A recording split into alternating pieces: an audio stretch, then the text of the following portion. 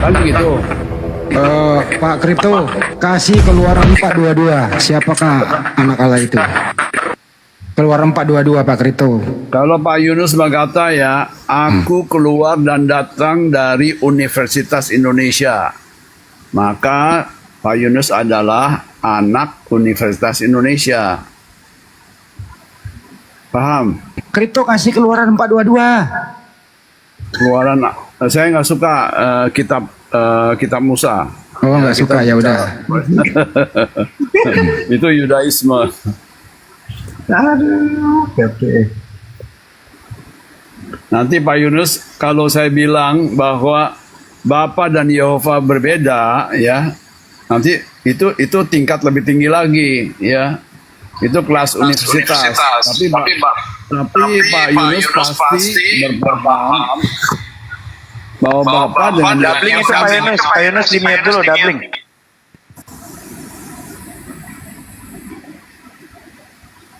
Ya silakan, Bang Kripto. Bang Kripto. Ya, jadi Pak Yunus masih banyak hal-hal yang saya harus edukasi Pak Yunus ya. Ini dulu deh. Ya, tapi saya ingatkan kalau mau naik kelas nanti jangan samakan Bapa dengan Yehova ya.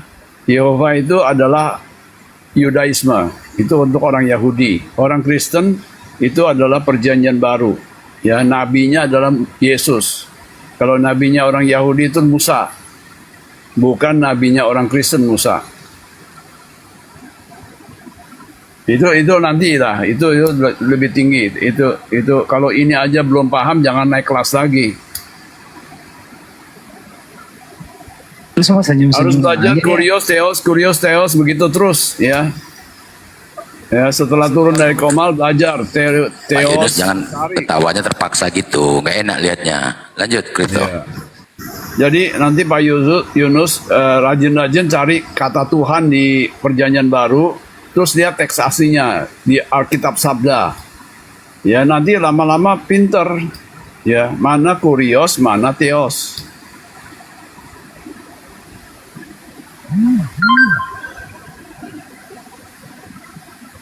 Kenapa ini Pak Yunus takut dengan takut dengan terang, lalu berada di gelap-gelapan gitu loh. Kenapa Pak?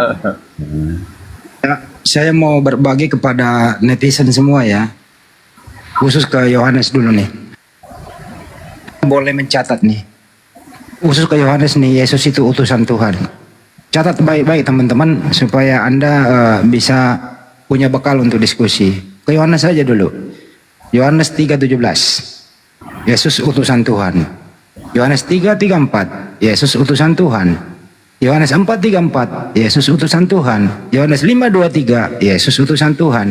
Yohanes 5:24. Yesus utusan Tuhan. Yohanes 5:30. Yesus utusan Tuhan. Yohanes 5:36. Yesus utusan Tuhan. 37. Yohanes 5:37. Yesus utusan Tuhan. 38 utusan Tuhan. Yohanes 6:29 Yesus utusan Tuhan. Yohanes 6:38 Yesus utusan Tuhan. 6:39 utusan Tuhan. Yohanes 6:44 utusan Tuhan. Yohanes 6:57 utusan Tuhan. 7:16 utusan Tuhan. 7:18 utusan Tuhan. 7:28 utusan Tuhan. 7:29 7:33 utusan Tuhan. 8:16 utusan Tuhan. 8:18 utusan Tuhan. 8:26 utusan Tuhan. Banyak sekali di Yohanes itu Yesus utusan Tuhan. Berjubel. Teman-teman boleh buka, boleh lihat bahwa Yesus itu utusan Tuhan. Setuju Pak Kripto? Setuju. Ya, Pak Yohanes jangan setuju, kan ini berbeda nih. Pak Yohanes sebelum Yohanes yang kemana-mana, satu ayat satunya, hajar dulu Pak Yohanes, buktikan. Jangan ketawa Pak Yohanes, ini pendeta loh. Kasih data lagi Pak Yohanes. Aduh, gue moderatornya kenapa gue jadi diem aja? Ayo Pak Yohanes, lagi ngidupin air ini teman-teman. Pak Yohanes, ayo. Ini kayak Ustadz ini sabung ayam nih.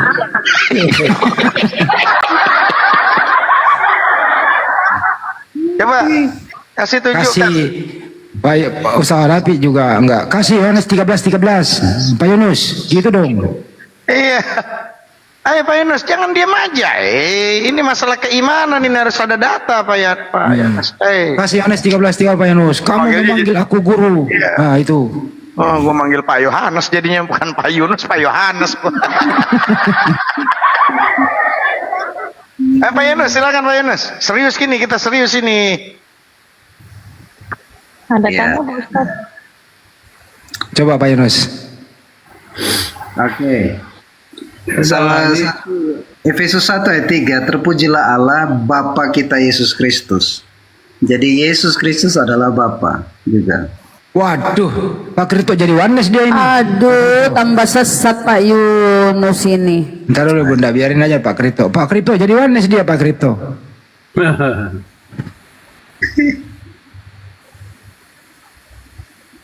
Aduh, kalian ini pada ngapain? Sehingga minum obat seharian.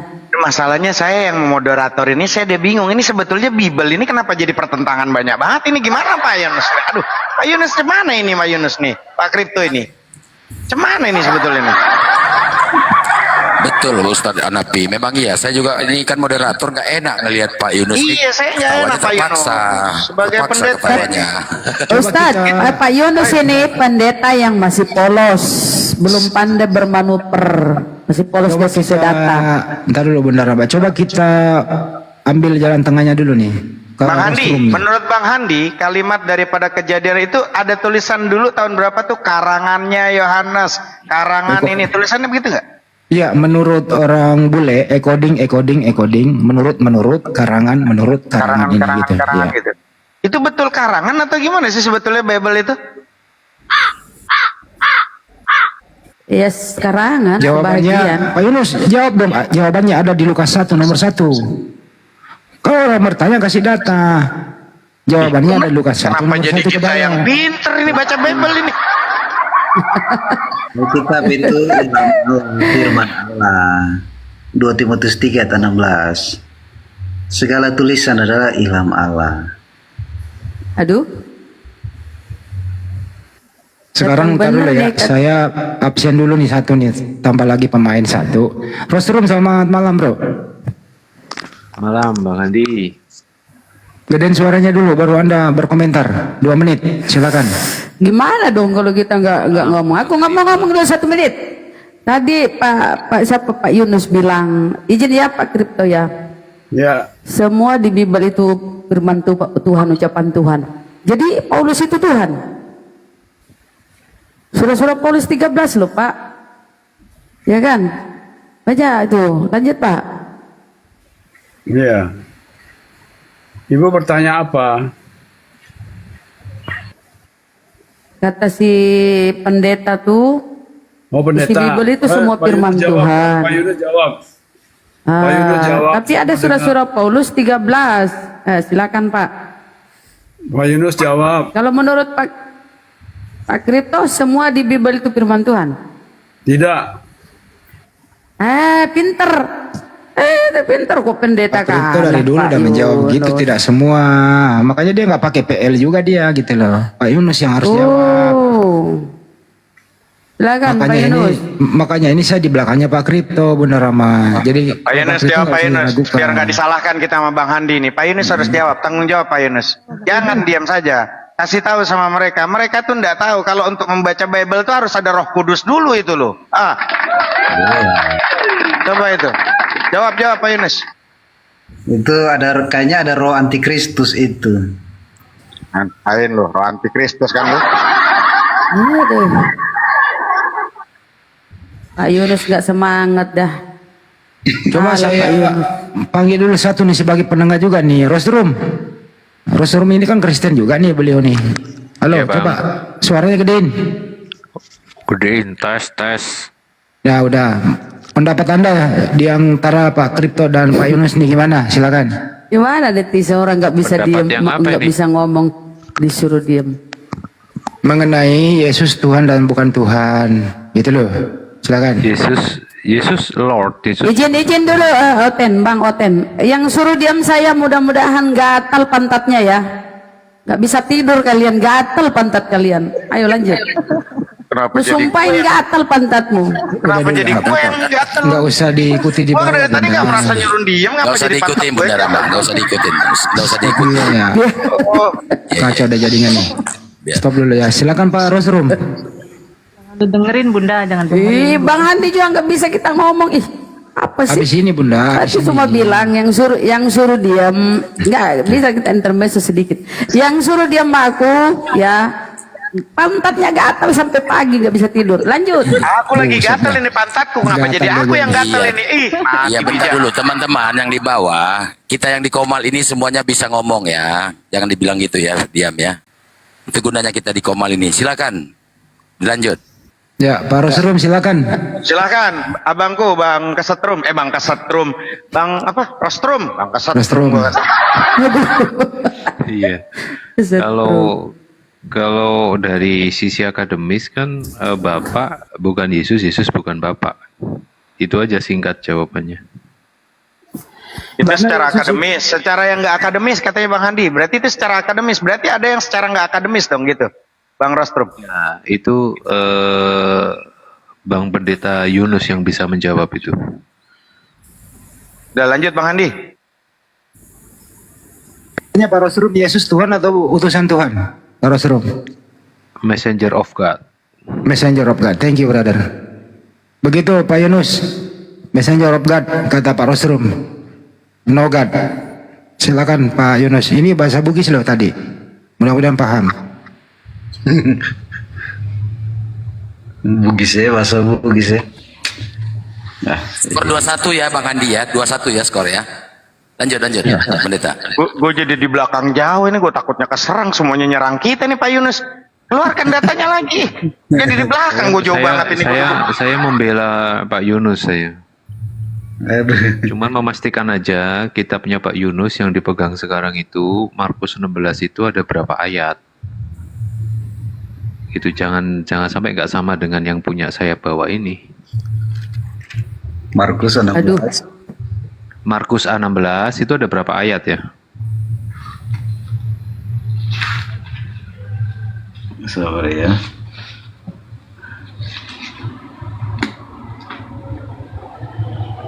Markus 16 tadi itu sampai 8 doang Pak.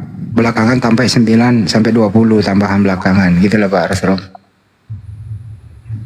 Iya betul, di tempat saya begitu, tambahan. Sama dong sama gua yang gua punya. Ya, Terjemahan Indonesianya itu 8 itu hanya sampai takut. Terus ada paragraf kedua lagi itu nggak tahu dari mana ya. Berarti yang lain gitu. judul ya.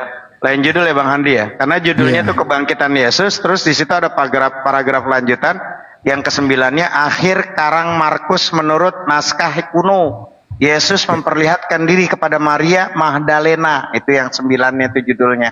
Lalu nanti posisi yang 12-nya Yesus memperlihatkan diri kepada 2 orang pengikutnya. Itu yang 12 sampai 13. Lalu yang 14-nya Yesus memperlihatkan diri kepada pengikut-pengikutnya. Itu 14 sampai dengan posisi 18. Lalu yang 19-nya itu Yesus diangkat ke surga.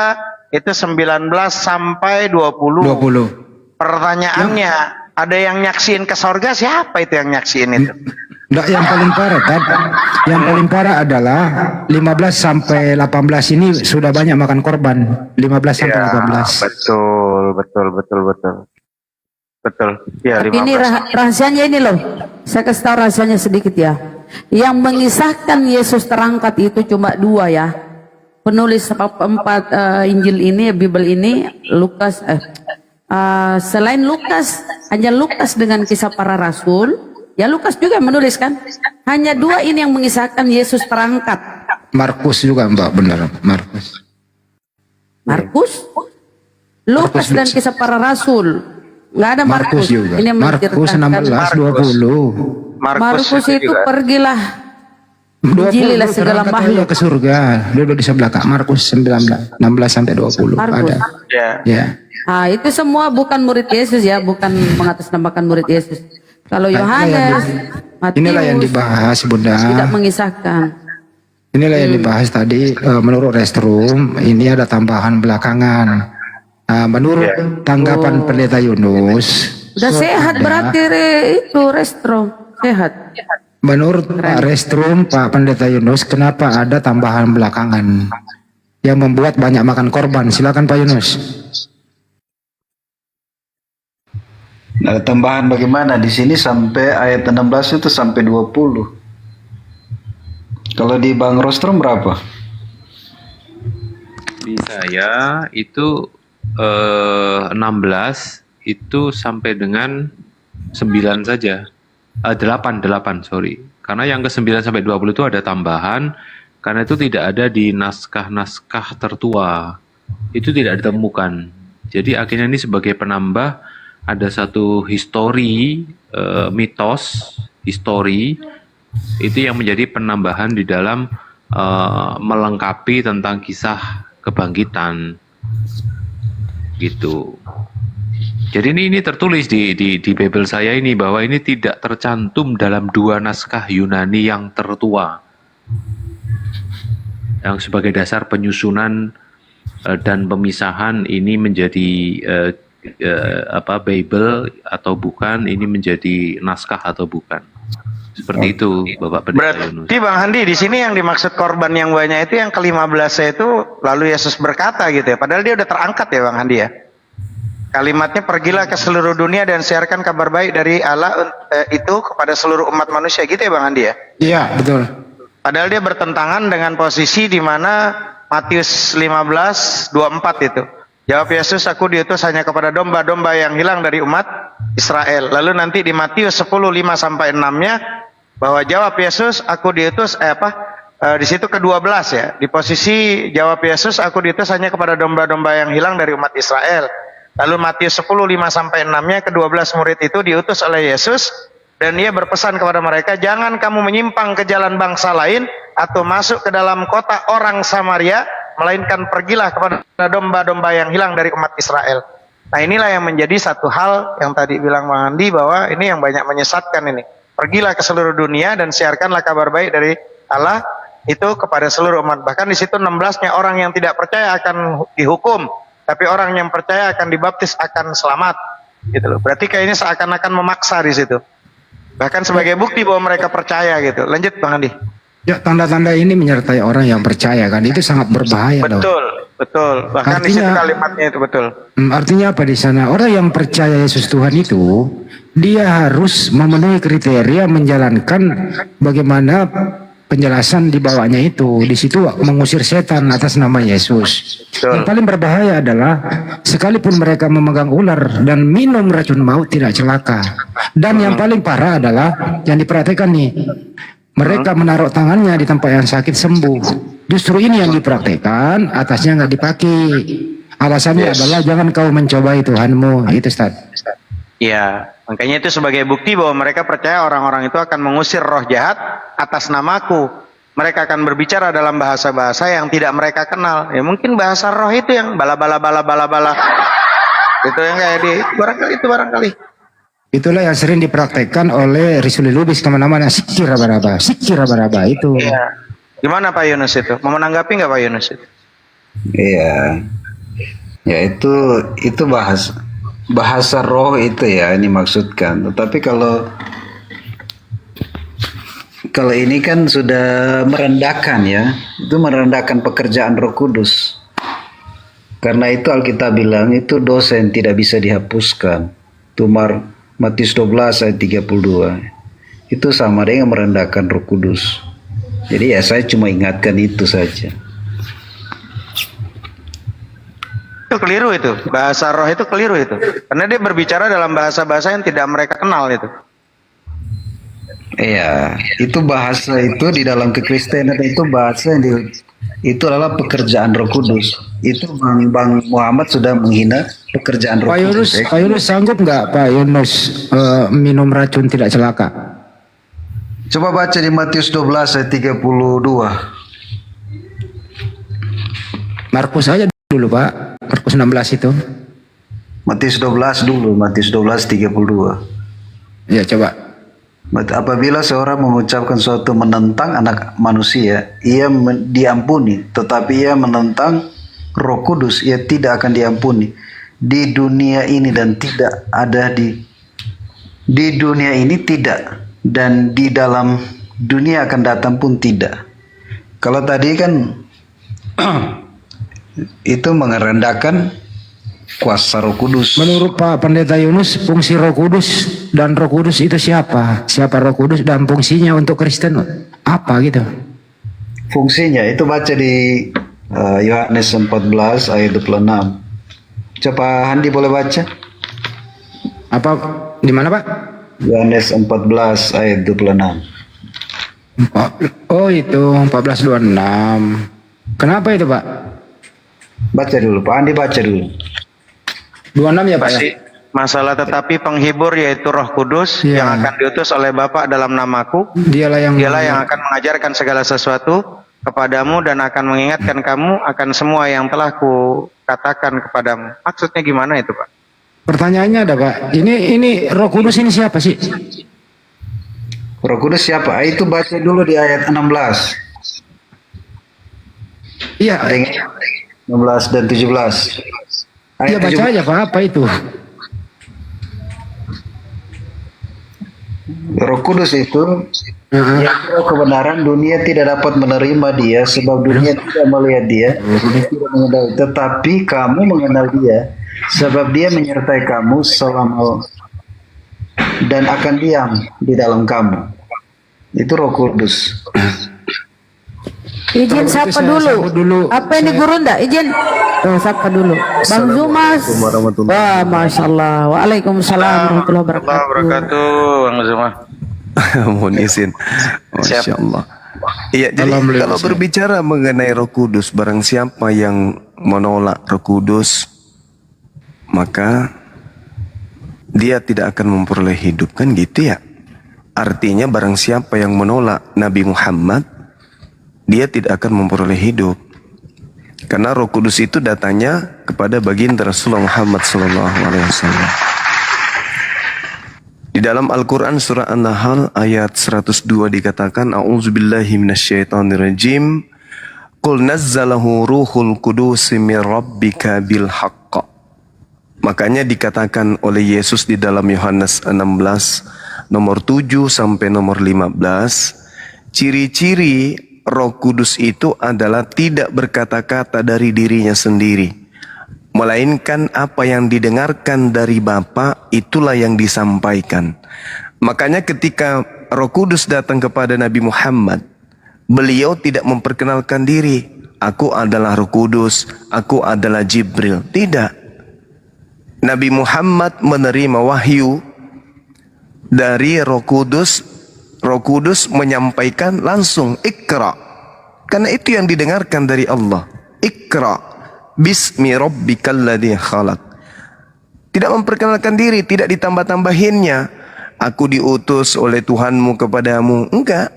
Karena Yesus sendiri mengatakan apabila Roh Kudus itu datang, maka dia tidak akan berkata-kata dari dirinya, melainkan apa yang dikatakannya adalah apa yang didengarkan. Nah, kalau Roh Kudus ini bekerja di Kristen, itu bahaya. Kenapa kalau di Kristen Roh Kudus itu bahaya? Karena pola Roh Kudus di dalam kehidupan saudara kita Kristen, Roh Kudus itu bekerja di setiap individu orang Kristen. Benar nggak Pak Pendeta Yunus? Roh Kudus itu berperan penting dalam hidup setiap orang percaya hari ini. Nah, itu dia. Artinya kalau dalam Kristen itu Roh Kudus itu dari orang ke orang, kan? Setiap manusia Kristen memiliki Roh Kudus. Ini bahaya ini, Pak. Kenapa? Kalau Roh Kudus itu semuanya ada pada diri orang Kristen, maka Kristen sedunia hanya ada satu gereja, hanya ada satu sekte. Tidak banyak sekte. Tidak ada Katolik, tidak ada Protestan, tidak ada Advent. Mereka semuanya akan satu kata, seia sekata, satu ajaran, satu hukum, satu perintah, satu larangan. Tidak bermacam-macam. Karena Roh Kudus itu hanya mendengarkan apa yang didengarkan dari Tuhan.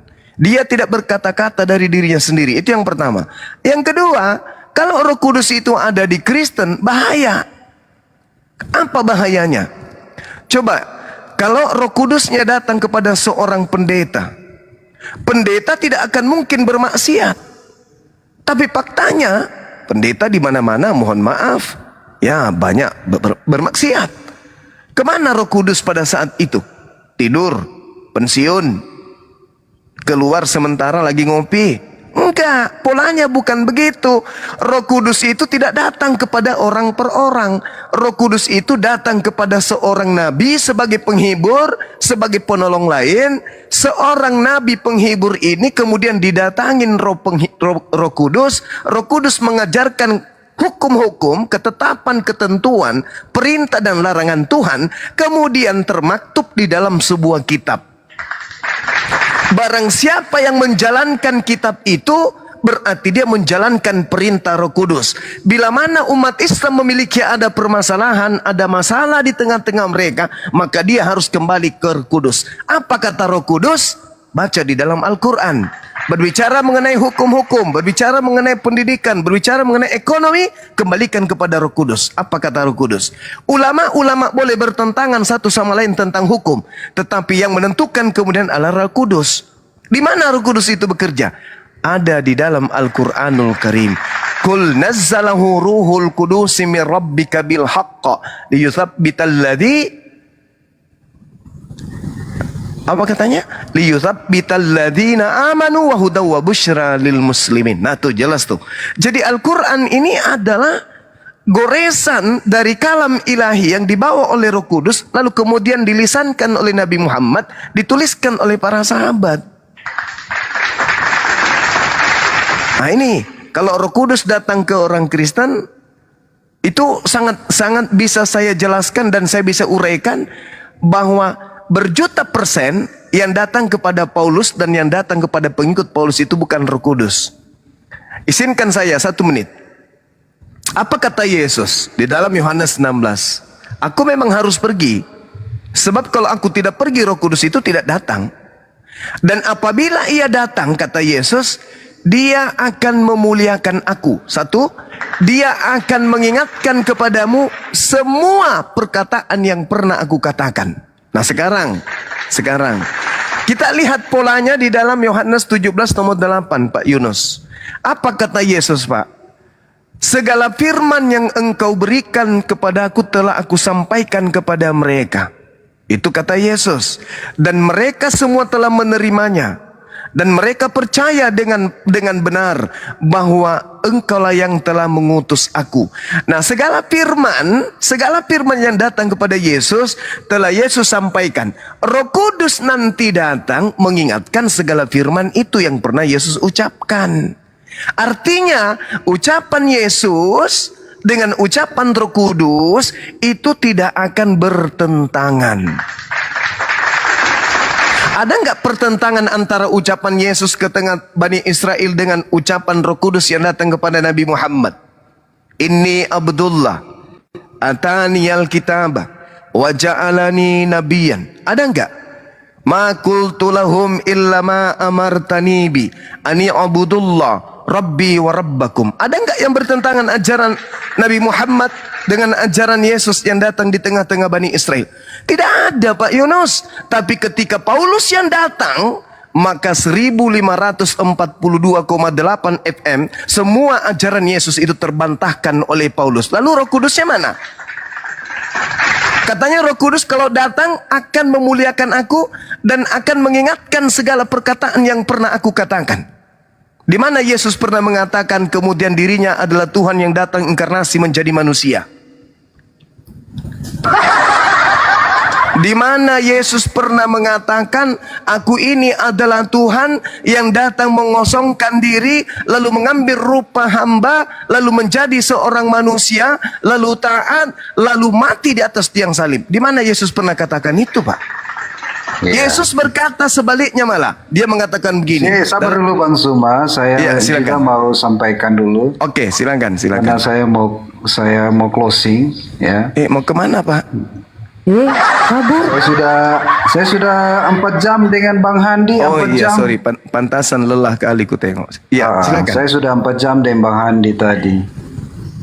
Jadi saya ingin sampaikan bahwa Yesus mati itu untuk kita, ya. Yang pertama, Yesus mati untuk menggenapi nubuatan. ya. Yesus telah dinubuatkan oleh para nabi bahwa dia akan mati, ya. Nggak Yesus nyambung sebagai memang penebusan umat manusia, ya. 1 Korintus 15 ayat 14, kalau dia tidak mati dan bangkit, sia-sia kepercayaan kita. Kematian Yesus sebagai pembawa damai.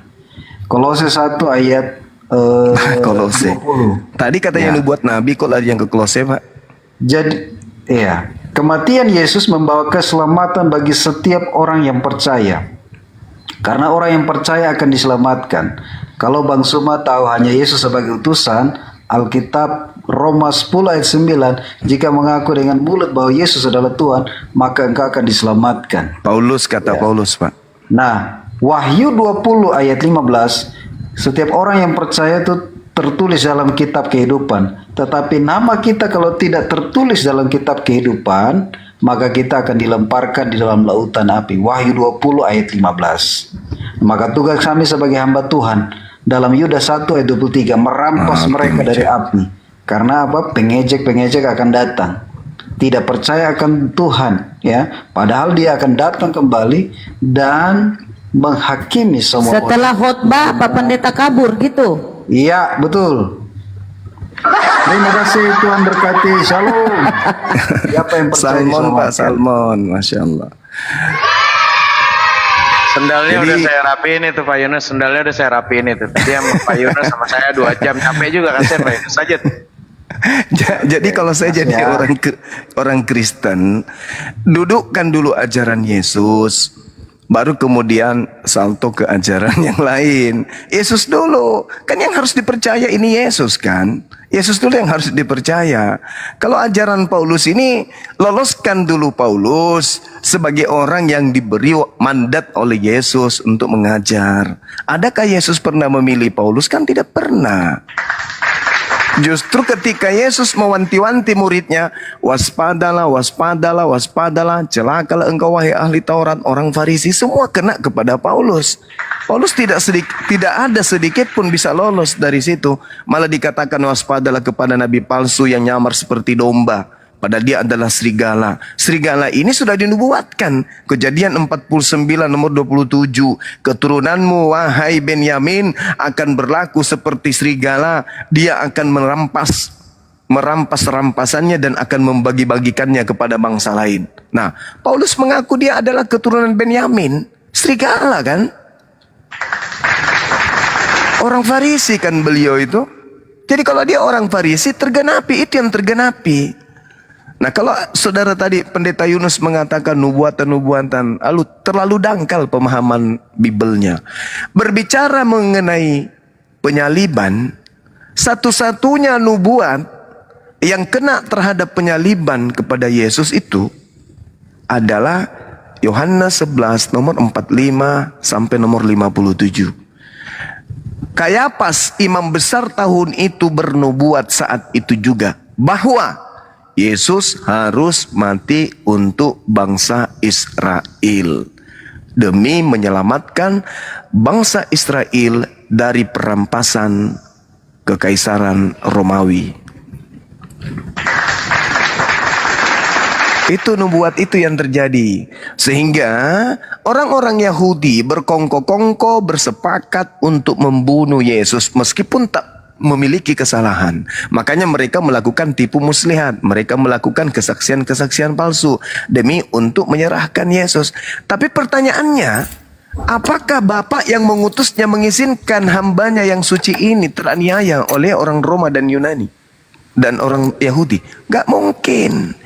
Bapak yang mengutus aku, dia menyertai aku, dan dia tidak akan membiarkan aku seorang diri. Dia senantiasa berkenan kepada aku karena aku senantiasa melakukan pekerjaan yang diperintahkan. Yohanes 8 nomor 29. Begitu Pendeta Yunus, belajar lagi Pak. Biar sedikit ada cahaya dalam hati. Demikian teman-teman, guru-guru saya silakan. Siap, Bang Rastrum, silakan monitor Bang Rastrum. Monitor Bang. Silakan menanggapin. Silakan tanggapi dari Brunda Zuma untuk mengenai masalah tadi. Yo, Guru Dazuma kan juga pendeta, jadi lebih mahir daripada saya. Bisa aja Bapak ini. Silakan Bang, silakan. Tidak ada Assalamualaikum warahmatullahi wabarakatuh, Bun. Bunda Mila, lanjut. Gurunda, Assalamualaikum warahmatullahi wabarakatuh. Waalaikumsalam warahmatullahi wabarakatuh. Dengar-dengar sandalnya Pak Yunus hilang sebelah. Waalaikumsalam Bunda. Bang Zuma mau menanyakan pertanyaan klasik ya.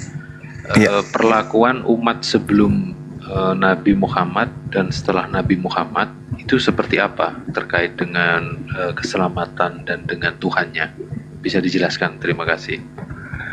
Iya, kalau kita berbicara perlakuannya orang jahiliyah, orang jahiliyah itu sudah mengenal Allah, Pak. Sudah mengenal Tuhan itu bernama Allah. Dari sejak dulu orang-orang Quraisy itu ketika ditanya siapa nama Tuhanmu, siapa yang menciptakanmu, siapa yang mengadakan ini semua, dia mengatakan Allah. Tapi belum ada syariat, belum ada tata cara ibadah, belum ada hukum-hukum yang datang kepada mereka. Tak ada petunjuk yang datang kepada mereka kemudian. Maka mereka menyembah berhala. Mereka menyembah berhala. Nabi Muhammad kemudian datang untuk membimbing mereka. Al-Quran surah Asy-Syura ayat 52. Mereka kemudian dibimbing, mereka diajarkan tentang Islam. Karena memang Nabi Muhammad diutus sebagaimana dalam Al-Quran surah An-Nahl ayat 44. Litubayyina linnas. Nabi Muhammad diutus kemudian kepada bangsa jahil, sehingga apa yang terjadi? Yang tadinya jahiliyah menjadi beradab. Bukan beradab cuman panas-panas tai kuku. 1400 tahun iman mereka tidak goyah sampai hari ini. Sampai hari ini bangsa jahiliyah dibuatnya jadi bangsa yang beradab. Mereka menjadi bangsa yang kemudian memiliki dedikasi terhadap keyakinan yang dibawa oleh Nabi Muhammad. Mereka menjadi pelopor daripada ajaran Nabi Muhammad. Yang tadinya jahiliyah menjadi mukmin, menjadi muslim, menjadi orang yang bertakwa, orang yang takut kepada Allah. Inilah yang terjadi sampai hari ini. Sampai hari ini.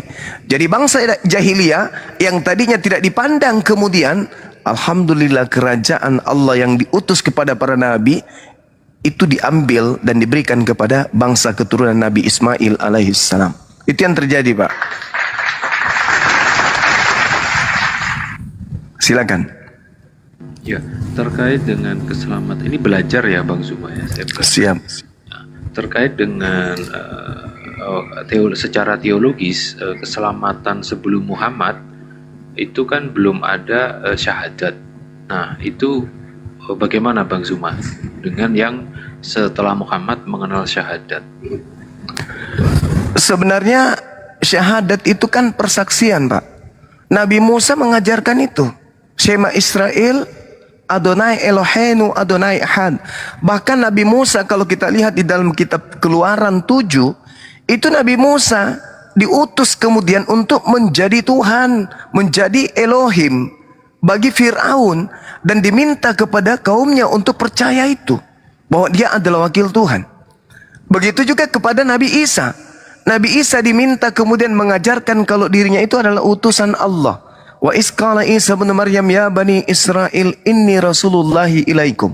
Diminta oleh Allah kepada Nabi Isa untuk agar mengajarkan kepada Bani Israel kalau dirinya itu bukan anak zina, tetapi dia adalah Rasulullah, utusan Allah.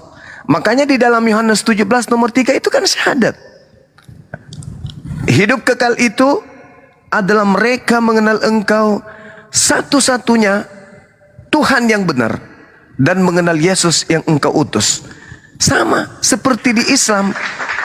Hidup kekal umat Islam peroleh dengan mengenal Allah sebagai Tuhan satu-satunya dan Nabi Muhammad SAW sebagai Rasulullah wa khataman nabiyyin.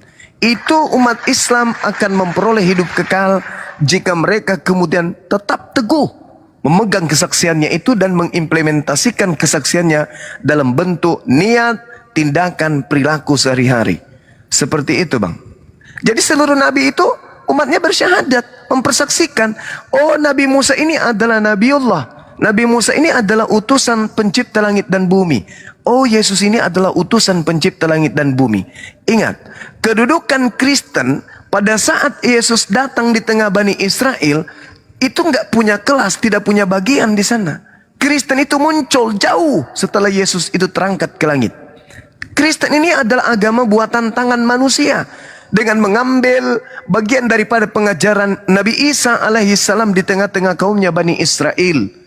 Kemudian mereka membentuk satu sekte, membentuk satu ajaran, mencocok-cocokkan kemudian kitabnya orang Yahudi yang diterjemahkan dalam bahasa Septuaginta abad ketiga sebelum Masehi. Mereka kemudian mengoreksi, merevisi sampai kepada bertemunya dengan kitab kanon abad keempat. Jadi terjemahan Septuaginta dinikahkan, dikawinkan dengan kitab kanonik beserta surat Paulus pada abad keempat. Lalu kemudian disatukan buku ini, lahirlah konsep perjanjian lama, perjanjian baru. Lahirlah Katolik. Coba Anda lihat terjemahan-terjemahan Anda. Kalau Anda melihat terjemahan-terjemahan kitab saudara, lalu Anda tuangkan ke dalam original teks yang ada, maka sangat jauh menyimpang. Bahkan terjemahan yang ada sekarang, kalau kita lihat original teksnya, manuskrip tertua, itu ada yang tidak ada, Pak. Tapi muncul sekarang sebagai terjemahan. Kenapa? Hanya sekedar untuk memuaskan nafsu penyembahan terhadap selain pencipta langit dan bumi, yaitu Yesus Kristus yang disamakan, diangkat, dilantik setara dengan pencipta. Nah, makanya Yesus nanti mengusir.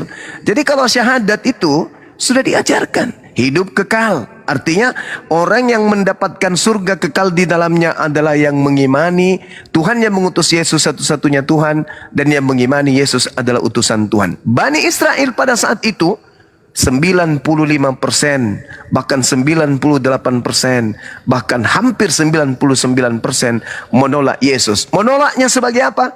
Menolak sebagai nabi, menolak sebagai Mesias. Kristen tiba-tiba melantiknya menjadi Tuhan. Kan tidak nyambung.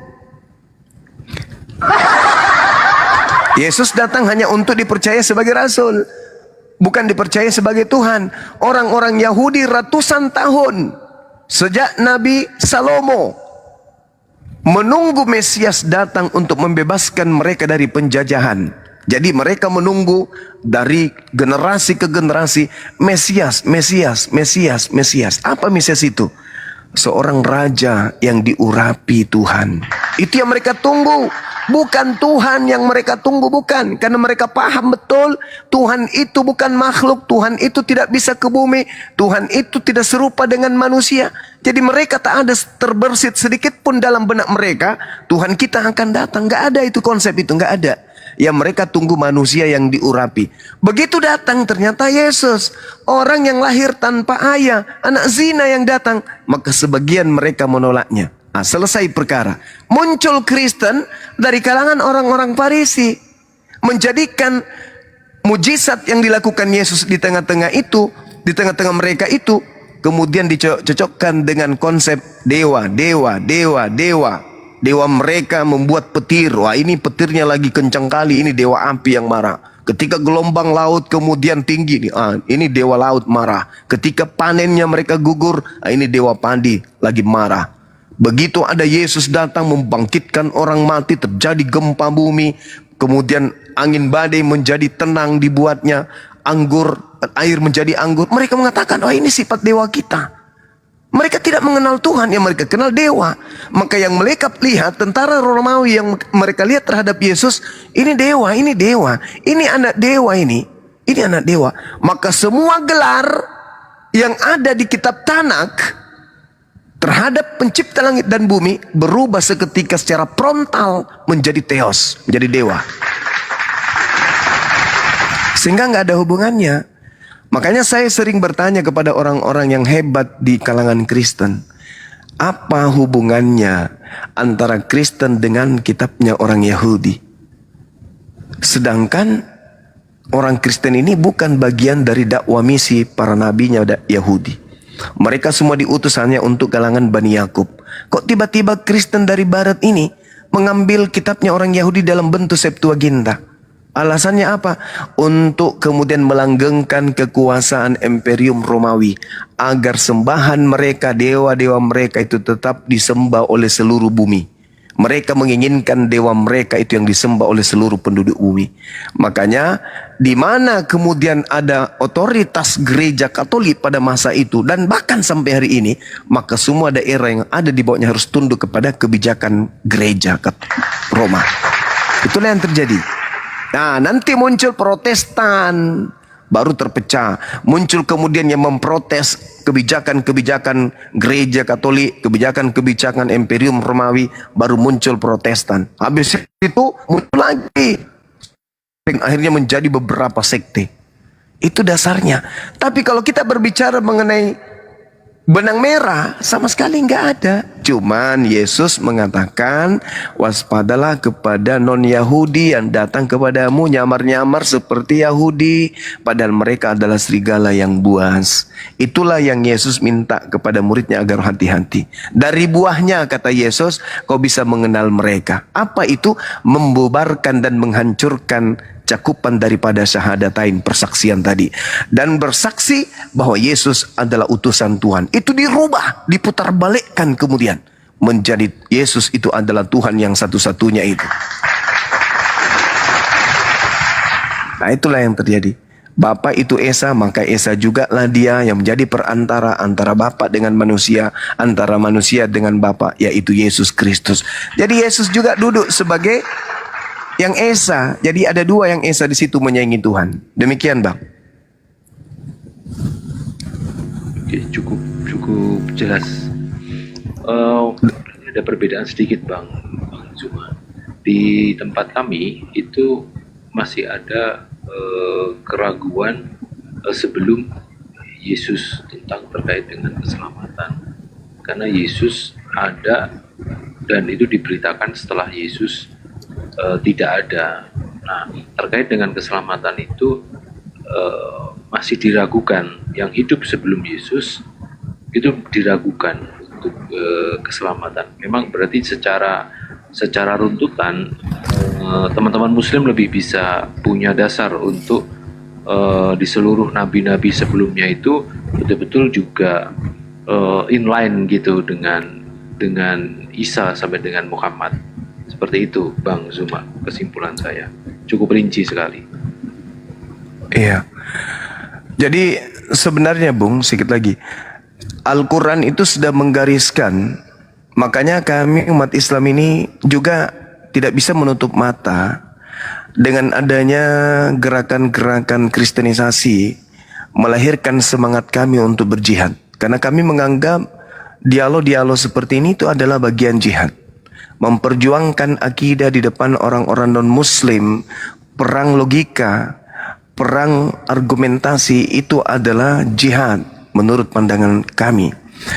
Al-Quran datang kemudian menyampaikan, dan apa yang disampaikan Al-Quran itu sudah terbukti. Jauh sebelum Al-Quran itu pun sudah terbukti.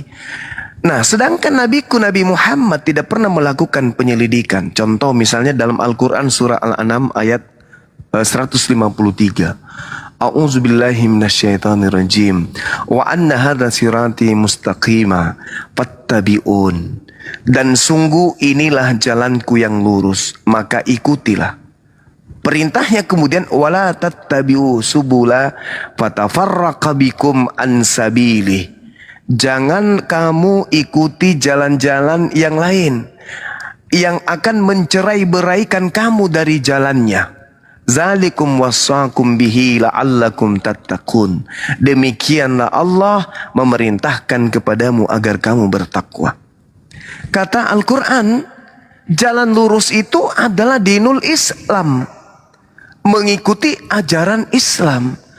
Bahkan ahli Taurat, Bani Israel yang diutus kepada mereka beruntun nabi, beruntun rasul dan kitab suci, diminta pada akhirnya oleh Allah, qad ja'akum rasuluna yubayyinu lakum. Wahai ahli kitab, telah datang kepadamu rasulku Nabi Muhammad yang menceritakan sebagian dari kitab yang engkau sembunyikan.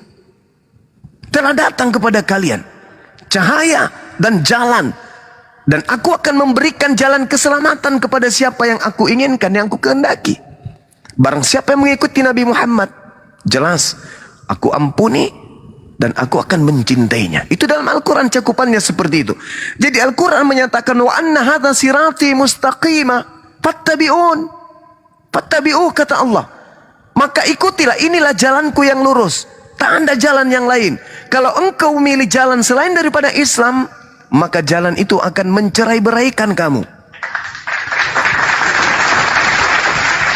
jalan itu akan mencerai-beraikan kamu. Coba, bagaimana dengan orang Kristen yang selalu katanya mengikuti Yesus. Bercerai-berai enggak mereka? Bercerai-berai. Itu fakta, itu fenomena yang ada. Itu real di hadapan kita. Sehingga, kalau berbicara mengenai jalan lurus itu, akulah jalan, akulah kebenaran, akulah hidup. Tidak ada yang sampai kepada Tuhan kalau tidak melalui aku. Betul. Itu betul. Makanya dalam Al-Quran itu disebutkan ketika Nabi Isa alaihissalam mengatakan, wa isqala Isa bin Maryam ya bani Israel inni rasulullahi ilaikum musaddiqan lima baina yadayya min. Ayatnya Ustaz, dilanjutkan Ustaz, saya lupa ayatnya. Al-Quran surah As-Saf. Aku ini adalah utusan Allah kepada kalian, memberitakan kemudian tentang Taurat, membenarkan Taurat dan mengabarkan tentang datangnya seorang nabi bernama Ahmad. Itu kata Nabi Isa alaihissalam. Maka kami menjadikan itu sebagai jalan. Akulah jalan, akulah kebenaran, akulah hidup. Tidak ada yang sampai kepada Bapa tanpa melalui aku. Betul. Jadi umat Islam apakah melalui Nabi Isa juga? Yes. Karena Nabi Isa yang mengajarkan kemudian kepada manusia bahwasanya akan datang seosok nabi setelah aku bernama Ahmad, dan kami pun beriman kepada kenabian beliau Nabi Isa alaihissalam. Makanya rukun Islam itu, rukun iman kami itu salah satunya adalah beriman kepada para nabi, beriman kepada Nabi Isa yang datang di tengah Bani Israel lahir tanpa ayah. Jalan yang terakhir yang ditunjukkan kemudian oleh Allah diutus kepada penutup para nabi, baginda Rasulullah Muhammad SAW. Maka kata Allah, jika engkau memilih jalan selain daripada jalan yang kutunjukkan kepada Nabi Muhammad, maka jalan yang engkau pilih itu akan mencerai-beraikan kalian dari jalannya. Itu yang ada dalam Al-Quran, Bang. Makanya kami dalam Islam itu, dari organisasi apapun, dari mazhab apapun, kami tetap menyembah kepada Allah dan beriman kepada Nabi Muhammad. Dan kemudian masjid kami itu tidak dipecah-pecah. Bahwa masjid ini hanya khusus ini. Masjid ini bukan untuk kita. Masjid ini untuk golongan yang lain. Enggak ada. Islam Anda lihat di Indonesia, masjid itu ada berapa ribu. Tak ada yang dikunci, Bang. Kecuali ada masalah-masalah pembangunan atau apa dan seterusnya. Masjid itu terbuka 24 jam. Siapapun bisa singgah di sana. Bahkan non-muslim kalau mau rehat boleh singgah di sana. Tapi kalau kita melihat gereja, maaf nih. Di samping kantor saya ada beberapa gereja. Digembok pintunya. Sudah begitu pintunya punya gerbang. Gerbangnya di pintu lagi. Gerbangnya punya kompleksnya punya gerbang. Di gerbang lah dikunci lagi. Serba dikunci. Orang singgah di situ. Meskipun orang Kristen masuk di parkiran dicurigai. Kenapa bisa seperti itu? Karena itu memang hanya untuk spesial. Spesial orang-orang Kristen yang tidak kemudian sama seperti dengan umat Islam, di mana masjidnya seluruh umat Islam apapun kemudian golongannya, mereka bisa kemudian masuk ke dalam untuk beribadah. Bahkan orang Yahudi pun praktis Yudaism, mereka mau ibadah di masjid kami boleh. Mereka biasa singgah di masjid kami untuk beribadah. Tapi kalau gereja, saya dulu pernah punya staf. Saya tanya, kamu kenapa setiap hari Jumat selalu izin pulang cepat? Kamu kan orang baru mutasi ke sini. Kok sedikit-sedikit Jumat duluan pulang. Ada apa rupanya? Pekerjaan sampean itu masih banyak loh numpuk. Ini Pak, saya kan baru Pak di sini. Nah, terus gereja saya, sekutu saya jauh Pak dari sini Pak. Lalu hubungannya? Saya masih numpang gereja Pak di jalan ini. Numpang gereja maksudnya? Iya Pak, saya kan beda sekte dengan gereja di situ. Tapi kebetulan ada keluarga saya juga di situ yang beda sekte dengan saya. Jadi saya ikut-ikutan ibadah di sana. Di situ bukan tempat saya sebenarnya. Saya cuma numpang sementara ibadah. Di situ saya berpikir, oh mereka ada istilah kayak begini. Kalau di Islam itu nggak ada. Nah, inilah cerminan bahwasanya Islam adalah jalan yang lurus, yang ada hanya kesaksian kepada Allah dan kepada Nabi Muhammad. Hanya itulah jalan satu-satunya kembali kepada pencipta langit dan bumi setelah Nabi Musa, Nabi Isa, datanglah kemudian masa Nabi Muhammad sallallahu alaihi wasallam. Demikian, Bang. Boleh tanya satu lagi, Bang? Silakan. Ya, untuk wawasan. Saya pernah dengar, ini saya lagi cari, nggak nemu karena saya nggak bisa cara membuka Al-Qur'annya bagaimana ya. Agak ribet. Jangan percaya tentang Nasrani, jangan percaya sepenuhnya, jangan dibantah sepenuhnya. Itu bagaimana, Bang? Apakah ada Itu penjelasan? kayaknya Terima kasih. kalau nggak salah hadits itu. Ustadz Hanafi hadis itu kan ya? Iya, Ustaz? itu hadis Rasulullah SAW.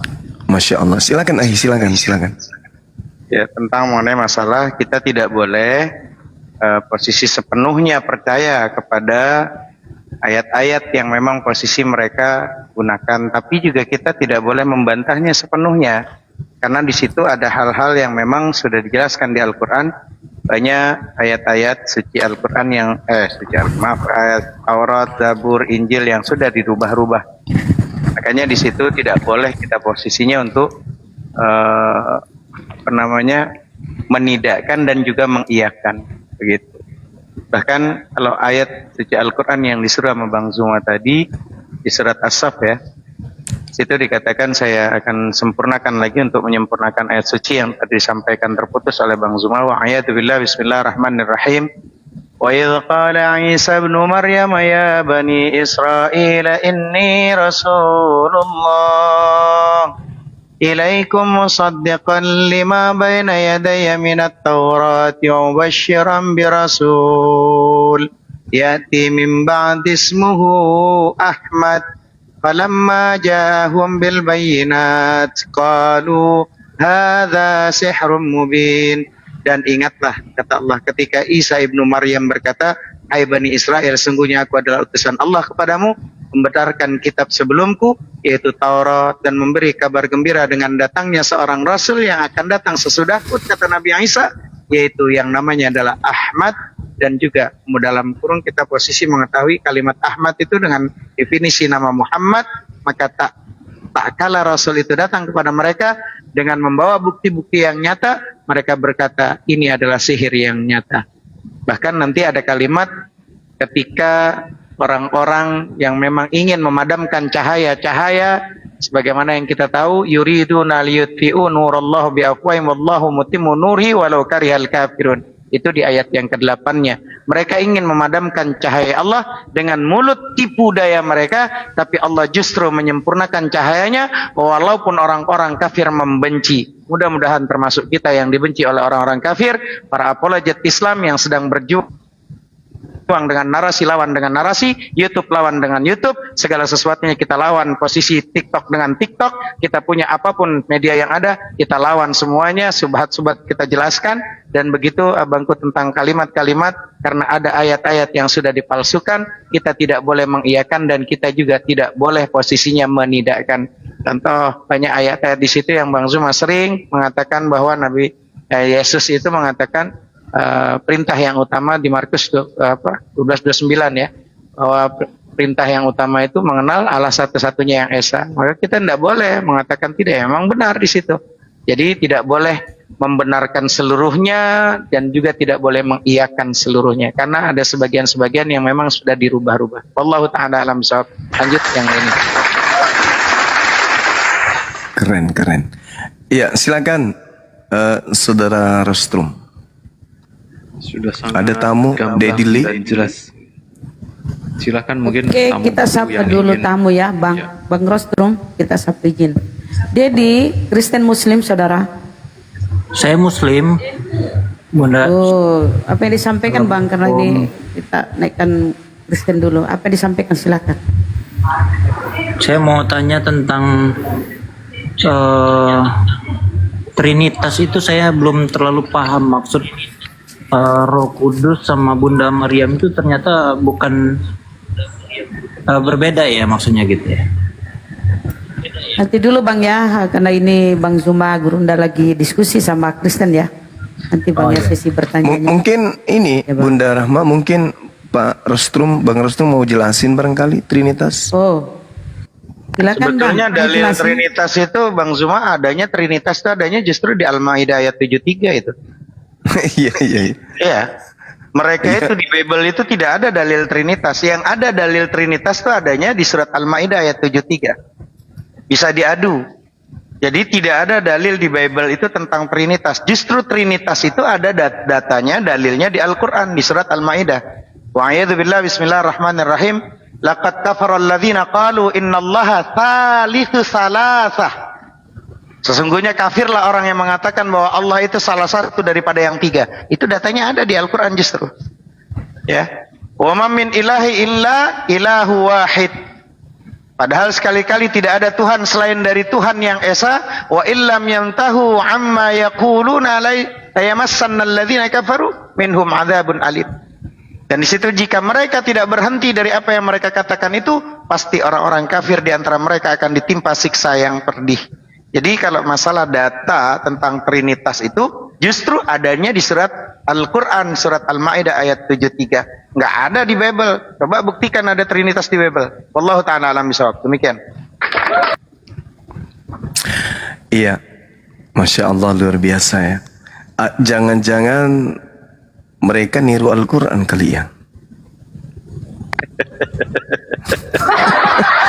Ini saya membuka Al-Maidah. Al-Maidah. Ayat yang berapa tadi, Ustaz? 73. 73 Bang Rostrum. Hebatnya Dari kiri Rasulullah. ke kanan, bingung saya. Hebatnya Al-Quran ini tidak ada di dalam Bible, tapi Al-Quran langsung menjelaskan tiga Tuhan. Lah, bahasa Ibrani itu dari seperti Al-Quran Bang. Iya, betul. Karena kau pakai terjemahan ya beda. Lanjut. Kosmetik. Tapi Banyuma kalau tidak ada barang yang dibawa oleh Belanda ini masuk ke Republik ini, kalau tidak dibungkus dengan istilah-istilah Al-Quran emang laku gitu?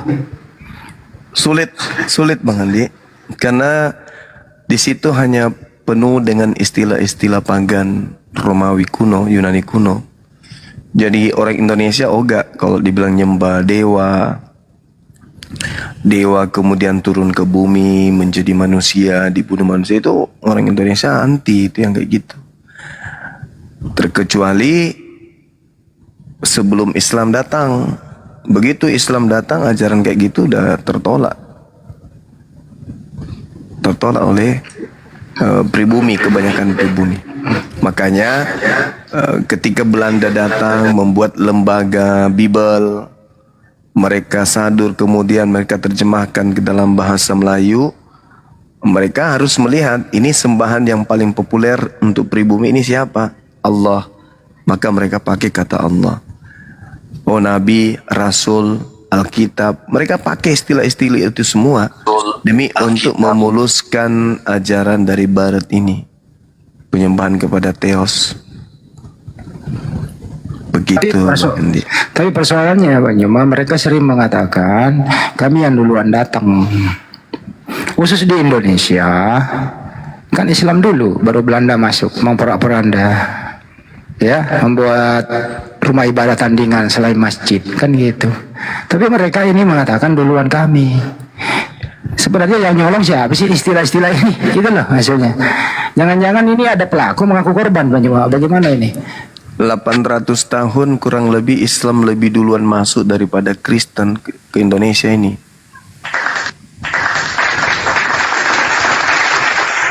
Kristen masuk ke Nusantara itu abad ke-16, sedangkan Islam lebih dulu di abad ke-8. Jauh selisihnya. Jauh. Memang duluan mereka, duluan di Roma sana lebih dulu. Tapi satu hal yang mesti dipahami bahwa antara Nabi Muhammad dengan Yesus berkata ada nabi tapi palsu yang datang kepada pengikutnya. Nah, karena Nabi Muhammad belakangan, Paulus yang lebih dulu, dan Paulus memang terciduk datang kepada pengikut Yesus, maka nabi palsunya ya Paulus. bagi 7. Oh, oke. Itu si Danis, si Kepdes ini kenapa diturunin? Katanya Banjuma lagi dongeng. Lu naik sini lah. Silakan Rostrum. Ya, ini tadi yang disampaikan saya baru ketemu ya, karena saya juga membeli Al-Quran Bang Zuma. Maaf saya tidak bisa baca, tapi saya cari yang terjemahan ya. Ini saya cukup kaget sih, saya baru kali ini malam ini tahu ini sih. Ini boleh saya baca tadi ya, Al-Maidah 72 ya. 73. Saya tertarik dengan 72 Ustadz. Sebentar, ini agak ini ya, saya tersinggung ini sebentar. Sungguh telah kafir orang-orang yang berkata sesungguhnya Allah itu dialah Al-Masih putra Maryam, padahal Al-Masih berkata, wahai Bani Israel, sembahlah Allah Tuhanku dan Tuhanmu. Sesungguhnya barang siapa mempersekutukan Allah, maka sungguh Allah mengharamkan surga baginya, dan tempatnya ialah neraka, dan tidak ada seorang penolong pun bagi orang zalim. Nah, maksudnya kafir karena ini gimana ya? Ini sangat ini, saya agak tersinggung ini dengan ini. Ini baru ketemu ini malam ini. Gimana Bang? Gimana Bang? Silakan Ahi, antum Ahi. Iya, jadi kalau kalimat di posisi yang 72-nya Bang ya. Wa'iyadzubillah bismillahirrahmanirrahim, karena Al-Quran itu dengan berbahasa Arab. Karena kalau Al-Quran nggak akan mungkin salah, tapi kalau terjemahan kemungkinan salahnya pasti. Tapi kalau Al-Quran tidak akan mungkin salah, itu yang harus difahami dulu. Karena Al-Quran itu dengan berbahasa Arab diturunkannya melalui baginda dari kita Nabi Muhammad SAW yang berbahasa Arab. Tetapi kalau terjemahannya kemungkinan salahnya ya, tapi kita akan bahas. Bismillahirrahmanirrahim. Laqad kafara alladziina qalu innallaha huwal masih ibnu Maryam. Sungguh telah kufur orang-orang yang berkata sungguhnya Allah itulah Al-Masih putra Maryam. Jadi akan dikatakan orang-orang kafir, orang-orang yang kufur, orang-orang yang menyelisihi daripada kebenaran. Siapa? Orang-orang yang mengatakan sungguh Allah itu adalah Al-Masih putra Maryam. Wa qala al-Masihu ya Bani Israel a'budullaha rabbi wa rabbukum. Dan Al-Masih itu sendiri berkata, wahai Bani Israel, sembahlah Allah Tuhanku dan Tuhanmu. Itu sama seperti posisi di Markus 12:29, hukum terutama adalah dengarlah hai orang Israel, Tuhan Allah kita, Tuhan itu Esa. Kan sama tuh abangku. Betul kan? Innahu may yusyrik billahi faqad harramallahu alaihi jannah wa ma'wahu an-nar wa ma lizalimina min ansar. Sungguh siapa yang mempersekutukan sesuatu dengan Allah, maka sungguh Allah mengharamkan surga baginya dan tempatnya ialah neraka. Tidak ada seorang pun penolong pun bagi orang-orang yang zalim. Zalim itu artinya menempatkan bukan pada tempatnya, Bang. Ya, yang harusnya Tuhan tempatkan Tuhan. Makanya Bang Rostrum saya selalu katakan yang mengganggu pikiran kita karena kita selalu memahami Tuhan itu tetap pada dimensi kemanusiaan. Itu masalahnya. Masalahnya adalah yang mengganggu pikiran kita karena kita selalu memahami Tuhan tetap pada dimensi kemanusiaan. Jadi kalau ketika ada orang bertanya, kalau memang Allah Tuhanmu, wahai Bang Zuma, wahai Hanafi, wahai Bang Handi, wahai Felix, wahai teman-teman Muslim, kapan adanya? Di mana tempatnya? Seperti apa rupanya? Maka cukup kami dengan menjawab, wahai saudaraku, masa, waktu, tempat itu ciptaan Allah. Bagaimana mungkin Tuhan Allah ada di ciptaannya? Laisa kamitslihi syai'un fil ardi, tidak ada yang menyerupai di muka bumi ini. Bahkan bumi ketika turun Allah ke bumi, hancur bumi, tidak akan mungkin mampu dengan kebesarannya Allah. Karena Allah Maha Besar, bumi ciptaannya. Bagaimana mungkin Allah yang Maha Besar turun kepada ciptaan yang sangat kecil? Seperti itu Bang Rostum. Allah taala alam bisawab. Lanjut. Malam ini saya salah masuk room ini 7273 baru ketemu ini. Tersinggung saya Bang Zuma. Ini sebenarnya begini saudara. Saudara Rostrum, Anda pernah baca nggak di dalam kitab saudara? Ini kan Al-Quran kan mengatakan tentang Nabi Isa, di mana Nabi Isa itu menceritakan kemudian menurut Al-Quran, wahai Bani Israel, kan gitu. Wa qalal masihu ya Bani Israel. Perintahnya kemudian, seruannya kemudian kepada Bani Israel. Nah, Yesus kan juga kepada Bani Israel. Di dalam Yohanes 20 nomor 17, apa kata Yesus? Jangan sentuh aku wahai Maria. Aku belum pergi kepada Bapa, tetapi pergilah engkau kepada saudara-saudaraku dan katakanlah kepada mereka bahwa aku akan pergi kepada Tuhanku dan Tuhanmu. Itu jelas tuh ucapan Yesus. Berarti Yesus bertuhan. Yohanes berapa itu? Dia katakan bahwasanya Yohanes 4 nomor 22. Aku dan pengikutku kami menyembah apa yang kami kenal. Artinya, aku dan pengikutku menyembah kepada pencipta langit dan bumi, dan kalian menyembah kepada Tuhan yang kalian tidak kenal. Itu jelas itu. Berarti dengan kata lain, Yesus betul-betul mengajarkan kepada Bani Israel untuk menyembah kepada Allah, pencipta langit dan bumi. Tuhannya Yesus dan Tuhannya Bani Israel. Shema Israel, Adonai Elohenu, Adonai Ahad. Itu jelas itu, Markus 12:29. Jadi apa yang diterangkan oleh Al-Quran itu tidak keliru. Memang Nabi Isa, dalam hal ini Nabi yang diutus kepada Bani Israel lahir tanpa ayah, menyeru kepada Bani Israel supaya Bani Israel itu menyembah hanya kepada Tuhan yang mengutus Yesus. Bahkan iblis pun kan, apa kata iblis? Yesus kepada iblis, hanya sembahlah Allah, hanya kepada Allah saja engkau berbakti. Lukas 4, Matius 4. Itu kan jelas. Tidak pernah Yesus sedikit pun mengatakan sembahlah aku. Sedangkan Kristen hari ini menyembah Yesus. Yesus memberikan teori, Yesus memberikan praktek, di mana Yesus kemudian bersungguh-sungguh berdoa, sujud, memohon kepada Tuhan. Bahkan di dalam Ibrani 5 nomor 7, sebagai manusia dia telah mempersembahkan doa yang sungguh-sungguh kepada Dia yang sanggup menyelamatkannya dari kematian, dan atas kesolehannya doanya dikabulkan. Dia sampai disebut orang soleh. Kalau kita lihat dalam Yohanes 14 nomor 31, apa kata Yesus? Dunia harus tahu. Maksudnya apa? Orang Indonesia harus tahu bahwa aku Yesus senantiasa mengasihi Bapa. Mengasihi artinya mentaati Bapa. Dan bahwa aku senantiasa melakukan pekerjaan-pekerjaan yang diperintahkan Bapa kepadaku. Artinya Yesus memperhatikan kepada murid-muridnya, mencontohkan kepada murid-muridnya untuk taat hanya kepada Allah yang mengutusnya. Berarti benar Al-Quran ini. Tidak pernah Yesus mengajarkan menyembah dirinya.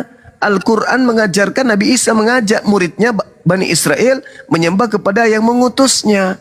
Dan begitu juga di dalam Bible. Yesus mengajarkan pengikutnya untuk mengasihi Bapa. Kasihilah Tuhanmu. Apa kasihi Tuhan itu? Baca dalam Ulangan 11 nomor 1, Yosua 22 nomor 5. Rupa-rupanya mengasihi Tuhan adalah melakukan dengan setia kewajibannya, mentaati apa yang diperintahkan, tuntunan, perintah, larangan. Itu yang harus dilakukan. Dengan setia, barulah disebut kasih. Berarti kami, makanya di Islam itu Bang, kami selalu memuliakan Yesus itu. Memuliakan Yesus itu. Kalau saudara Kristen mengatakan diludahin, ditampar, ditonjok, kemudian digantung, ditombak, dibunuh, kami tidak terima. Kenapa mesti kami yang membela Yesus? Padahal kami bukan ngaku-ngaku pengikutnya. Ya karena kami tahu Yesus ini, yang Nabi ini, yang datang ke tengah Bani Israel membawa hikmat Injil kepada Bani Israel, itu adalah Nabiullah, Rasulullah. Beliau adalah manusia suci terkemuka di dunia dan di akhirat. Mustahil dia sama seperti yang diceritakan dan yang diinginkan oleh Kristen. Terkutuklah, dibunuhlah, ditamparlah. Itu tidak terjadi kepada Yesus. Saya kira begitu dari saya. Silakan teman-teman yang lain. Masya Allah. Gimana Bang Rostrum? Udah paham? Iya, sangat paham. Seluruh karangan Yohanes ini terjawab di Al-Maidah 72-73 kesimpulan saya. Ya, di situ. Itu sih. Dan yang di setiap gereja maupun di seminari, karangan Yohanes ini tidak pernah ada. Mungkin disobek dulu atau disimpan gitu mungkin. Ini perlu kita teliti supaya nggak mempermalukan kami gitu ya. Karena nggak pernah dibahas untuk Yohanes ini secara detail. Baik itu di gereja maupun di seminari. Itu.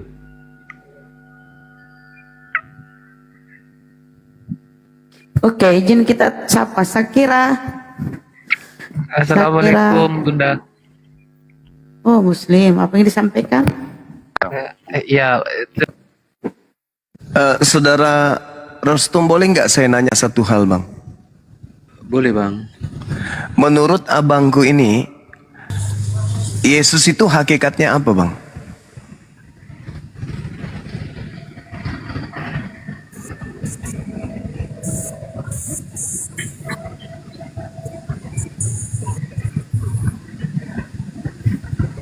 Itu bro. Oh, dari yang saya pelajari sampai sekarang, saya menemukan bahwa Yesus itu bukan Bapa. Itu Bang. Hakikatnya manusia berarti. Ya.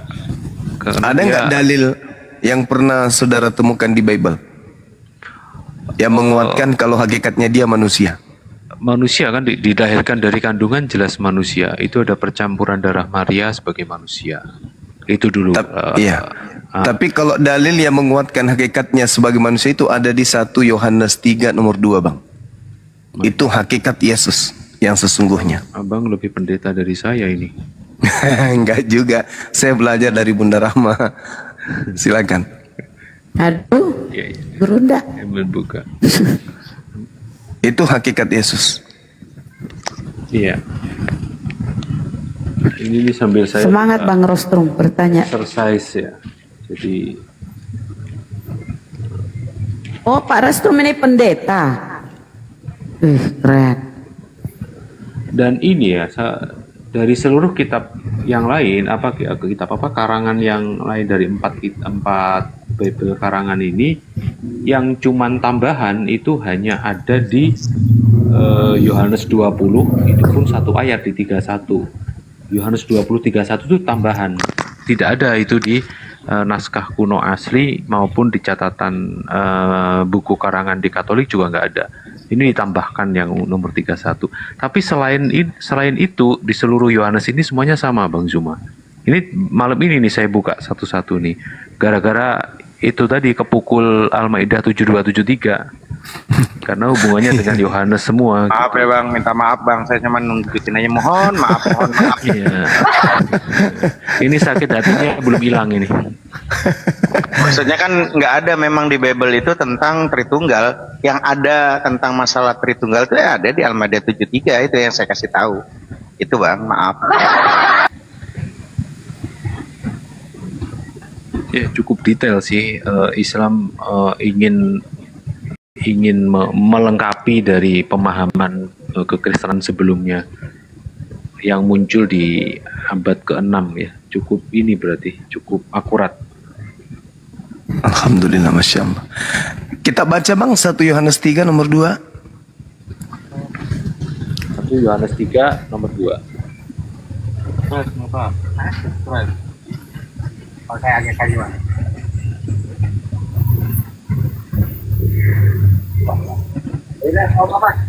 Oh. 1 Yohanes 3 Izin sebelum dijawab, saya tanya Denis, kamu Kristen Bang? Denis Lim, Kristen? Woi saudara. Mama lanjut Bang Rostrum. Mama nih bisa panggil Bunda Rahma. 1 Yohanes 2 3 nomor 2. Oh, 1 Yohanes 3 nomor 2. Saudara-saudaraku yang kekasih, sekarang kita adalah anak-anak Allah, tetapi belum nyata apa keadaan kita kelak. Akan tetapi kita tahu bahwa apabila Kristus menyatakan dirinya, kita akan menjadi sama seperti Dia, sebab kita akan melihat Dia dalam keadaannya yang sebenarnya. Dalam keadaan yang sebenarnya, keadaan sebenarnya Yesus itu sama seperti kita. Kita ini manusia kan? Kita akan melihat Yesus sama seperti kita, sebab kita akan melihat dia dalam keadaannya yang sesungguhnya.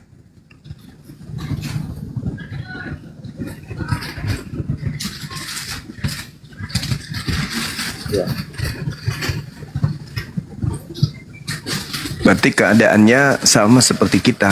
Yesus itu dalam keadaan yang sesungguhnya ya sama seperti kita. Kalau Yesus itu Tuhan, bahaya. Kita juga Tuhan berarti.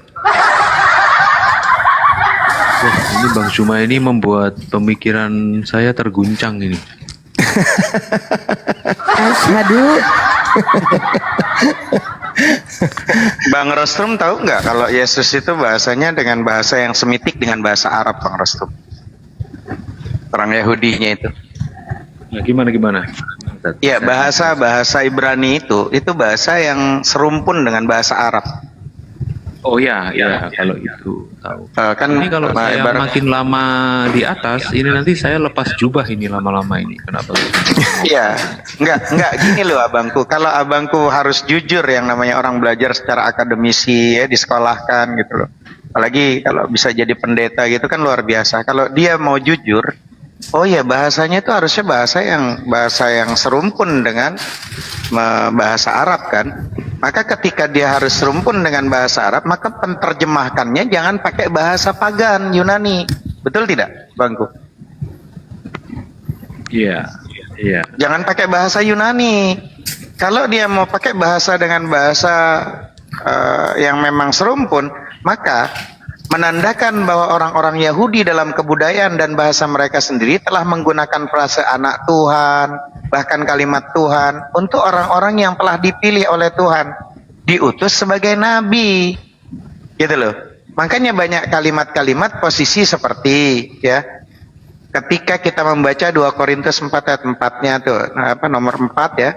Jadi 2 Korintus 4 nomor 4-nya dikatakan setan pun itu bisa menjadi Tuhan.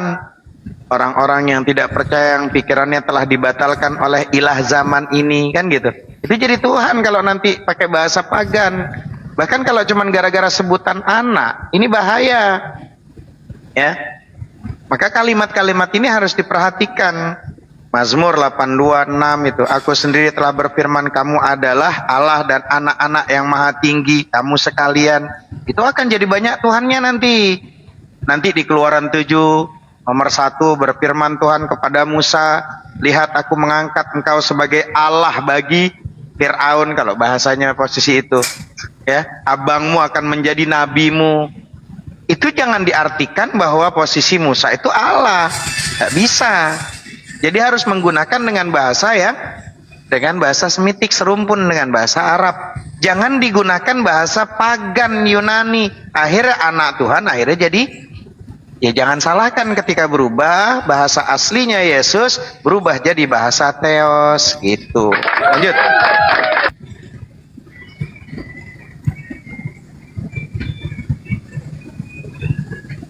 Oke, silahkan mungkin yang lain dulu. Kalau saya tanya lagi nanti ini makin ketemplak ini saya. Saya masih ingin menenangkan pikiran dulu. Silahkan.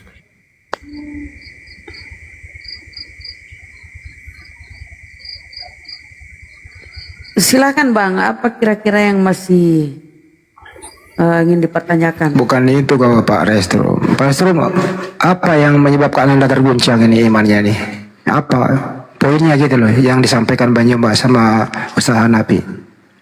Ustaz Hanafi sama Bang Zuma cukup rinci tentang historical dari Isa, konsep Isa sebagai manusia kemudian bergeser menjadi disebut sebagai Bapa itu, kemudian Ustadz menyinggung juga di Al-Maidah 72, 73, itu yang membuat tergelitik saya agak terganggu malam ini dengan dua ini. Dan ini masih saya buka di depan mata saya, di sebelah ini handphone saya. Masih saya baca berulang-ulang terus ini. Ini yang cukup mengganggu ya. Saya terganggu sekali dengan ini yang disampaikan. Itu Bang Handi. Terganggu ke hal positif apa ke hal negatif? terganggunya ini kan membenturkan apa yang ada di 2 ayat di Al-Quran ini itu inline dengan buku karangan Yohanes. Isinya inline dan terwakili oleh dua ayat ini. Ini saya baru tahu malam ini, gitu. Berarti ini luar biasa ini. Untuk itu Bang Juma sama Ustaz Hanafi harus tanggung jawab. Bang Juma dulu, silakan tanggung jawab. Iya, Masya Allah. Jadi saya sebagai Muslim hanya ingin membacakan sebuah ayat di dalam Al-Quran ya. Ketika Allah Subhanahu wa Ta'ala kemudian berfirman kepada Nabi Muhammad, Nabi Muhammad kemudian membacakan dalil ini yang sampai kepada kami umat Islam. A'udzubillahi minasyaitonirrajim. Wa man azlamu mimman iftara 'ala Allahil kadhiba wa huwa yud'a ilal Islam. Wallahu la yahdil qaumaz zalimin. Dan siapakah yang lebih zalim daripada orang yang mengada-adakan kebohongan terhadap pencipta, padahal dia diajak kepada agama Islam. Sudah datang padanya agama Islam. Dan Allah tidak memberi petunjuk kepada orang-orang yang zalim. Siapa orang yang zalim ini? Adalah mereka yang sudah datang kepadanya kebenaran, tetapi masih tetap menolak kebenaran. Maka itu adalah orang yang zalim. Maka Allah menyatakan siapa yang lebih zalim daripada orang yang mengada-adakan kebohongan terhadap Allah. Jadi Allah itu esa, Allah itu ahad, Allah itu tidak serupa dengan makhluk, Allah tidak mungkin kemudian memiliki kelemahan, maka Allah mustahil sama apalagi setara atau lebih rendah daripada makhluk. Nah ini yang ada kemudian terjadi kepada saudara-saudara kita Kristen. Dulu kalau orang Kristen itu masih tetap saja mengikuti ajaran dari Barat sebelum Nabi Muhammad itu datang, ya mungkin masih bisa kita katakan wajar. Karena mereka masih terkungkung oleh si jahat, sang pembinasa keji, sang nabi palsu yang datang kemudian kepada mereka. Tapi ketika datang Islam, apa yang dibenci dari Islam? Apa yang ditolak dari Islam? Ketika Islam menyeru Allahu Akbar, maka yang diserunya itu adalah pencipta yang maha besar. Maka otomatis yang kemudian mendengarkan ya Allah yang maha besar itu. Ketika orang-orang Kristen menyeru ya Yesus, mana ada Yesus dengar? Maka yang mendengarkan ketika orang-orang non-muslim menyeru kemudian kepada Tuhan-Tuhan mereka, sembahan-sembahan mereka, ya Allah pencipta langit dan bumi yang maha mendengar, yang mendengarkan itu. Dan Allah tidak pilih kasih. Dalam kehidupan di dunia ini Allah tidak pilih kasih. Ya, ini si Fulan tidak menyembahku, aku nggak kasih oksigen. Oh ini si Fulan tidak menyembahku, aku nggak kasih rezeki. Oh ini si Fulan, mereka kelompok ini tidak menyembahku, malah menyembah kepada ciptaanku. Aku kasih mereka penyakit, aku kasih mereka miskin-miskin semua. Tidak. Makanya Al-Quran menerangkan Allah itu Ar-Rahman. Allah itu maha pengasih. Allah itu maha memberi kepada yang kepada yang menyembahnya, kepada yang kufur kepadanya, kepada yang ingkar kepadanya, semuanya dikasih. Tapi kasih sayangnya itu hanya berlaku kepada umat muslim. Jadi kalau ada orang kemudian minta kepada Tuhannya selain daripada Allah, Allah kita yang mendengarkan, Tuhan kita yang mendengarkan. Allah kasih. Ini aku kasih sebagai hambaku, sebagai ciptaanku, aku kasih apa yang engkau butuhkan. Tetapi nanti pertanggungjawabannya itu di akhirat. Kau gunakan apa hidupmu ketika engkau di dunia? Kau manfaatkan apa ilmumu ketika engkau di dunia? Apakah Islam belum datang kepadamu? Apakah para apologet Islam tidak ada datang menyeruhmu? Apakah tidak ada di antara umatnya Nabi Muhammad yang mengabarkan jalan yang benar kepadamu? Kalau ada, berarti kamu jatuh dalam posisi manusia yang zalim. Apa yang kamu tidak suka terhadap umatnya Nabi Muhammad? Ibadahnya begitu disiplin, begitu teratur, mereka begitu kemudian adil di dalam hidup. Mereka kemudian begitu mengayomi kalian dalam hidup. Mereka mencintai kalian, menyayangi kalian, mengayomi kalian, melindungi kalian. Meskipun beda akidah, kalian diperbolehkan hidup berdampingan dengan mereka. Ibadah-ibadah mereka tidak mengganggumu, dan mereka pun tidak mengganggu ibadahmu. Apa yang kamu benci? Kamu lihat umat Islam itu, begitu ada takbir dikumandangkan, azan dikumandangkan, mereka berbondong-bondong, entah itu siang, entah itu malam, mereka tidak peduli datang kepada rumah ibadah mereka. Apa kamu kira di tempat ibadah mereka itu ada foto Tuhannya? Apa kamu kira di rumah ibadah mereka itu ada gambar Tuhannya? Apakah kamu kira di rumah ibadah mereka itu ada patung Tuhannya? Tak ada. Kamu datang ke masjid, kamu temukan bangunan yang berbentuk kotak, di dalamnya tidak ada gambar sembahan-sembahan mereka. Tapi kenapa mereka datang ke sana? Kenapa mereka enggak di rumahnya saja untuk sujud? Dikarenakan di masjid mereka merasa nyaman, mereka merasa lebih dekat dengan Tuhannya, khusyuk berjamaah menyembah kepada Tuhannya. Tengok, kenapa kalian tidak mencontoh? Apa yang kurang? Mereka pada bulan suci Ramadan, anak-anak, orang remaja, orang dewasa, orang tua, mereka bersatu padu menjalankan puasa itu. Kompak mereka.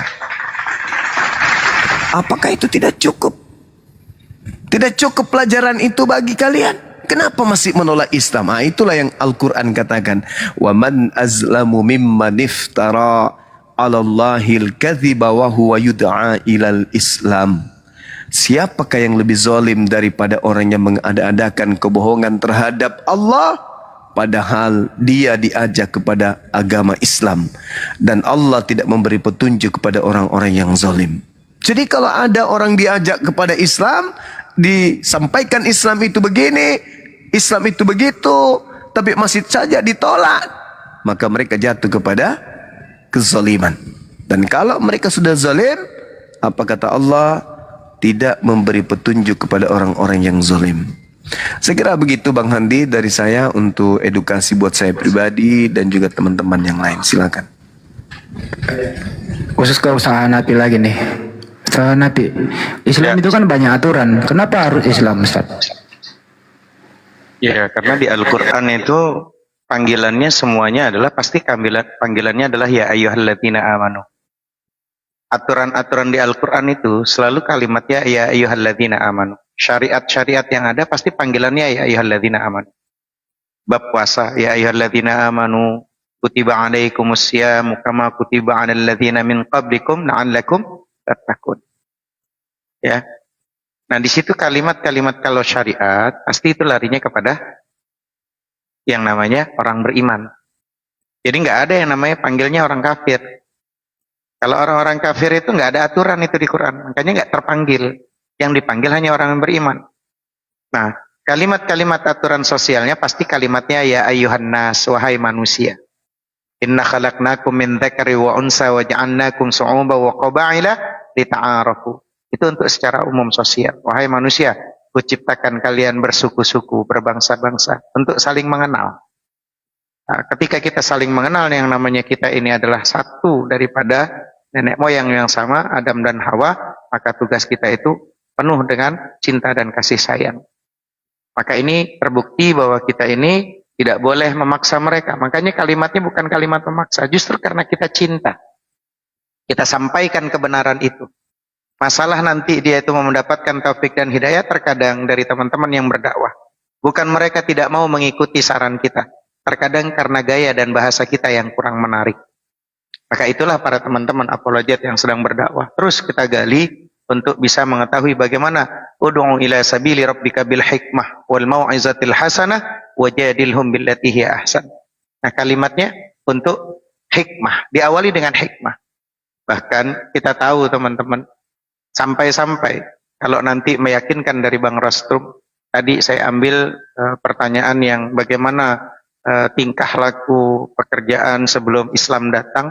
Tentu kita tahu di bangsa Arab itu abangku bahwa penyembah yang namanya berhala itu sebelum turunnya Nabi Muhammad. Tapi ingat, ya, bapaknya Nabi Muhammad itu namanya Abdullah. Jadi nama kalimat Allah itu sebelum Nabi Muhammad itu bapaknya aja namanya Abdullah, hambanya Allah. Muhammad bin Abdullah, Abdullah bin Abdul Muttalib, Abdul Muttalib bin Hashim, Hashim bin Abdul Manaf, Abdul Manaf bin Qusay, Qusay bin Kilab, Kilab bin Murrah, Murrah bin Ka'ab, Ka'ab bin Lu'ay, dan seterusnya. Artinya apa? Bahwa sejujurnya kita harus meyakini ketika kita memahami, berarti nama Allah itu sudah ada. Dan bahkan kalau untuk membuktikan tentang Nabi Muhammad sendiri, ya, sebentar tadi kita tuh di Bang Pandi karena rungkat dengan Bang Zuma itu tadi, Masya Allah ada pertanyaan yang luar biasa.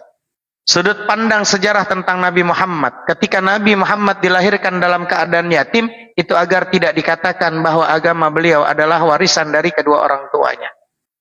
Bahkan yang kedua, Rasulullah itu terpisah dari keluarganya sejak kecil dan berpindah asuhan agar tidak dikatakan bahwa agamanya adalah ajaran dari keluarganya. Bahkan ketika Bang Zuma tadi ditanya, Bang Zuma, apa menurut Bang Zuma ketika Nabi Muhammad dibilang ummi, tidak bisa baca dan tulis? Maka di sini keadaan beliau yang tidak bisa baca dan tulis agar tidak dikatakan bahwa Islam yang beliau bawa adalah hasil contekan dari ajaran sebelumnya. Bahkan kalau perlu yang keempat, beliau terusir dan meninggalkan kampung halamannya Mekah agar tidak dikatakan bahwa ajarannya adalah olahan dari budaya dan masyarakatnya. Yang kelima, bahkan beliau membawa ajaran Islam dan membangun peradaban yang besar jauh daripada Persia dan Romawi yang telah maju. Di Arab itu kumuh, tertinggal, jauh dari Persia dan Romawi, agar tidak dikatakan bahwa apa yang beliau bawa hanya melanjutkan dari peradaban yang telah ada. Bahkan yang keenam, dan setelah beliau wafat, kekhalifahan tidaklah dilanjutkan oleh anak keturunannya. Itu adalah salah satu hujjah dan bukti bahwa ajaran agama Rasulullah ini bukan lahir untuk merebut kekuasaan. Bahkan yang ketujuh, kalau perlu ditambahkan, sejarah kehidupan beliau itu terekam secara jelas, ditulis dalam kitab berjilid-jilid. Sampai detik ini kalau kita kumpulkan kitabnya mungkin bertonton, menuturkan kehidupan sejarah beliau sejak lahir hingga wafat, yang mana tidak ada satupun manusia, orang yang memiliki jejak digital sebanyak Rasulullah SAW, yang terus diburu aibnya, dicari aibnya, namun tidak bisa ditemukan. Setiap ada tuduhan atas diri beliau selalu ada jawabannya. Bahkan yang terakhir kalau perlu, salah satu mukjizat beliau abadi terjaga hingga hari ini, menantang siapapun yang hendak membuktikan kebenaran ajaran dan risalah yang beliau bawa, karena itu dari sumber yang sama. Maka saya selalu kalimatnya adalah diakhiri dengan kalimat Al-Quran yang luar biasa, yang tadi kita sudah sampaikan dan Bang Rostum sudah mengiyakan. Bayangkan kata Allah Rabbu Jalla Jalaluh, seandainya abangku, seandainya nih, kalaulah memang Al-Quran itu bukan dari sisi Tuhan, ya, bukan dari Allah, itu sudah dibilang di surat An-Nisa ayat 82. Wa'iyadu billah, bismillah, afala yatadabbaruna al-Qur'an, maka tidakkah mereka menghayati, mendalami Al-Quran, walau kana min 'indi ghairillahi lawajadu fihi ikhtilafan katsira. Sekiranya Al-Quran itu bukan dari Allah, pastilah mereka menemukan banyak hal yang bertentangan di dalamnya, karena ini dari sumber yang sama. Diambil dari Tauratnya, masuk. Diambil dari ajaran-ajaran sebelumnya. Ajaran Nabi Musa, Tuhannya manusia atau bukan, makhluk atau bukan? Bukan. Tak terlihat? Tidak. Tidak serupa? Tidak. Al-Quran, laisa kamisli syai'un fil ardi, juga tidak. Maka ini membuktikan. Maka tugas kita, syarat utama untuk mendapatkan kebenaran itu bukan kitab suci. Syarat utama untuk mendapatkan kebenaran itu bukan hadis. Syarat utama untuk mendapatkan kebenaran itu bukan dari kitab-kitab yang ada di muka bumi ini. Syarat utama, syarat itu artinya ini, ketentuan-ketentuan yang harus dipenuhi sebelum melakukan satu pekerjaan. Syarat utamanya adalah akal itu kita sehat. Kita memiliki akal yang sehat. Untuk mendapatkan Islam, maka akalnya harus benar-benar berfungsi dengan baik dan benar. Karena itulah teman-teman, kalaulah di Al-Quran di surat Al-A'raf ayat 179 Allah berfirman, wa yadzubillah bismillah wa laqad dzara'na li jahannama katsiran minal jinni wal ins lahum qulubun la yafqahuna biha wa lahum a'yunun la yubsiruna biha wa lahum adhanun la yasma'una biha ulaika kal an'am bal hum adall ulaika humul ghafilun. Sungguh akan aku isi neraka jahanam kebanyakan daripada jin dan manusia. Siapa mereka yang masuk ke dalam neraka? Lahum qulubun la yafqahuna biha, punya hati tapi hati enggak dipergunakan. Karena Tuhan menciptakan kita ada panca indera, penglihatan, pendengaran, ada hati nurani. Yang mana semua itu kita harus cari tahu untuk pembenaran itu. Walahum ayunun la yubsiruna biha, punya mata tapi mata tidak digunakan untuk membaca kitab sucinya. Ya, baca yang Buddha, yang Hindu, yang Kristen, yang Islam, baca kitab suci Anda, cari tahu. Walahum adhanun la yasma'una biha, punya kuping tapi kuping enggak digunakan untuk mendengarkan kebaikan-kebaikan dan kebenaran. Umpama kayak di TikTok ada kayak gini, oh masuk ke hati, dengar, lihat lagi di kitab benar atau tidak. Kalau enggak digunakan, itu masuk ke dalam neraka jahanam. Ulaika kal an'am, kata Allah, mereka seperti binatang ternak. Balhum adal, bahkan lebih sesat daripada binatang ternak. Ulaika humul ghafilun, mereka lah orang-orang yang lalai. Maka banyak, kenapa satu-satunya kitab suci agama, satu-satunya setelah kita baca hanya Al-Quran yang perintahnya untuk mikir supaya mendapatkan Islam dan kebenaran. Dan yang kedua, mengaitkan 100% orang yang tidak mikir dengan neraka. Ini ayatnya. Maka masuk neraka orang kenapa? Karena mereka dikasih akal tapi tidak mau berpikir. Khawatir nanti di surat Al-Mulk ayat 10 Allah berfirman apa? Wa qalu law kunna nasma'u aw naqilu ma kunna fi ashabis sa'ir. Al-Mulk ayat 10. Apa kata Allah? Dan mereka berkata, sekiranya kami mendengar atau memikirkan peringatan-peringatan dari Bang Zuma, Hanafis, Elik, Handi, Bunda dan Wina, Bunda Rahma, seandainya kami dulu TikTok ada kan kami ngikutin aja. Tidaklah kami termasuk penghuni neraka yang menyala-nyala. Itu surat Al-Mulk ayat 10. Ya. Nah, yang berikutnya kenapa khamar? Minum-minuman khamar diharamkan di dalam Islam dan dikaitkan dengan ummul jaraim bahasa Arabnya, ibunya dari seluruh tindakan kriminal, karena khamar ngilangin akal. Kalau hilang akal, semua itu jadi salah. Kenapa? Karena orang nggak bisa beriman, nggak bisa mikir. Dan boleh nggak orang muslim itu tidak sholat? Boleh kalau dia hilang akal. Maka agama hanya untuk orang yang berakal. Wallahu ta'ala a'lamu bissawab. Demikian Bang Adi. Masya Allah. Takbir. Allahu Akbar. Ke Bang Rostrum dulu lagi. Bang Rostrum masih memantau? Masih memantau. Apakah boleh saya bertanya? Ya, mau nanya dulu ke Anda. Kira-kira ada nggak ajaran Islam yang Anda tidak sukai? Silakan. Ini tadi yang disampaikan saya tidak suka.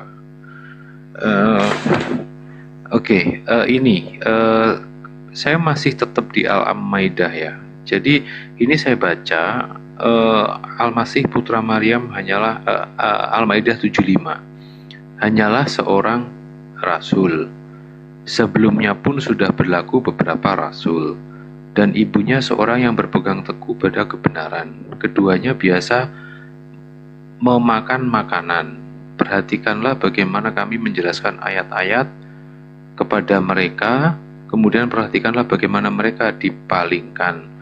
Di sini di bawah ini ada satu catatan kaki di 289 itu bahwa Nabi Isa AS dan ibunya adalah manusia yang memerlukan apa yang diperlukan manusia, seperti makan, minum, dan sebagainya. Berarti apa yang disampaikan Bang Zuma selama ini cukup berdasar juga ya. Karena di tempat kami itu memang ya kami akui Yesus itu tiba-tiba dewasa seperti Superman yang sudah mempunyai kesaktian yang tidak ada kisah sebelumnya sebelum punya kesaktian itu bagaimana seperti itu. Mungkin bisa kenapa disebut seorang rasul ya di sini dan memakan seperti manusia, dia melakukan apa yang dilakukan oleh manusia. Berarti di sini Yesus dibaca oleh Islam itu sebagai sosok kemanusiaannya seperti itu kan. Silakan. Oke, ayatnya saya bacakan dulu, nanti silakan kita ini teman-teman. Oh ya, billah bismillah yang 75 ya Bangku ya. Bismillahirrahmanirrahim. Mal Masihu ibnu Maryam illa rasulun qad khalat min qablihi ar-rusul wa ummuhu siddiqah kana ya'kulani at-ta'am unzur kaifa nubayyinu lahumul ayati thumma unzur anna yufakun. Al-Masih ibnu Maryam. Di situ dikatakan Al-Masih putra anak daripada Maryam. Ya. Di situ illa rasulun qad khalat min qablihi rusul. Dikatakan di situ dia hanyalah seorang rasul yang sesungguhnya telah berlalu sebelumnya beberapa rasul. Artinya sebelum Nabi Isa berarti ada Nabi Musa. Dan di situ dilanjutkan posisinya kalimatnya kana ya'kulanit ta'am. Di situ dan di posisinya dan ibunya seorang yang sangat benar. Jadi Maryam ini wa ummuhu siddiqah, ibunya itu adalah orang yang benar, dan dikatakan selanjutnya kana ya'kulanit ta'am. Ya, keduanya baik Maryam, baik si posisi Isa ini, keduanya bisa makan makanan, ya. Maka di situ kalimatnya kata Allah, unzur, perhatikanlah. Kaifa nubayyinu lahumul ayati tsumma anzur anna yufakun. Di situ dikatakan perhatikan bagaimana kami menjelaskannya ya kepada mereka ahlul kitab tanda-tanda kekuasaan kami. Kemudian perhatikanlah bagaimana mereka berpaling dari memperhatikan ayat-ayat kami itu. Kita lihat kalau mau pakai tafsir daripada Ibnu Katsir.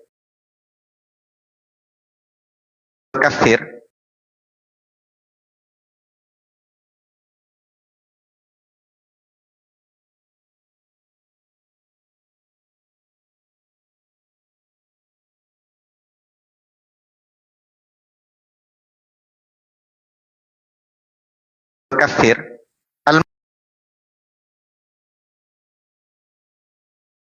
Al-Katsir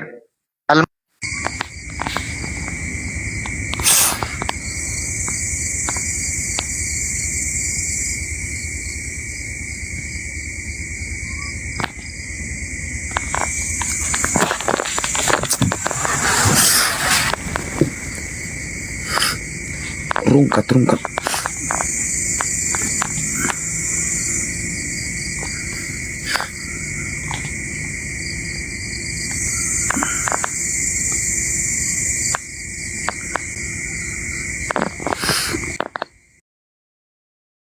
Aduh, kena report ya. Iya. Mana Gurunda sungguh? Kena report gitu ya. Enggak tahu juga. Apa Mana Bang ini tadi kurang diperhatikan kali tadi. Dia nggak apa-apa.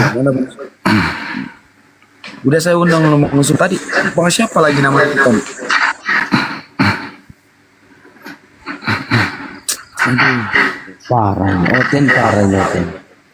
Main report.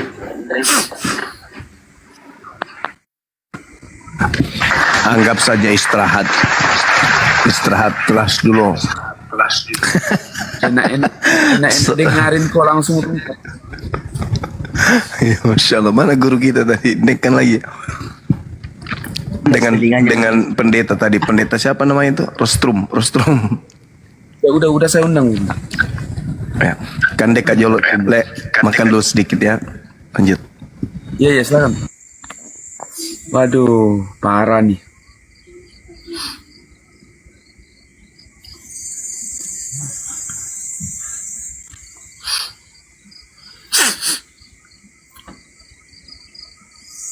Ya, dikencangkan tetap layar teman-teman ya. Ini rungkat kita gara-gara goyang komal. Belum dijelaskan sampai akhir, ustadznya udah menghilang. Panas Oten di bawah. Aduh.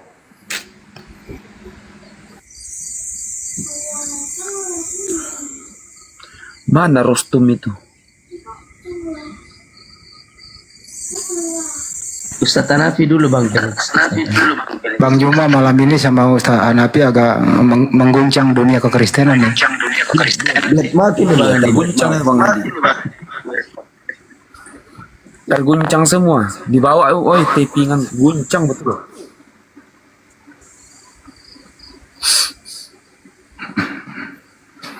Mengguncang.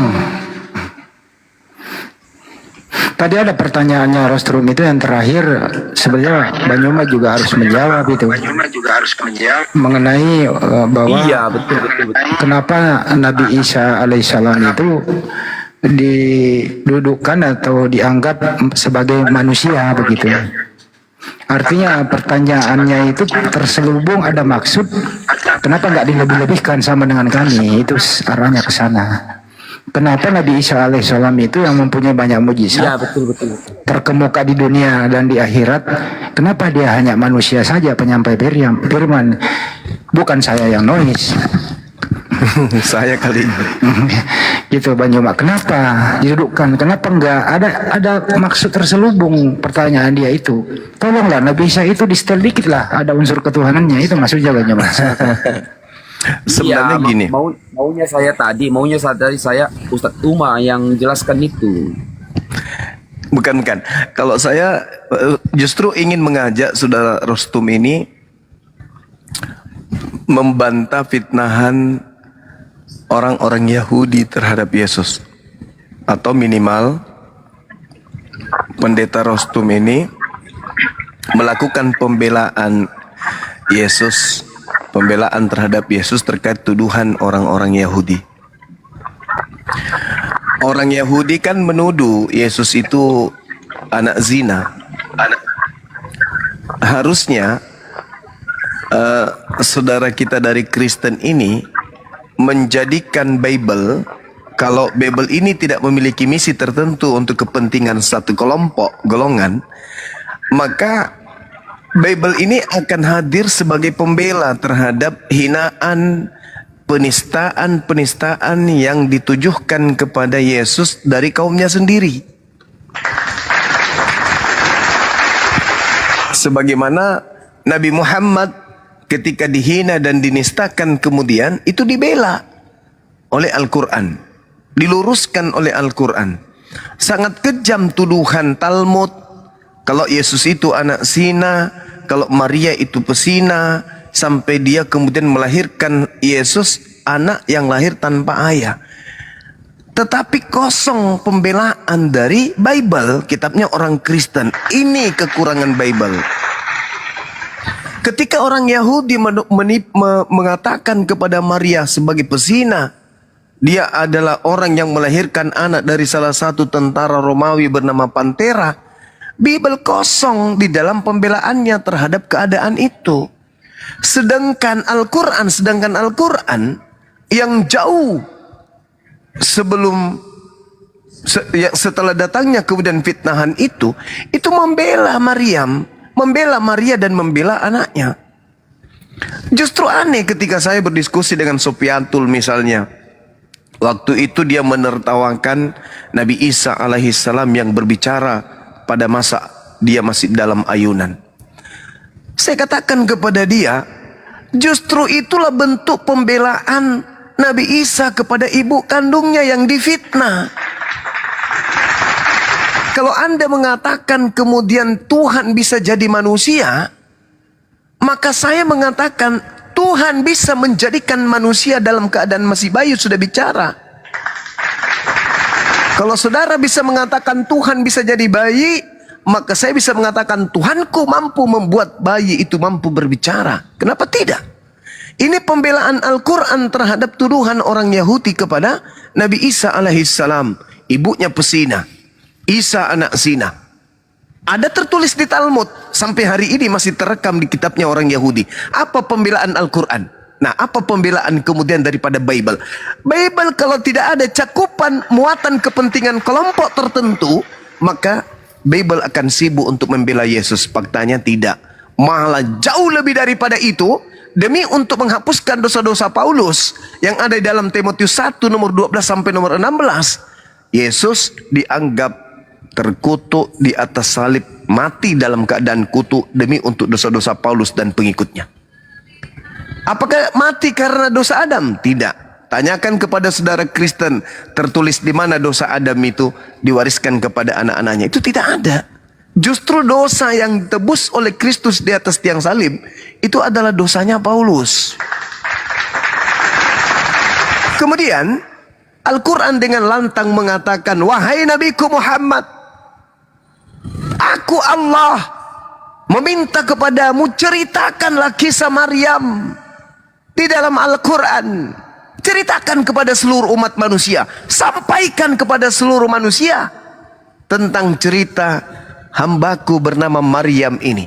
Ceritakan wahai Nabiku Muhammad, yaitu ketika beliau mengasingkan diri dari keluarganya ke tempat di sebelah timur Baitul Maqdis. Wazkur fil kitabi Maryam izin tabasat min ahliha makanan syarqiyan.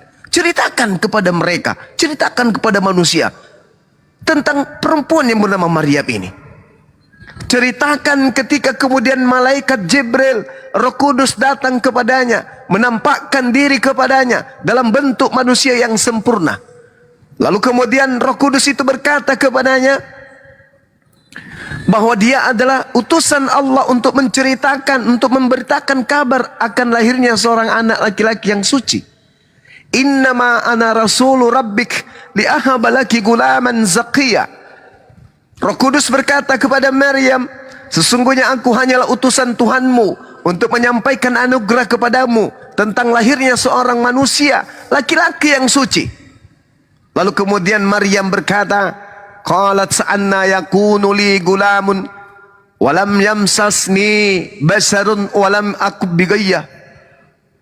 Itu katakan, kata Allah. Maryam menjawab, bagaimana mungkin aku mempunyai seorang anak laki-laki, padahal tidak pernah ada orang laki-laki yang menyentuhku, dan aku bukan seorang pesina. Al-Quran membela.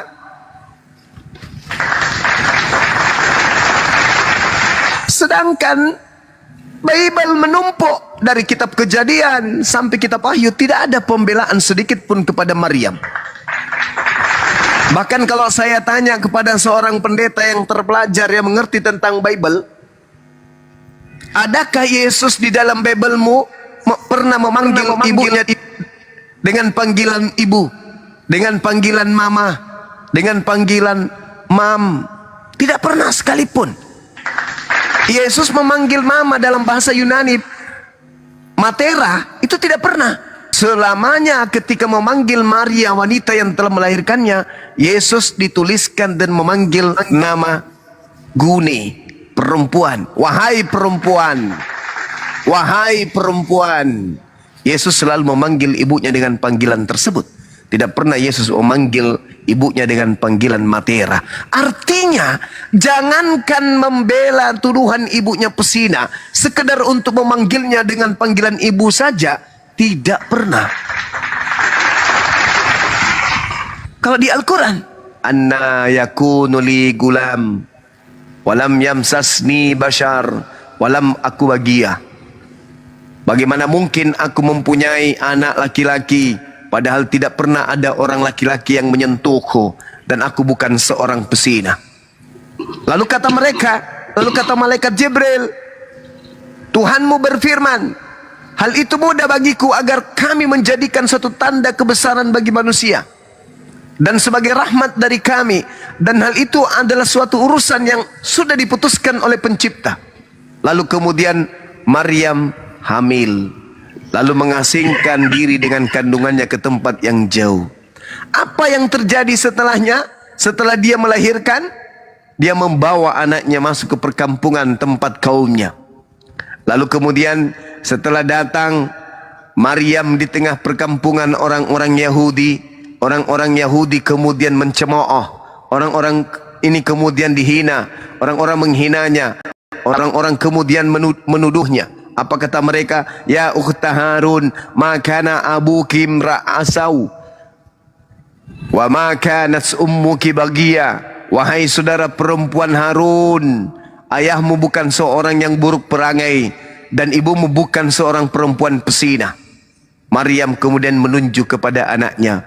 Fa asyarat sa'alai ilai. Qalu kaifa nukallimu man kana fil mahdi sabiyya.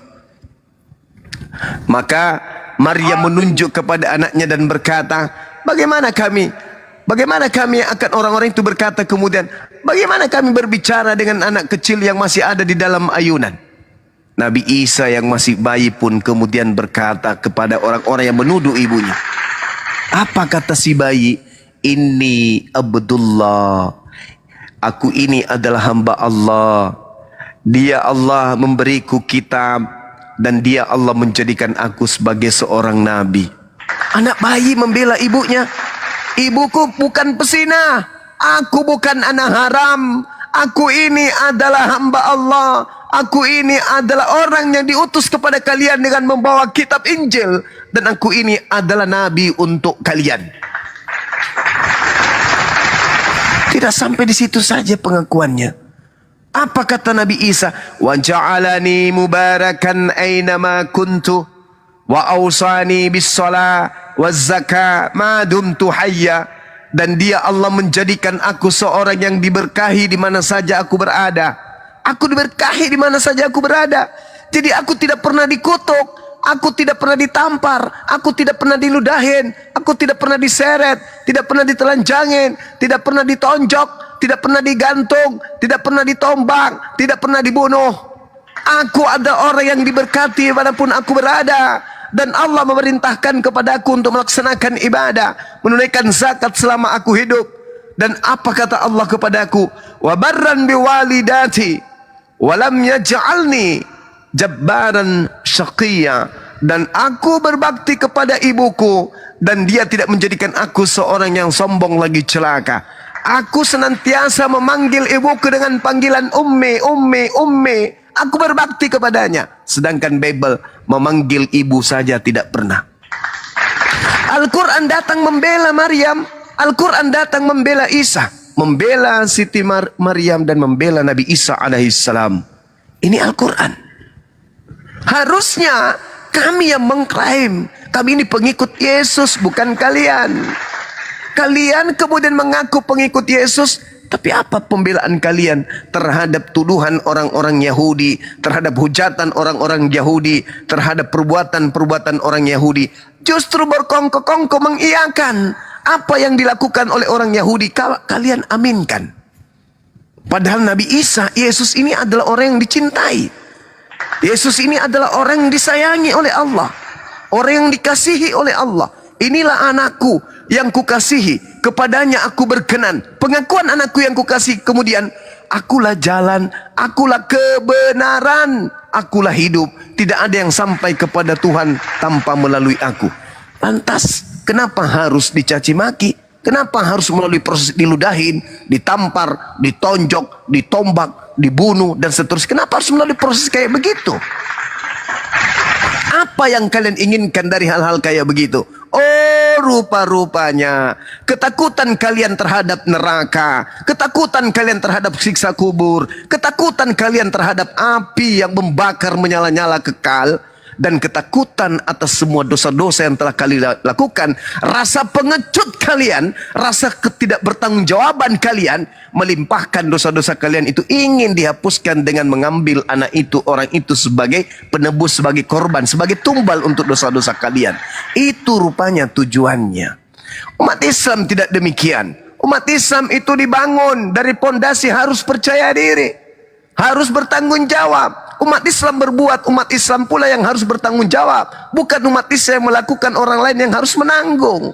Itu ciri-ciri orang munafik, ciri-ciri pengecut yang tidak dicintai oleh siapapun. Untuk itulah kemudian kalau saya ditanya pertanyaan seperti itu, maka saya mengatakan selesaikan dulu apa pembelaan Bible terhadap tuduhan tuan rumah terhadap Yesus. Karena Islam dan Kristen ini muncul belakangan. Yang hidup berdampingan dengan Yesus itu kaumnya Yesus, yaitu Bani Israel. Bani Israel menuduhnya anak zina. Bani Israel menuduhnya kemudian ibunya adalah seorang pesina. Apa kemudian pembelaan Al-Quran? Apa pembelaan kemudian daripada Bible? Ternyata nggak ada.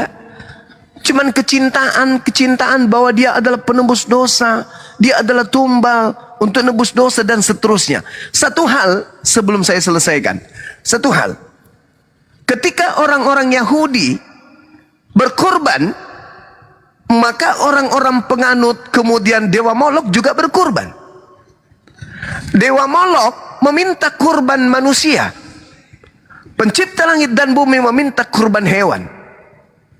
Anehnya, ketika kemudian Bani Israel, sebagaimana perintah dalam Imamat 1 nomor 2, beritakanlah kepada orang Yahudi, apabila mereka ingin melakukan persembahan penebus salah dan dosa kepada Tuhan, hendaklah mereka mempersembahkan kurban hewan, domba, kambing, sapi, lembu.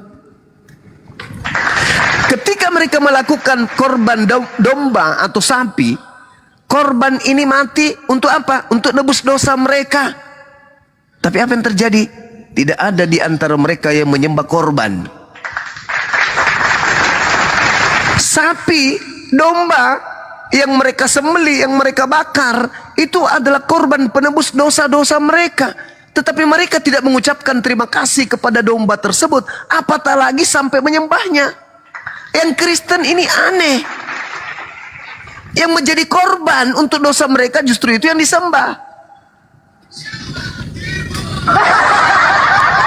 Ada nggak kemudian orang Yahudi menyembah domba? Atau menyembah sapi? Misalnya di Keluaran 29 nomor 14. Ambillah kulitnya, ambillah dagingnya, ambil juga kotorannya, bakarlah di luar kemah, sebab itu adalah sebagai korban penebusan dosa.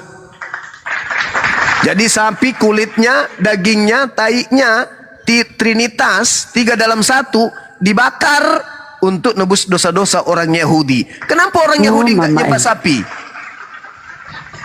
Kenapa orang Yahudi tidak menyembah sapi trinitas tadi? 1 ekor dalam 3 pribadi. Kulit, daging, tai. Kenapa mereka tidak menyembah trinitas sapi ini? Tapi ketika kemudian orang Kristen, ada yang bernama Kristus mati menebus dosa, korban penebusannya yang disembah. Polanya salah, polanya yang keliru. Kenapa? Karena sejatinya ajaran Kristen ini adalah ajaran anti terhadap Yesus. Saya kira begitu Bang Handi. Terima kasih atas pertanyaannya. Yang pasti penyaliban terhadap Yesus, Yesus sudah katakan di dalam Yohanes 8, aku tahu bahwa kamu adalah keturunan Abraham, tetapi kamu berusaha untuk membunuh aku. Kenapa kau berusaha membunuh aku? Karena pada dirimu tidak ada peroleh firmanku. Tidak ada firmanku di dalam kalian. Tidak ada tempat firmanku di dalam kalian, sehingga kalian ingin membunuhku.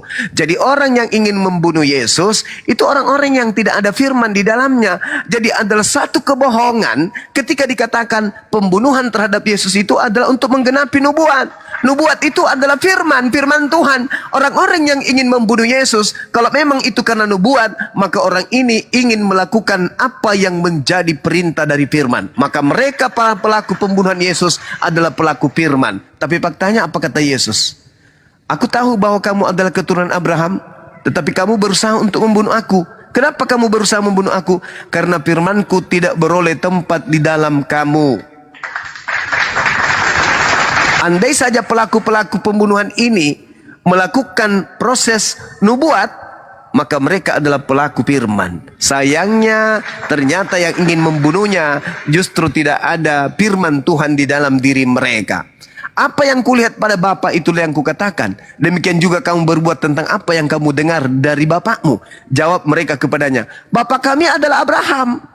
Kata Yesus kepada mereka, jikalau sekiranya kamu anak-anak Abraham, tentulah kamu mengerjakan pekerjaan yang dikerjakan oleh Abraham. Tetapi yang kamu kerjakan justru adalah berusaha membunuh aku. Aku seorang yang mengatakan kebenaran kepadamu, yaitu kebenaran yang kudengar dari Allah. Pekerjaan demikian tidak dikerjakan oleh Abraham. Kamu mengerjakan pekerjaan bapakmu sendiri. Kemudian jawab mereka, kami ini tidak dilahirkan dari zina. Jadi mereka lagi-lagi nyindir Yesus. Kami ini tidak dilahirkan dari zina. Bapa kami yaitu satu, yaitu Allah. Kata Yesus kepada mereka, jikalau Allah adalah bapakmu, kamu akan mengasihi aku. Sebab aku keluar dan datang dari Allah. Dan aku datang bukan atas kehendakku sendiri, melainkan dialah yang mengutus aku. Apakah sebabnya kamu tidak mengerti bahasaku? Sebab kamu tidak dapat menangkap firmanku. Iblislah yang menjadi bapakmu, dan kamu ingin melakukan keinginan-keinginan bapakmu. Jadi mereka yang ingin membunuh Yesus adalah mereka yang ingin melakukan kehendak iblis. Jadi penyaliban, pembunuhan terhadap Yesus itu adalah keinginan iblis, bukan keinginan Tuhan. Demikian. Oke. Lalu lepas. Makasih banyak Mbak. Kita sebelum ke pas, kita ke restroom dulu tanggapannya. Kalau restroom silakan. Ya, cukup rinci, cukup Gedein dikit suaranya, agak dekat. yang dijelaskan Bang Zuma cukup terperinci ya, cukup terperinci dan berkesinambungan antara Bible saya dengan kitabnya Bang Zuma. Cukup jelas sih. Ya, saya memang harus belajar ini untuk mengendalikan guncangan ini. Tapi saya cukup puas dengan apa yang disampaikan Bang Zuma. Begitu Bang Andi. Terus kenapa Anda masih menjadi Kristen? Kenapa nggak berusaha lebih komprehensif? Karena hidup ini hanya sementara loh. Anda sudah berbeda dengan Kristen pada umumnya. Yesus bukan Tuhan, Yesus utusan Tuhan, Yesus ciptaan Tuhan, dan seterusnya begitu. Kenapa nggak memperlengkap syariat aja sebelum semua berakhir? Gitu Bro Rostrum. Apa kira-kira? Silakan. Ya, satu, masih ada tanggung jawab internal ya. Yang kedua, saya harus banyak mempelajari rasa penasaran. Malam ini memang sangat bagus, jadi Bang Zuma dan Ustadz Hanafi membuat saya makin penasaran untuk sering-sering membuka Al-Quran dan terjemahannya ini. Begitu Bang Andi, untuk sementara. Ada tanggapan Bang Zuma?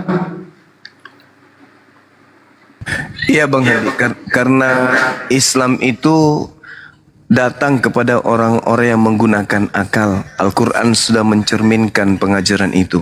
Hanya orang-orang berakal lah kemudian yang bisa mendapatkan petunjuk. Nah, karena saudara kita ini mau belajar Al-Quran, artinya beliau termasuk orang yang berakal. Insya Allah hidayah itu akan datang ketika jujur terhadap kebenaran, bahwa satu hal yang perlu dipahami sebagai umat Kristiani dan juga umat Islam, bahwa Allah pencipta langit dan bumi itu maha tahu. Maka Allah yang maha tahu ketika mengutus Nabi, dan di tangan Nabi tersebut diberikan sebuah kitab, maka kitab itu harus sejalan dengan akal manusia. Yang menciptakan manusia adalah Dia hakikat yang maha tahu. Yang tahu tentang kapasitas akal yang ada pada diri manusia adalah Dia yang menciptakannya. Maka karena Dia yang menciptakan akal manusia, tahu sampai mana batas manusia dalam berpikir, maka Tuhan yang maha tahu ini tentu akan menurunkan kitab yang bisa selaras, seia sekata, satu ritme, satu gelombang, satu nada dengan akal. Maka ketika kitab suci bertentangan dengan akal, maka itu bukan kitab suci dari Tuhan. Tetapi ketika ada kitab suci yang tidak bertolak belakang dengan akal manusia, maka sudah pasti kitab suci itu berasal dari Dia yang menciptakan akal tersebut. Karena tidak mungkin Tuhan yang maha tahu menciptakan akal manusia, tahu tentang kapasitas akal manusia, lalu menuliskan sebuah kitab, mewahyukan sebuah kitab, di mana kitab itu justru bertolak belakang dengan isi otak manusia. Tidak mungkin. Kalau bukan kitabnya yang palsu, Tuhannya yang palsu, atau dua-duanya yang palsu. Sama seperti ketika sebuah pabrik mobil atau pabrik motor, yang tahu tentang motor tersebut adalah yang memproduksi motor tersebut. Tidak mungkin motor yang diproduksi dilengkapi dengan buku panduan yang diberikan kemudian justru buku cara mengoperasikan komputer atau cara mengoperasikan kulkas. Itu nggak mungkin. Artinya kalau dia berasal dari produk yang sama, sumber yang sama, produk ini berasal dari sumber yang sama, maka sudah pasti mobil yang keluar, kendaraan yang keluar akan diikut sertakan dengan buku panduan yang selaras dengan apa yang ada pada kendaraan tersebut. Begitu juga kitab suci yang datang di atas muka bumi ini, kalau dia berasal dari pencipta langit dan bumi yang maha tahu, maka kitab suci itu harus seia sekata dengan akal manusia. Silakan diuji Al-Quran kami. Adakah isi Al-Quran yang bertentangan dengan akal? Kalau ada yang bertentangan dengan akal, berarti Al-Quran ini bukan dari pencipta akal manusia. Begitu juga Bible. Baik. Kalau Bible ini banyak yang bertentangan dengan akal manusia, maka sudah pasti dan dapat dipastikan bahwa Bible tidak berasal dari dia hakikat pencipta akal manusia. Ingat saudara, dengan akal manusia mampu menerbangkan kemudian besi yang bertonton beratnya, pesawat. Dengan akal manusia bisa kemudian membuat baja yang berton beratnya untuk terapung di atas angin, di atas air. Itulah dia kapal laut. Dengan akal manusia, jarak antara Amerika dengan Indonesia bisa hanya sepersekian detik. Itulah HP. Kita bisa nonton dari jarak jauh, itulah televisi. Dengan akal manusia ini, maka akal manusia ketika diwahyukan sebuah kalimat-kalimat dari pencipta akal, maka akal harus mendeteksi apa yang ada di dalam isi buku tersebut, dalam kitab tersebut. Tidak boleh bertentangan. Tidak boleh bertentangan dengan zaman. Tidak boleh bertentangan dengan perkembangan kehidupan manusia. Tidak boleh bertentangan dengan ilmu pengetahuan. Tidak boleh. Kenapa? Boleh. Karena dia berasal dari Sang yang Maha Mengetahui. Kapan ada sebuah kitab yang bertentangan dengan ilmu pengetahuan, berarti yang memfirmankan itu tidak Maha Mengetahui, dan itu mustahil disifati oleh pencipta langit dan bumi. Tolong saudara Kristen, kalau menemukan satu kesalahan di kitab suci Al-Quran, sajikan kepada kami biar kami pelajari. Silakan. Boleh saya bantah Bang Juma? Pakai akal ya. Oke, baik. Terima kasih Bang Juma atas penjelasannya. Saya telah masuk 5 menit ini. Jadi gini Bang Juma, mengenai akal. Tadi bicara tentang akal. Kalau kita main akal-akalan tentang Tuhan ini nggak ketemu. Kenapa saya katakan? Jangan karena saya ada. Jangan iya, akal-akalan. makanya Harus akal. Iya, Jangan kan, akal-akalan. Okay, harus akal. Silakan. Makanya kita, saya katakan, saya bantah yang disampaikan Bang Juma itu. Kenapa saya bantah tentang akal ini? Ada jawabannya di Perjanjian Lama. Ketika Bani Israel, bangsa Israel, dari Mesir ke Tanah Kanaan 40 tahun lamanya, bersungut-sungut kepada Elohim Yahweh. Dan pada waktu itu Bani Israel nggak percaya ke Tanah Kanaan. Ya, mereka mau ke Mesir lagi. Udah, kami pulanglah ke Mesir. Lebih baik kami jadi budak lagi. Tapi Musa selalu menguatkan Bani Israel supaya ke Tanah Kanaan, apa yang dijanjikan Tuhan kepada Bani Israel. Nah, ketika bicara kita akal tadi yang saya sampaikan tadi itu. Nah, disinilah Elohim Yahweh, Bapa, Tuhan Yesus menurunkan manna, roti dari langit. Nah, secara logika kita manusia, masa sih bisa roti turun dari langit? Nah, ini bicara tadi akal. Ya. Ini gak terselami apa yang diperbuat Tuhan kepada manusia. Terutama bangsa pilihannya, Bani Israel. Nah, itu yang tadi bicara akal. Kak, masa sih Tuhan mati? Bagaimana Tuhan disalibkan? Nah, ketika Tuhan Yesus mati di kayu tiang salib, Islam tidak terlibat atas kematian Tuhan Yesus. Karena apa? Nah, bagaimana mungkin Islam lebih tahu tentang kematian Tuhan Yesus dibandingkan Kristen? Nah, di sini kan harus kita menggali sejarah juga. Kematian Tuhan Yesus tidak terlibat Islam atas kematian Tuhan Yesus. Yang terlibat di sini ya tokoh-tokoh agama, mahkamah agama di Yahudi, ya kita bilang sama tentara Romawi. Jadi jangan Bang Juma menyampaikan narasi ya seolah-olah lebih tahu dibandingkan Kristen gitu loh Bang Juma. Silakan Bang Juma. Oke, baik. Manusia bisa bikin roti. Pencipta langit dan bumi ini bisa nggak?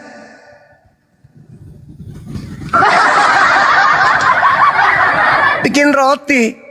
Anda ragukan? Tunggu dulu Bang Juma. Tadi bicara akal tadi. Iya, akal ini akal. Manusia bisa bikin roti. Pencipta langit dan bumi, Anda baca Mazmur 33 nomor 9. Aku Tuhan hanya memberi perintah, maka semuanya jadi. Jangankan roti, Yesus aja tercipta bukan dari seorang laki-laki bisa jadi, Cak Ayu. Masuk akal nggak? Masuk akal. Kok bisa?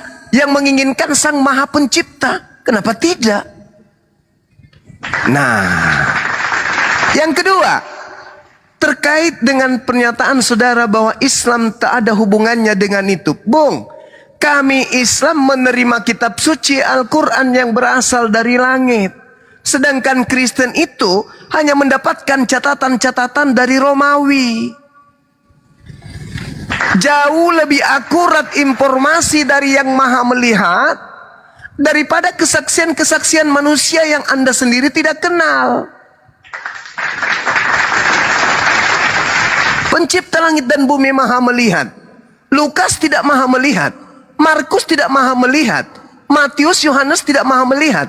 Paulus apatah lagi. Lantas Anda percaya kepada tulisan-tulisan mereka. Sedangkan di dalam catatan yang ada di dalam kitab karangan Yohanes, terjadinya penyaliban tak ada hubungannya dengan aliteng.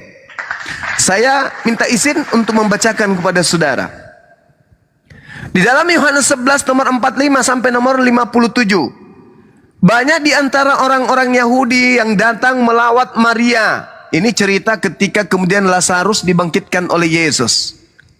Terkaget-kaget kemudian orang di situ.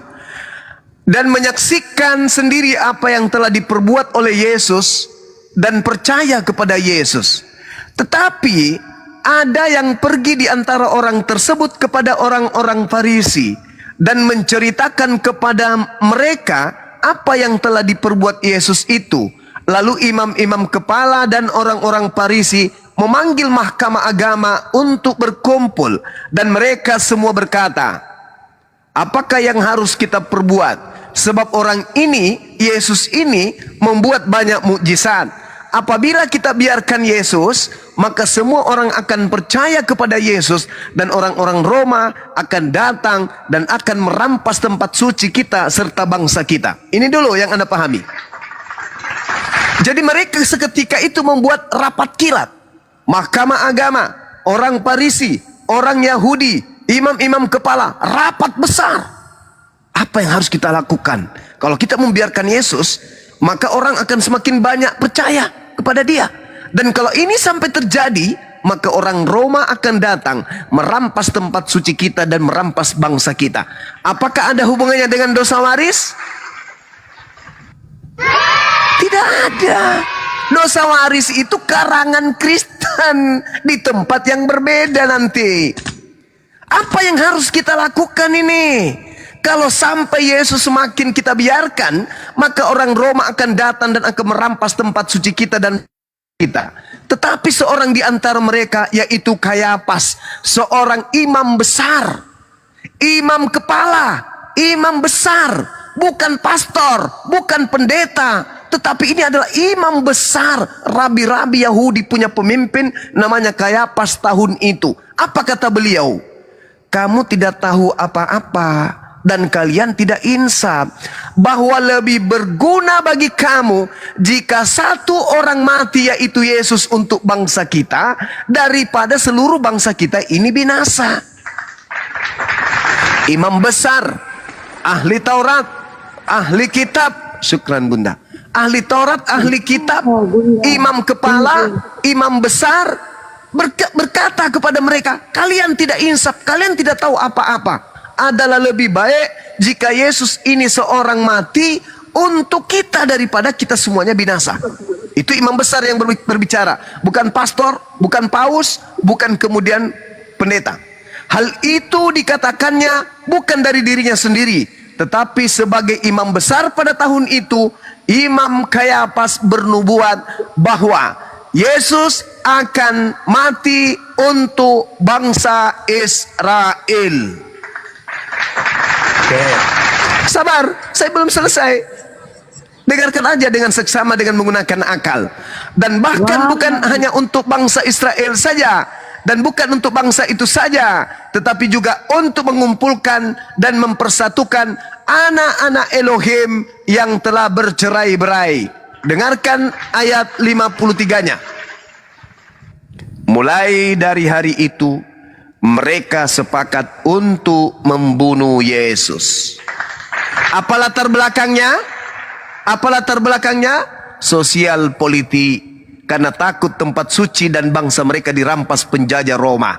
Jadi bukan karena dosa waris, Cak Ayu. Bukan karena kesalahan Adam. Bukan karena ingin melepaskan kutuk. Bukan untuk supaya dia melepaskan kutuk hukum Taurat. Bukan.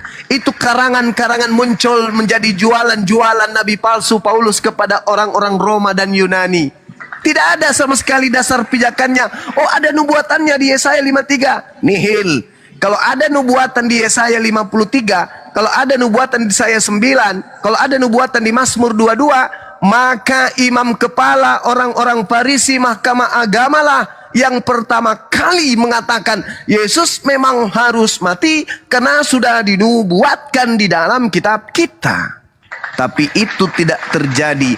Mereka hanya berkata, Imam besar Kayafas tahun itu juga bernubuat, Yesus harus mati demi bangsa Israel dan untuk mengumpulkan anak-anak Yakub yang sudah bercerai-berai. Titik, selesai tanpa ada tanda koma. Silakan. Jadi gini ya Bang Juma, yang bahwa di perjanjian lama itu Adam dan Hawa itu sudah jatuh dalam dosa. Alamak. Nah, aturan belum ada di Adam dan Hawa udah jatuh dalam dosa. Ini kembali kepada kematian Yesus ini. Ini kembali kepada dari mana ilmu Yesus. itu? Dari Jadi, mana? Ketika Adam dan Hawa sudah jatuh dalam dosa, dari mana ilmu itu? Ada Yesus ngajarin? Ya kan Adam dan Hawa kan. Tunggu dulu. Ini Elohim Yahweh. Tunggu dulu. Masih Elohim Yahweh. Cerita Elohim Yahweh ini. Nanti Yesus telah datang ke bumi. Setelah dia dari Yohanes 1 ayat 1. Nanti ada runtutannya. Jadi setelah Adam dan Hawa jatuh dalam dosa, ya, aturan belum ada, ya, maka turunlah perintah Tuhan, 10 perintah Tuhan kepada Musa, dan turunlah nabi-nabi ya yang diutus oleh Elohim Yahweh, Tuhan Yesus. Jadi ketika Yesus turun ke bumi, apa maksud dan tujuan? Kan gini, pertanyaannya kepada agama lain, apa sih maksud dan tujuan Yesus ini turun ke bumi, Elohim Yahweh ini? Karena apa? Karena sudah muak Tuhan melihat manusia ini, sudah banyak diturunkan nabi, tapi mereka tidak mendengar dan menjalankannya, perintah-perintah Tuhan. Karena itu turunlah Elohim Yahweh menjadi manusia, itulah Yesus. Iya. Terus. Jadi inilah yang makanya kata Yesus, aku dalam dia, dia dalam aku, kami adalah satu. Nah, ketika kita mengetahui dan memahami makna ini, maka dia sudah melihat Tuhan. Kau sudah melihat aku, berarti kau sudah melihat Bapa. Kurang apa lagi coba? Musa, nabi-nabi yang lain, Nabi Abraham. Kepas. Tunggu dulu Ustaz Tanah. Ambil dulu sana Kepas. Bentar dulu Ustaz Nafistar. Jadi itu Bang Juma. Jadi gini Bang Juma. Jadi kalau nggak tahu kita silsilah dari perjanjian lama itu apa sih maksud dan tujuan Yesus ini turun ke bumi ataupun menjadi manusia. Nah, kenapa dia disalibkan? Ketika Kayafas itu imam besar di Yahudi di Yerusalem itu, kenapa mereka, sedangkan ketika Yesus lahir, Kaisar Romawi itu kan merasa dia tersaingi. Makanya ketika Yesus lahir, Maria dan Yusuf kan kabur lagi ke Mesir supaya Yesus nggak dibunuh. Kembali lagi ketika Kaisar itu sudah meninggal, kembali lagi Maria sama Yusuf. Nah, artinya kehadiran Yesus ini banyak yang nggak suka karena dia Tuhan, karena tersaingi. Nah, yang menyalibkan Yesus itu adalah anak raja Romawi juga. Dongeng. Kok wrong? Ini Alkitab. Tapi kau jangan salahkan Adam Hawa. Kalau kau salahkan Adam Hawa, kau nggak lahir Kepas. Kau nggak jadi tukang tambal ban kau di dunia ini. Begini, Ustadz Hanafi, kalau Adam dan Hawa tidak memakan buah itu juga, manusia akan ada. Hanya kan yang dilarang jangan makan buah yang terlarang itu. Kan gitu. Tapi kan dimakan. Tapi kan lain dari itu kan nggak dibilang nggak boleh berhubungan badan. Tapi kan yang dilanggar si Hawa itu kan dimakannya buah terlarang itu, dihasutnya lagi si Adam. Nah ini awal mulanya, bukan berarti berumah tangga Adam dan Hawa pada waktu itu. Yang salah siapa jadinya? Makanya dosa turunan. Salahnya di sini iblis lah menghasut Hawa. Iya, kenapa kalau umpama yang salah seumpama iblis, kenapa kok Tuhan nggak jadi iblis aja? Mana maulah Tuhan jadi iblis, karena nggak mungkin dia berbuat jahat, karena Masih sayangnya itu Tuhan selalu terbatas berbuat nggak? baik. Tidak terbatas dong, Ustaz Arab. Terus seluruh selain daripada Yesus makhluknya bukan? Yesus bukan makhluk, Yesus itu Tuhan. Iya, kau meyakini Tuhan itu kan pencipta, betul? Iya, betul sekali. Selain Yesus berarti semuanya makhluknya bukan? Iya. Kenapa dia hanya jadi manusia aja? Kenapa nggak turun jadi iblis juga? Kan iblis yang punya dosa. Kenapa pilih kasih? Ih, ketawa kau. Nah, Ban ini kau tuh bocor bukan ke depan gini rumah loh, kita, Ustaz keluar Hanafi. susah itu. Bukan gini loh. Bagaimana Tuhan di dua sisi? Nggak bisa gini loh. Tuhan itu nggak bisa duduk di dua kursi bersamaan. Nanti Tuhan itu jatuh. Makanya Tuhan itu selalu duduk di dalam kebenaran. Gitu loh. Apa sih Kepas? Ini Bang Rostum gimana Bang Rostum? Tadi sempat terungkap itu. Iya. Kalau Bang Kepas ini alirannya Terus berbeda menciptakan sekali. roti ya. Jadi saya aja tidak paham roti. apa yang disampaikan Benar. oleh Bang Kepas. Halo? Ya. Oke. Ketika Yesus memperbanyak roti ya untuk Bani Israel pada waktu itu, dia bisa membuat ribuan potongan roti. Nah, tapi ketika dia lapar, habis berpuasa dia lapar, dia pikir pohon ara berbuah kan? Ternyata pohon ara itu tidak berbuah. Itu tanda ketidaktahuannya, ya kan? Tiba-tiba dia marah karena dia ngerasa di prank ya, karena disangka berbuah, ternyata nggak berbuah tuh pohon ara. Dia marah. Kalau memang dia bisa menciptakan kayak roti tadi, kenapa nggak dia ciptakan aja buah itu? Harus marah-marah dan mengutuk gitu loh, menyalahkan pohon. Nah itu kayak pas kalau kau mau kelola pikiranmu itu. Lanjut Gurunda, lanjut yang lain.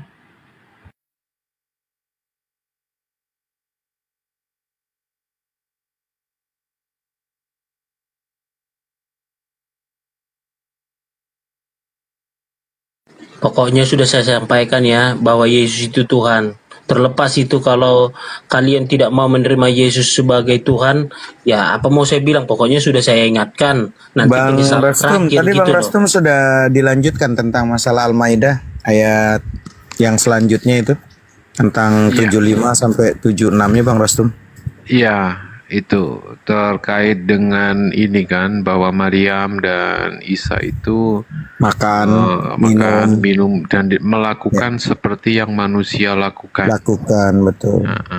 Jadi dia bukan Tuhan sebagaimana yang didewakan oleh golongan-golongan Nasrani, karena di sini tafsirnya karena kejahilan mereka, kebodohan mereka.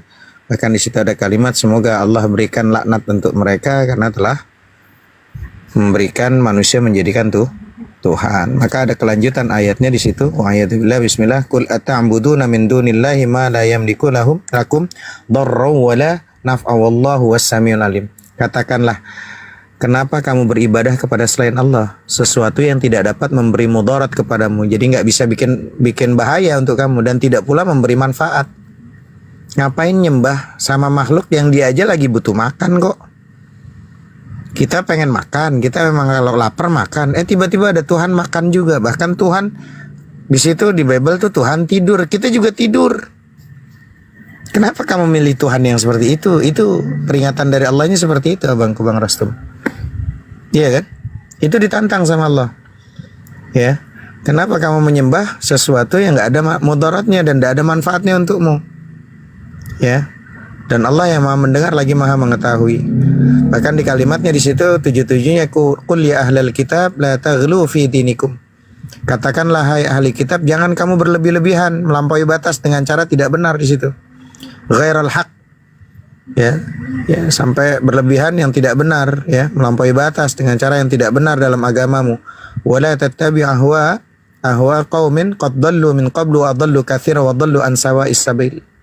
Situ dikatakan bahwa dan janganlah kamu mengikuti hawa nafsu orang-orang yang telah sesat dahulunya sebelum kedatangan Nabi Muhammad, dan mereka telah menyesatkan kebanyakan manusia dan mereka sesat dari jalan yang lurus.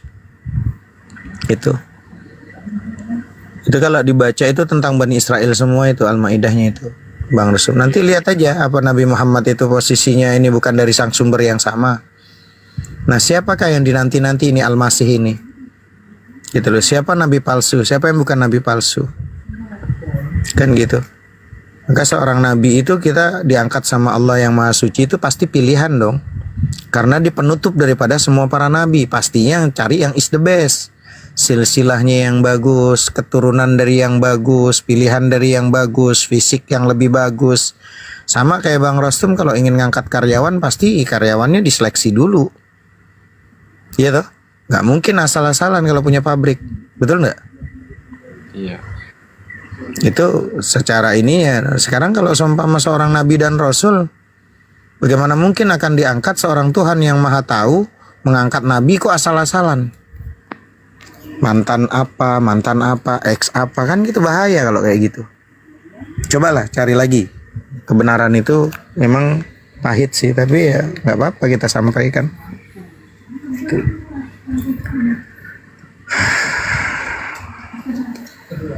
Itu Kepas masih hidup itu Bang Handi di bawah itu.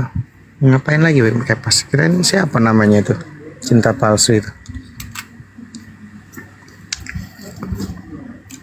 Iklan sejenak tadi itu Bang Kepas. Lanjut aja Bang Rastum, lanjut. Nggak apa-apa. Ya, ini sedang membaca-baca ini Ustadz. Yang tadi lanjutan dari Al-Maidah. Sambil saya menyandingkan dengan Yohanes. Begitu nyambung ya suatu kesimpulannya gitu. Karena jujur aja memang kitab Yohanes ini Bible Yohanes karangan ini itu memang terskip ya dari khotbah gereja maupun bahkan seminari-seminari modern pun sudah jarang sekali yang membedah tentang Yohanes ini. Karena memang ya cukup berbeda isinya dengan karangan-karangan yang lain gitu. Jadi sangat jarang sekali ditampilkan atau dijelaskan atau diajarkan gitu.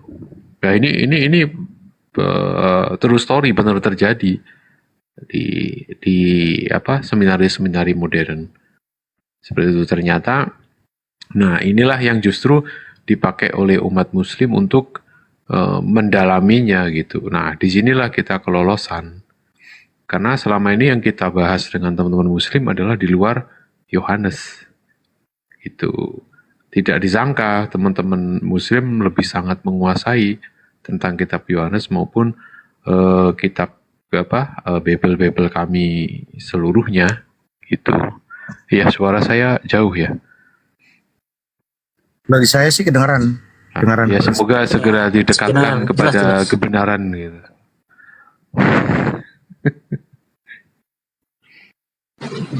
Baik, Saudara Rostum,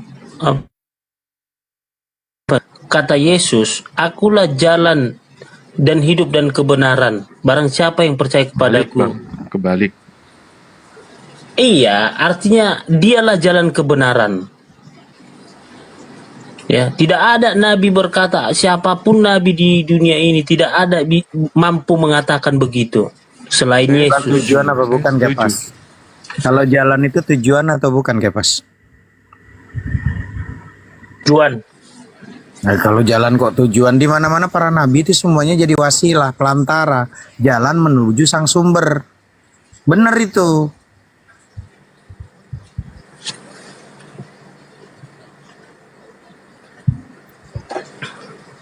Tadi kan Pak Rostrum mau mencari kebenaran. Cari kebenaran itu ikutilah Yesus. Yesus mengajarkan tentang kebaikan dan kebenaran. Iya, Yesus sebagai apa? Tuhan lah, Yohanes 13, kau menyebut aku guru dan Tuhan, itulah aku. Kau sudah menyebutkan aku guru dan Tuhan. Yesus sudah berkata begitu. Ketika mereka murid-muridnya bimbang, Bahasa Indonesia nah ya, makanya Kepas ya.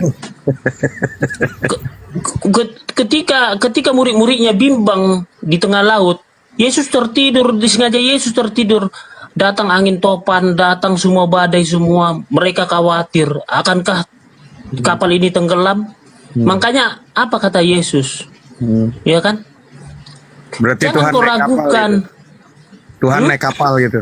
Berarti Tuhan naik kapal. Begitu Yesus meredakan gelombang lautan, baru Yesus mereka naik kapal percaya. laut. Berarti Tuhan naik kapal. Kapal Ya? lah. Naik kapal, memang benar. Tuhan. Iya, tidur, makan. Itu Tuhanmu. Berarti Tuhanmu manusia. Kan dibilang, iya kan dibilang Ya, Tuhan- Yesus. Inilah Tuhannya Bang Kepas manusia. Itu hanya dipakai Filipi 25 sampai 11. Dia mau pakai rupa jujur, seorang hamba. Saya tanya, jangan marah-marah. Berarti Tuhannya Bang Kepas manusia. 100% manusia, 100% Tuhan. Enggak, saya enggak nanya masalah 100% berikutnya. Tuhan Kepas Dua manusia. natur, Ustadz Anapi, dua natur Yesus ini. Dia gini, Yang mana yang gini ya, Tuhannya? Ustadz Anapi. Yang mana yang Tuhannya? Yang mana yang Tuhannya? Gini, Ustadz Anapi, Yesus itu dari Jangan firman, begini. beda Tuhannya dengan yang dari mana? kita. Tuhannya yang mana di Yesus? Yang mana? Itu Tuhan yang mana? Yang ditanyakan Ustadz Anapi, Tuhan yang mana maksudnya? Ya, Yesus itu Tuhan bukan? Yesus Tuhan, ya benar. Manusia apa Tuhan? Oh, Tuhan dia. Bukan manusia. Manusia kan turun dia menjadi manusia, firman menjadi daging. Ya. Yang mana yang manusia, yang mana yang Tuhan? Makanya, nah di sini keilahiannya kan di surga, tapi tidak pernah meninggalkan Yesus. Itu di Yesus itu kan hanya seorang hamba dipakai dagingnya, tapi kan bisa kita lihat langsung Tuhan. Ya, yang posisi Yesus ini manusia sekaligus Tuhan. Yang mana yang manusia, yang mana yang Tuhan? Ya, Yesus itu Tuhan. Waduh, saya Kristen aja bingung ini dengan narasinya Bang Kepas ini. Gimana Bang? Lebih teologis sedikit Bang.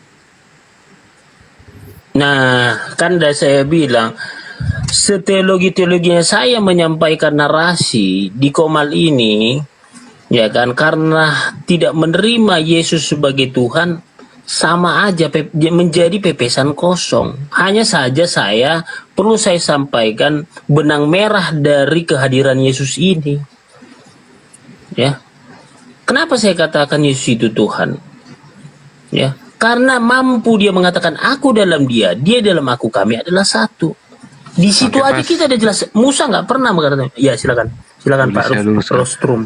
Kenapa alasan Bang Kepas menyebut Yesus itu Tuhan? Karena kita membacanya terjemahan bahasa Indonesia.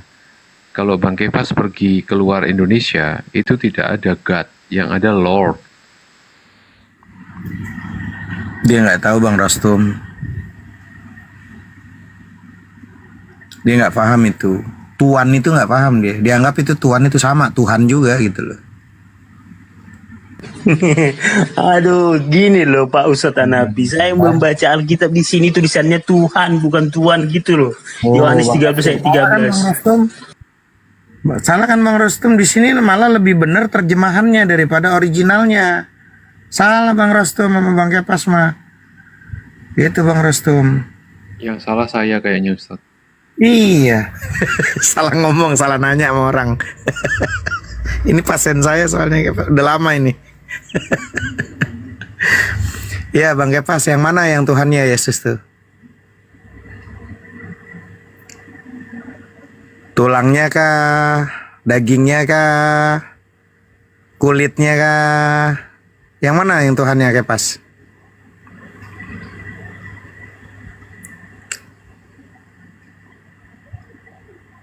Bang Kepas. Hei. Kau lagi jangan sambil nambel ban kau gini. Ah. Mana sih Lai? Datang pasien ban bocor belum datang.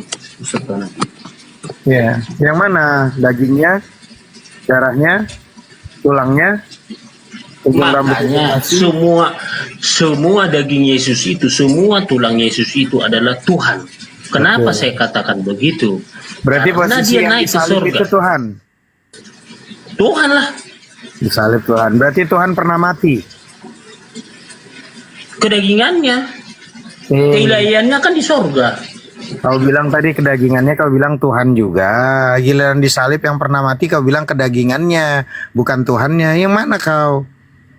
Rostrum, bantulah saya juga biar bisa agak bener ini.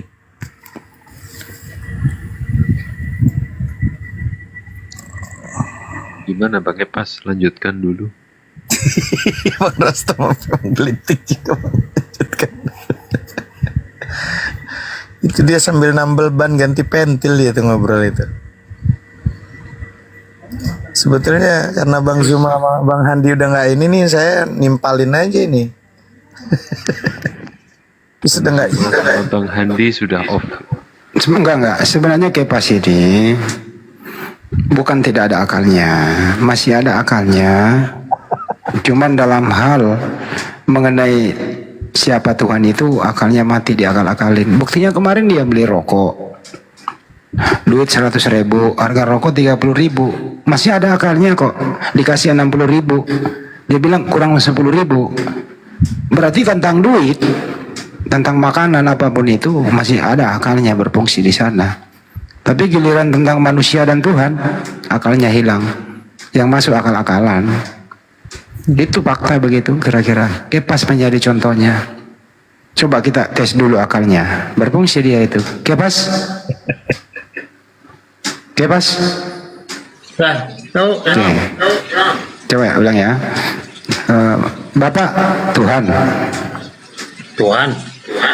Yesus. Tuhan. Roh Kudus. Tuhan. Elohim Yahweh. Tuhan. Berapa Tuhan? Satu. Nah itu. Kepas punya uang 100.000, beli rokok harganya 30.000, kembali berapa? 70. Pinter. Benar kan? Masalah rokok pinter, masalah Tuhan enggak gitu.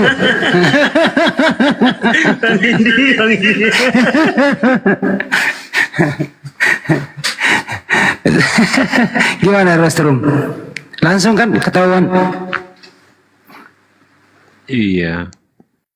Bang Kepas kayaknya nggak pernah ikut sekolah minggu.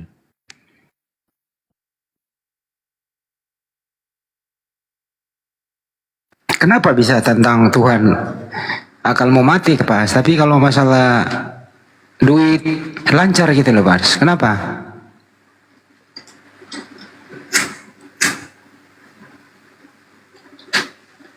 Pas. Jadi gini ya Bang Hendy, Iya, ini iya. mengenai konsep keimanan, keyakinan dan kepercayaan. Nah, Trinitas, Allah Bapa, Putra dan Roh Kudus ini ya, hakikatnya satu gitu loh. 3 kepribadian hakikatnya satu. Karena itu Tuhan bisa menjadi manusia, tapi manusia nggak bisa menjadi Tuhan. Gitu loh. Bang Kepas ini Tritunggal atau Oneness berarti yang digunakan ini? Dia mau merdeka tuh. Dia mah ini, dia Merdeka lah merdeka saya. dia. Kalau saya kan udah dimatre masuk surga. Ketika Tuhan datang bertemu dengan saya.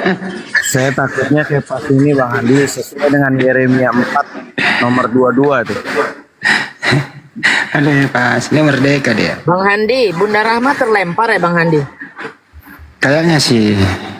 Moderator siapa nih? Ustadz Felix nyimak nggak? Kita dulu lihat dulu ya. Oh ada di bawah dia. Oh. Tuh naikin dulu. Oke, terima Pas. kasih Bang Handi. Oke pas. Waktu Tuhan menjadi manusia, ini akal ya kayak pas ya. Waktu Tuhan menjadi manusia, apakah masih ada Tuhan? Ada di surga. Siapa yang Tuhan? Bapa. Ya, Berarti dia nggak jadi ketika Nah. tunggu dulu Bang Endi. Ya, Ketika gimana? Yesus berdoa di Gunung Getsemani, dia berdoa menangis Yesus. Berarti Tuhan menangis. Ya, iya dong. Jangankan menangis, Tuhan Elohim Yahweh aja menyesal menciptakan manusia. Ketika jatuh dalam dosa, perbuatannya tidak benar. Tuhan bisa. Kan menyesal. Ya, Tuhan bisa. menyesal dia. Iya, Tuhan bisa nangis. Tuhan nangis dan Tuhan menyesal gitu ya. Yang menjadi manusia itu yang mana sih, Bapa atau yang menjadi manusia itu Elohim atau Bapa?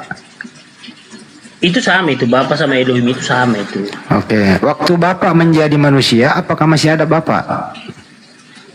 Ada. Makanya kan Yesus mengajarkan doa Bapa kami, Bapa kami yang di surga. Kan itu kan doa Bapa kami. Saya kasih contoh nih ya. Kepas punya duit 100.000 di kantong nih. Oke.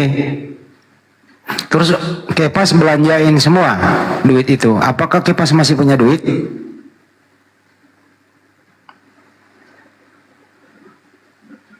Ayo. Kepas. Ini JPU yang ngomong nih. Pas. So diam lu. Jadi nggak ada itu Bapak menjadi manusia. Enggak gini loh, Nah, gimana? Bang Juma.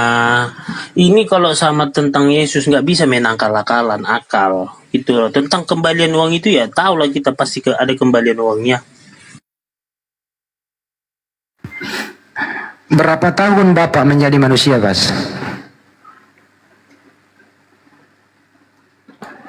Ya 33 tahun. Oke. Berarti 33 tahun kehilangan Bapak dong. Ya enggak, kehilangannya kan di sorga. Bukan Bapak menjadi manusia kalau begitu. Bapak masuk ke dalam diri manusia. Bagaimana? Bapak, ya makanya kan Filipi 25-11 kan udah jelas. Itu kan mengosongkan diri. Iya, dia memakai rupa seorang hamba. Hamba itu siapa, Pak? Ya itu daging Yesus. Berarti Bapak nggak menjadi manusia. Bapak mengutus manusia, namanya Yesus. Ya memang Yesus diutus. Kalau Yesus diutus berarti Yesus bukan Tuhan. Kan dibilang aku diutus oleh Bapa, kan dia dibilang. Apalagi? Nah, waktu Yesus diutus berarti dia bukan Tuhan, toh? Tapi kan diutus menjadi manusia, kan artinya apa? Kedagingannya. Nah, artinya Yesus bukan Tuhan karena dia diutus, kan gitu ya, Pas. Coba ya, pakai saya pakai akal ya. Pernah nggak Bapak turun ke bumi, Pas? Nggak pernah. Nggak pernah. Yang turun ke bumi siapa? Yesus. Yesus dan Bapak itu sama atau beda?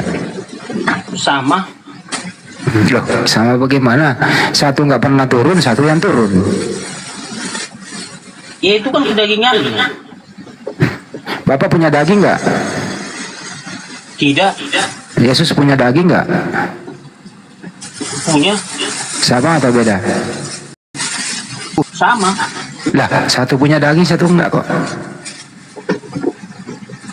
Sama lah. Apanya yang sama? Iya kan, Pas, itu jangan- kan Bapak itu kan Yesus. Jangan, lu jangan-jangan gara-gara lu gue banting HP gue nih. Ntar kalau HP gue banting lu ganti ya. Awas lo. Jangan lo Bang Indi, sekarang mahal handphone. Iya gara-gara lu.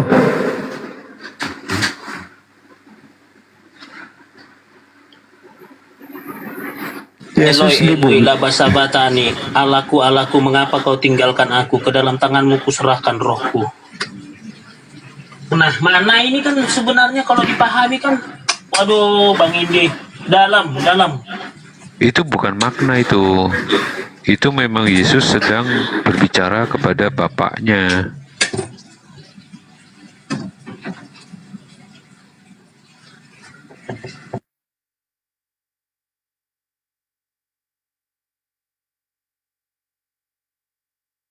Lagian kata Eli lama sabaktani itu ya, itu Yesus selama hidup nggak pernah ngucapin itu loh. Selama hidup loh itu. Yesus selalu memanggil kepada yang mengutus dia itu Bapa atau Eloah atau Elohim begitu. Disalib kok ada kata Eli yang keluar. Padahal Yesus nggak pernah mengucapkan itu. Artinya apa? Orang yang disalib ini bukan anak Maria. Kebiasaan bahasa sehari-hari Yesus itu nggak pernah menyebut yang mengutus dia itu Eli. Dia terlepas.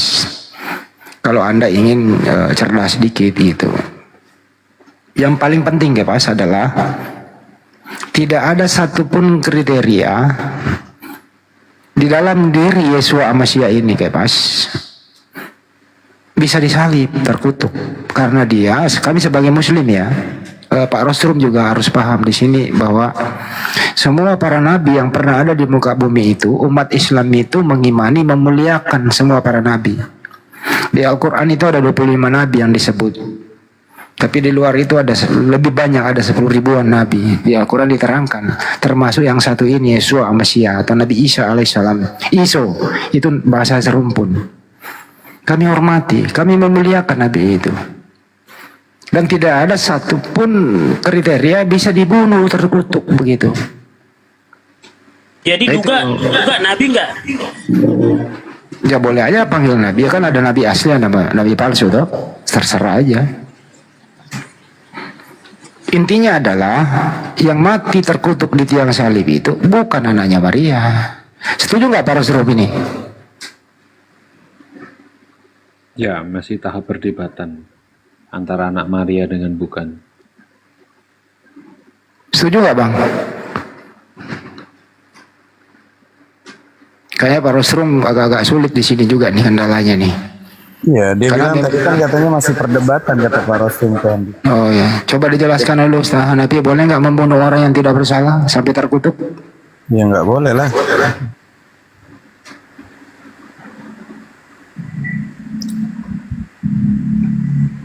Ulangan 23 nomor 7, jangan kau membunuh, apalagi membunuh orang yang tidak bersalah. Itu tindakan yang jahat. Kami umat Islam Pak Rosrum itu selalu memuliakan loh anaknya Maria. Dia tidak berdosa, dia mulia. Dia diselamatkan dari yang mengutus dia. Dia diberi wahyu, diberi firman, diberi kekuatan. Bahkan melebihi dari manusia pada umumnya. Diberi kekuatan bisa menghidupkan orang mati. Menandakan dia adalah utusan Tuhan, bukan Tuhan. Dan berdoanya itu diijabah, diterima. Karena kesolehannya, doanya didengarkan, diselamatkan dari maut. Nah, di sini sebenarnya kunci orang banyak mualaf loh. Banyak saya orang edukasi ya, terutama teman-teman Unitarian. Bahwa mari kita sama-sama pergunakan akal kita memuliakan anaknya Maria itu. Kita jangan nistakan dia deh, kita jangan kutuk dia deh. Biarlah penulis-penulis sesudah dia nggak ada mengutuk dia, silakan saja. Galatia 3:13, silakan mengutuk dia. Tapi mari kita punya akal. Tegakah kita membiarkan ini berlarut-larut? Mari kita mengangkat dia supaya nanti kita ketemu dia ditanya, kalian kenapa percaya aku yang terkutuk? Padahal aku ini utusan Tuhan. Apa yang Anda mau jawab kira-kira? Saya kembalikan ke forum. Semoga kita semua ini dilindungi oleh Allah Subhanahu wa taala, memuliakan para nabi. Sekian, standby lagi sambil ngopi campur minyak rem.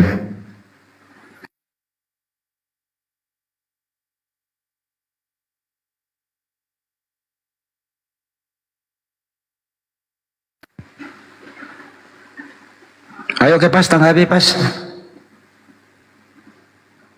Apa salahnya Yesus itu sehingga kamu percaya dia mati terkutuk di tiang salib? Apa salah dia? Silakan.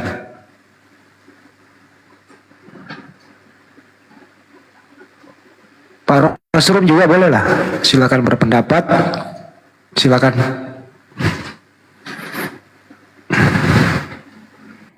Itu kan masih ya perdebatan kan. Kenapa Yesus dihukum itu kan karena secara politik pada saat itu mungkin agak mirip dengan cerita yang tadi disampaikan Bang Zuma. Bangsa Israel itu kan memang menunggu Mesias, ya, menunggu calon raja yang bisa memakmurkan kembali bangsa Israel begitu. Nah, begitu hadirnya Yesus ini ada kecurigaan dari pihak pemerintah maupun pemuka-pemuka, tokoh-tokoh masyarakat.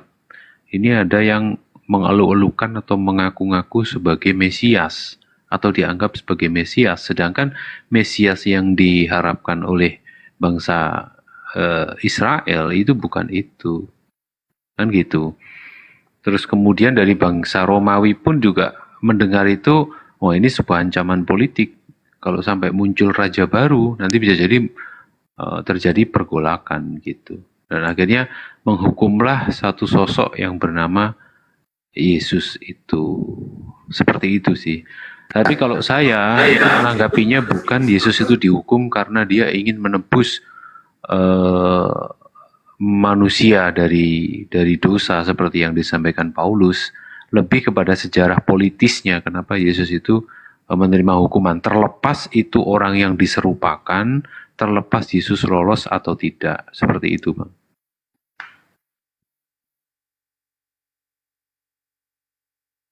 Kalau saya mendengar argumentasi Pak Rosrum ini agak sudah ingin mengarah kepada menghormati, memuliakan anaknya Maria Yesus Mesias itu. Tapi ada sedikit masih perlu dipoles. Bang Juma tadi sudah menerangkan bahwa waktu itu negaranya dijajah, ya Yudaisme itu Israel dijajah oleh tentara Romawi. Mereka menunggu Mesias yang datang untuk melawan mereka. Mereka menunggu pahlawan yang datang untuk bisa mengalahkan tentara Romawi itu. Lahirlah Yesus Mesias. Mereka kecewa, bukan Mesias yang kayak begini yang kami tunggu-tunggu. Itu. Terus kemudian mereka berusaha untuk membunuhnya.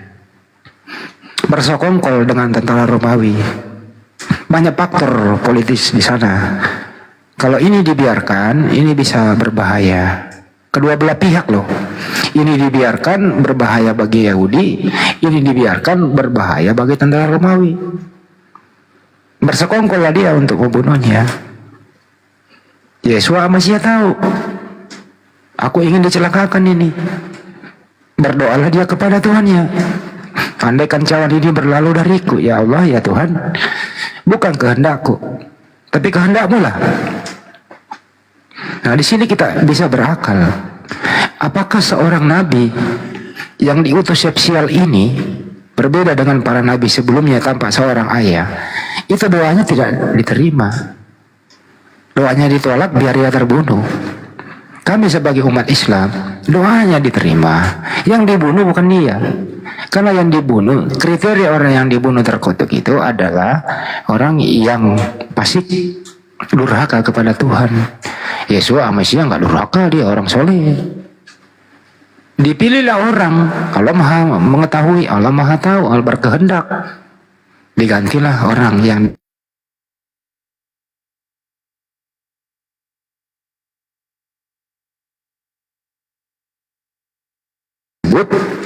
yang keluar dari kubur sang penguasa ini. Dibayat atau dideklarasi oleh Paulus, dibuatkan surat menjadi Tuhan. dikonsilikan di Roma, disesuaikan dengan budaya pagan Romawi. Itulah yang Anda sebut Yesus, tapi bukan anak Maria. Jadi ada beberapa Yesus. Di dalam Bible tertulis, waspadalah terhadap Mesias palsu. Banyak Mesias, Kristus palsu atas namaku. Yesus berkata, jangan percaya kalau Anda ketemu Mesias ada di sana, Mesias ada di sini. Itu belum tentu aku. Aku akan datang sebagaimana aku pergi. Dia akan datang sebagaimana dia pergi. Tanda-tanda dia datang, ya langit gelap, matahari gelap, semua benda-benda penerang di langit itu tidak berfungsi. Akhirnya kiamat. Tanda-tanda dia datang. Nah, yang datang kepada Paulus hanya berupa cahaya. Itu bukan Yesus. Jadi di sini ada dua Yesus loh. Hati-hati. Hati-hati menuhankan orang yang dikutuk oleh Tuhan. Hati-hati, Kepas. Hidup ini cuma sekali. Jadi yang Anda tuhankan, Kepas, bukan anaknya Maria, tapi yang Anda tuhankan adalah Yesus yang dikutuk. Dideklarasikan oleh Paulus. Waspada, mumpung ada kesempatan. Mari kita pergunakan akal kita. Terima kasih. Jadi baik Bang Hendy, terserahlah Bang Hendy membangun narasi ataupun kita bilang mempelintir sejarah Tuhan Yesus, terserah. Yang penting Yesus Tuhan. Yohanes 3 ayat 3. Kan gitu. Filipi 2:5-11. Akulah Alfa dan Omega di dalam Wahyu 21. Artinya apa? Di situ sudah jelas. Kita mau apa bukan kita bilang, ya kan? Karena ketika Yesus berkhotbah di rumah ibadah ditolak, Yesus mengibaskan jubahnya dan meninggal. Udahlah, terlalu banyak. Taruh dulu ya. Kalau Anda membaca itu, adikku Kepas, aku adalah Alfa dan Omega, demikianlah firman Tuhan. Jadi Yesua Amasya, kalau ini benar, Yesua Amasya hanya membaca firman Tuhan, bukan orang yang membaca firman Tuhan. Dia adalah Tuhan. Sama dengan umat Islam membaca surat Taha 14, Innani anallah, sesungguhnya ini aku adalah Allah, dirikanlah sholat untuk menyembahku. Bukan saya Tuhan, saya membaca firman Tuhan. Penekanannya bahwa ada Tuhan yang wajib disembah. Begitu juga Yesus Amasya hanya membaca firman Tuhan yang diberikan kepada dirinya, agar orang yang mendengarkan percaya bahwa Yesus itu utusan Tuhan dan menyembah kepada Tuhannya Yesus. Jadi jangan Anda mau dibelok-belokkan dengan intimidasi doktrin pagan Romawi. Itu pergunakanlah akal di sana. Yesus Amasya waktu berbicara tentang itu, dia berbentuk manusia, anaknya Maria, sedang berkhutbah bahwa Tuhan itu tidak berawal, tidak berakhir. Semua makhluk yang pernah ada ini semua nanti akan berakhir. Kalau sang pencipta itu tidak ada awalnya, tidak ada akhirnya. Kita ini ciptaan Tuhan, ada awalnya, ada akhirnya. Itulah yang diajarkan Yesus kepada Bani Israel. Gitu, Kepas. Ini memang perlu berakal sih di sini. Kepas, nanti kalau ada waktu kau ke rumah saya, jadi santri saya, seminggu insya Allah kamu saya ruqyah, kembali ke jalan yang benar. Oke? Aduh, main ruki-ruki aja, bener nggak? Oke, diam dulu Kepas. Si selamat malam si Kristen Muslim sih. Kristen. Bapak-bapak. Oh silakan Bang. Ya, saya kan mau tanya tentang, maksudnya kita kan dari untuk manusia kan itu memiliki aliran masing-masing tuh, tapi tidak mungkin kan manusia itu kan beda-beda untuk kepercayaan masing untuk Allahnya, Tritunggalnya itu. Berarti apakah ada satu agama yang maksudnya merujuk pada satu Allah,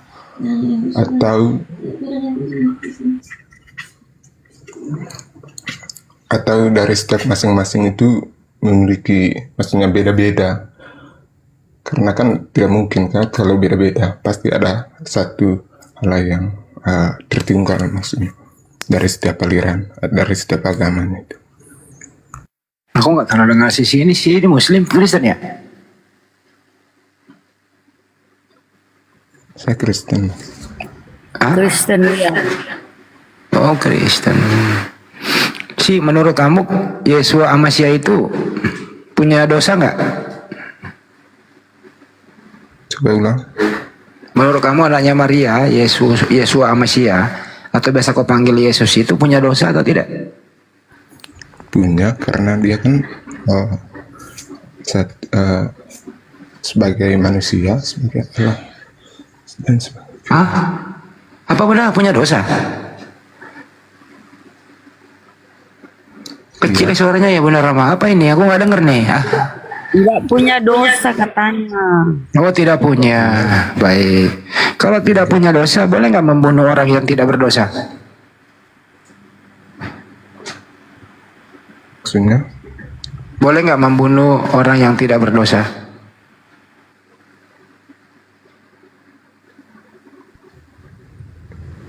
Maksudnya konteksnya kayak gimana? Bunda Rama terusnya kecil juga nggak denger. Boleh nggak membunuh orang yang tidak berdosa, Pak Si?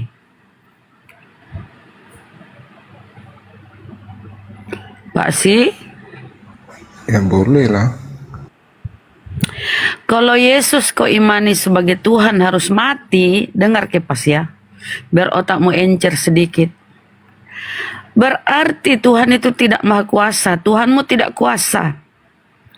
Yesus masih hidup, dia berkata dosamu sudah diampuni. Bukan ku ya. Berarti dosa itu bisa diampuni. Yesus pun mengajarkan ketika doa Bapa kami kan, Bapa kami di surga bla bla bla, ampunilah kami. Permintaan ampun di situ. Ya. Bertobatlah. Bla bla segala macam pertobatan di Bible. Lah, memang kayak pas ini kalau saya ngomong kabur memang dasar. Cikuclu. Silakan Zi. Kalau Tuhanmu itu kau imani harus mati di tiang salib, berarti nggak ada kuasa dia mengampuni dosa ya, Bang? Bun, masuk Bun kalau mau diskusi. Gini loh, apa namanya? Tuhan kan ya, Bang. datang. Hah? Kenapa Bang suaranya? Gurunda masih ini belum tidur? Kayaknya udah tidur Bang Zuman nih. Kenapa Bang suaramu putus-putus? Bun, mau lanjut sama saudara Si? Kenapa Bang? Kenapa Tuhanmu Bang harus mati seperti imanmu itu? Apakah Tuhanmu tidak berdaya mengampuni dosa orang? Lah, manusia-manusia ini kan ciptaannya, ciptaan Tuhan. Kenapa dia yang harus mati Bang? Supaya kau terampuni dosamu. Tuhan itu pemilik surga, neraka. Untuk memasukkan kau ke surganya, kan cukup dia mengampuni kalian, memaafkan kalian. Ngapain pakai drama mati segala? Gak ada kuasanya itu. Itu kan caranya dia tuh. Maksudnya kita kan nggak tahu itu.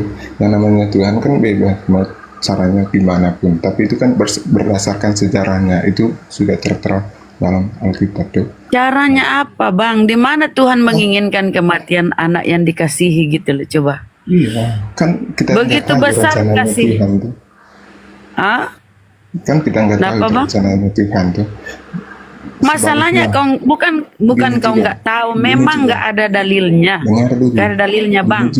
Iya ada dalilnya. Coba di mana Tuhan Bapa ya, karena kau bilang Tuhan Bapa, Tuhan Anak. Di mana Tuhan Bapa menginginkan kematian Yesus? Begitu besar. Gini. Dia kan gimana? Dia kan 100% manusia, 100% Allah, 100. Di mana itu datanya Bang? 100% itu. 100% manusia, 100% Allah. Di mana tuh? Kasih dong. Itu kan berdasar apa namanya? Asumsi. Enggak. Itu berdasar Injil. Yang mana dong? Berdasarkan halusinasi. Enggak. Yang mana dong?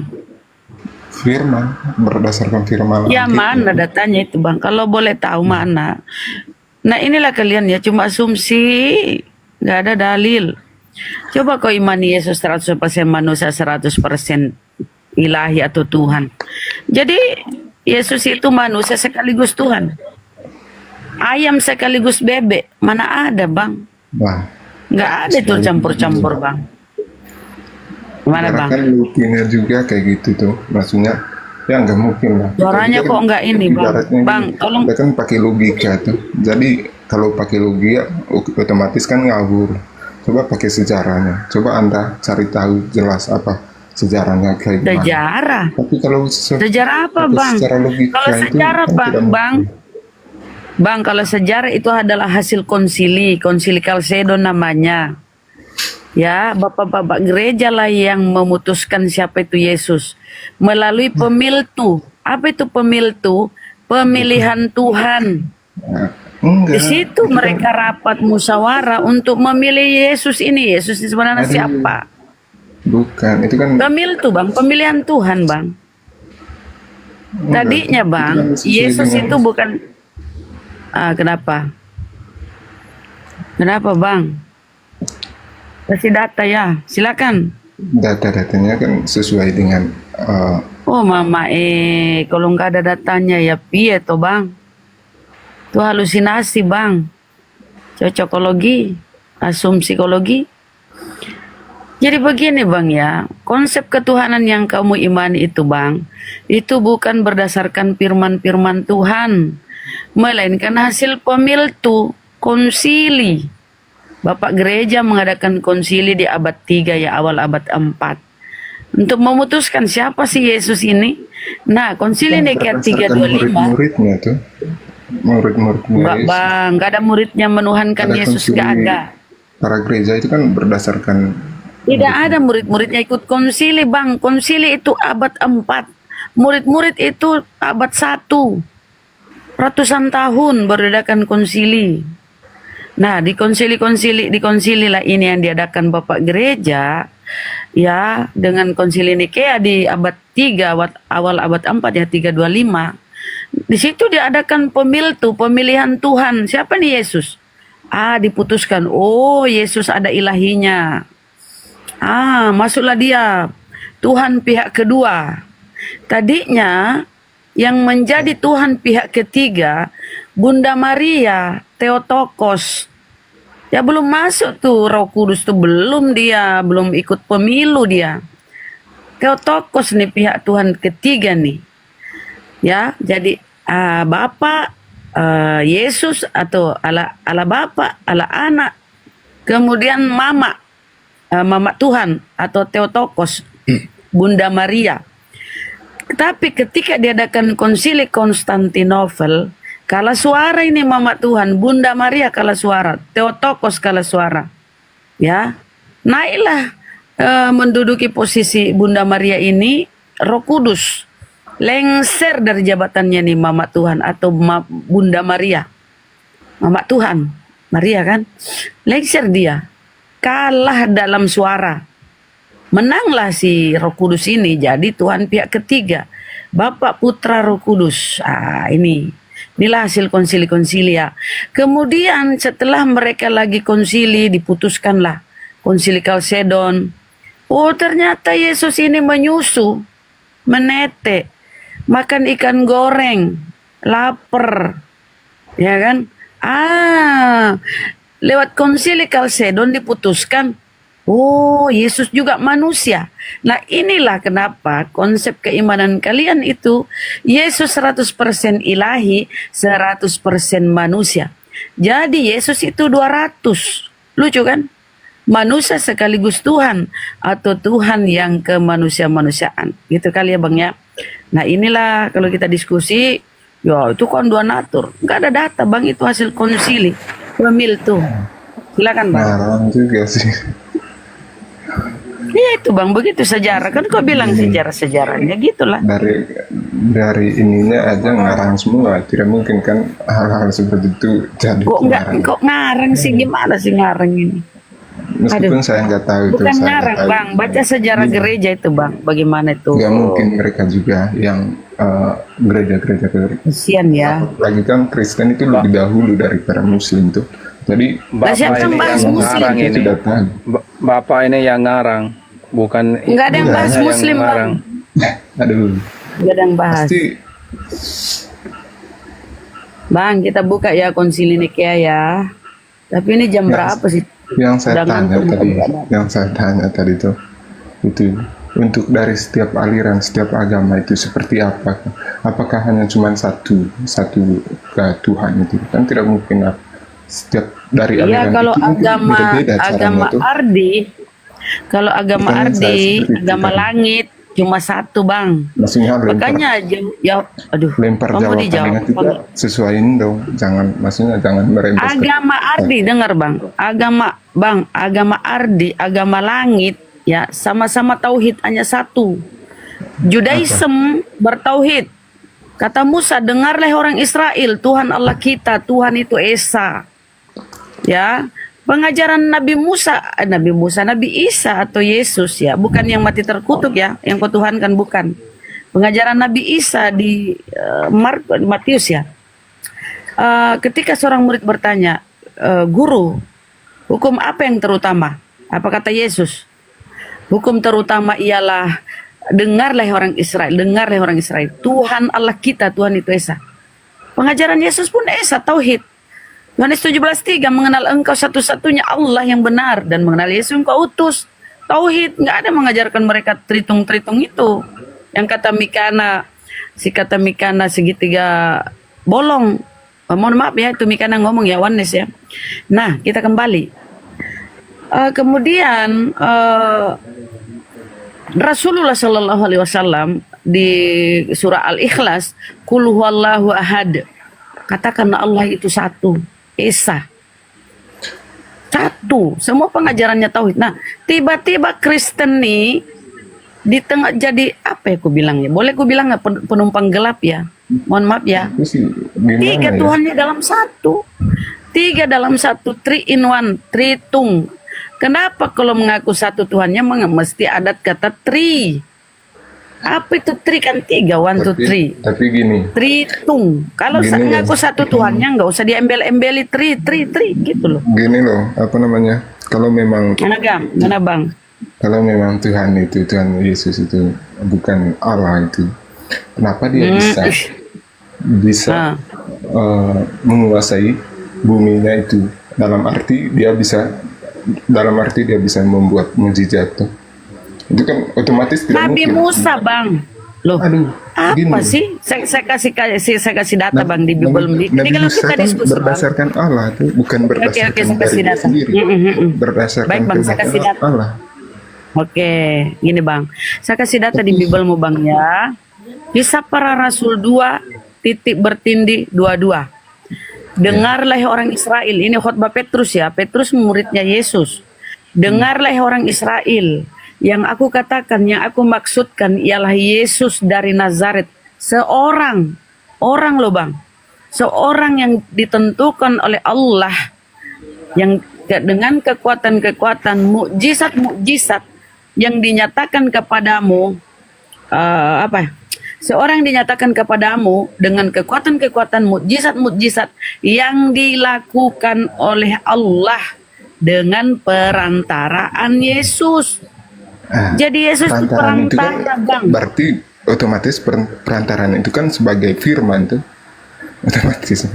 Karena Apakah perantara itu adalah Tuhan juga menurutmu? iya, karena apa? Lah, Allah kan itu gimana ceritanya kok bisa menganggap Yesus itu perantara, dia firman? Yesus di Bibelmu dia hamba. dia nabi. Dia kan sebagai manusia datang ke dunia itu kan sebagai manusia, tapi dia Allah itu kan mengutus firman untuk menjadi manusia itu. Kau menganggap dia jadi manusia? Di mana tertulis Allah jadi manusia? Iya, mana? Iya kan, itu kan firman Allah tuh, kita nggak tahu yang namanya Allah itu punya kuasa. Firman itu apa? Firman apa yang dilakukan Yesus kan berdasarkan Allah juga. Firman itu apa? Iya, tapi bukan Yesus adalah Allah itu sendiri. Firman itu apa, Bang? Firman itu kan Allah itu sendiri, rohnya Allah Lah, itu. di mana tertulis firman itu Allah itu sendiri? Orang Yesus sendiri yang mengatakan bahwa dia itu, pikir saja saya. Ini kan apa namanya? Tidak ada data di Bang. Bang, tidak ada data di Bible Yesus itu firman, nggak ada. Kalian aja. Kata Yesus firman yang kau dengar bukan berasal dari diriku, tetapi dari Dia yang mengutus aku. Tritunggal itu Bapa, Putra, dan Roh Kudus itu. Itu dari mana itu pengajarannya, Bang? Itu sisipan di Biblemu, Bang. 1 Yohanes, Bang. 5:7 itu sisipan. Bukan penginjil, bukan Palsu, saya Bang. juga jarang sekali baca Injil, tapi secara logika atau secara saya dengar. Inilah kau, Bang. Inilah kau, Bang, ya. Inilah kau jarang baca Bible tapi sok-sok pinter. Iya. Ya. Memang karena setiap orang kan punya pemikiran. Karena kalau di punya Bible, secara- Bang, nggak ada data-data di Bible tuh di Yesus tuh Tuhan, nggak ada. Orang sejaman dengan Yesus nggak pernah menuhankan Yesus. Kalian nih ada di abad 1920 nih 21 tiba-tiba menuhankan Yesus. Apa kata dunia, Bang? Mana ini? Ya, Orang terserah sejaman Mbak. Yesus nggak ada yang menuhankan, Bang. Terus Kenapa, Bang? Alanya orang Muslim itu seperti Coba apa? tanya dia Bunda, kan Bunda Maria kan yang rawat Yesus. Apakah Bunda Maria menyembah Yesus? Coba tanya. Bunda Maria itu kan gini, Bunda Maria itu kan diutus Allah tuh, diutus Allah. Pasti dia tahu rencana Allah seperti apa. Jadi Ngawur dia ini. ikuti. Pertanyaannya, siapa Tuhannya Bunda Maria? Kalau pertanyaan seperti Anaknya, itu ya anaknya ya. gini loh. Bunda Maria itu kan apa namanya? Apa namanya, Bang? Untuk Anda nggak ditanya siapa itu Bunda Maria. Pertanyaannya siapa Tuhannya Bunda Maria? Allah itu sendiri yang Oke, berarti bukan Yesus ya? ya? Gini, Yesus itu kan firman, tuh firman sang firman, dia datang ke dunia itu kan kita nggak tahu. Saya nggak nanya itu. Tuhannya Maria, ini dengerin. Tuhannya Maria adalah A. Bapa, B. Yesus, C. Roh Kudus. Silakan disebut. Gini loh, apa namanya? Jawablah. Dengar dulu, makanya dengar dulu. Gini loh. Abang ini kok nggak mau bahasa Indonesia dengan baik ya? Saya ulang ya. Tuhannya Bunda Maria adalah A. Bapa, B. Yesus, C. Roh Kudus. Kalau pertanyaan seperti itu kan aneh jadi nih. Gini. Yang saya tanya gini tadi, firman itu mengenai firman itu tadi. Kenapa jadi diputar-putar ke firman? Jawab dulu, Bang. Jawab Bunda dulu. Maria itu kan pilih Allah untuk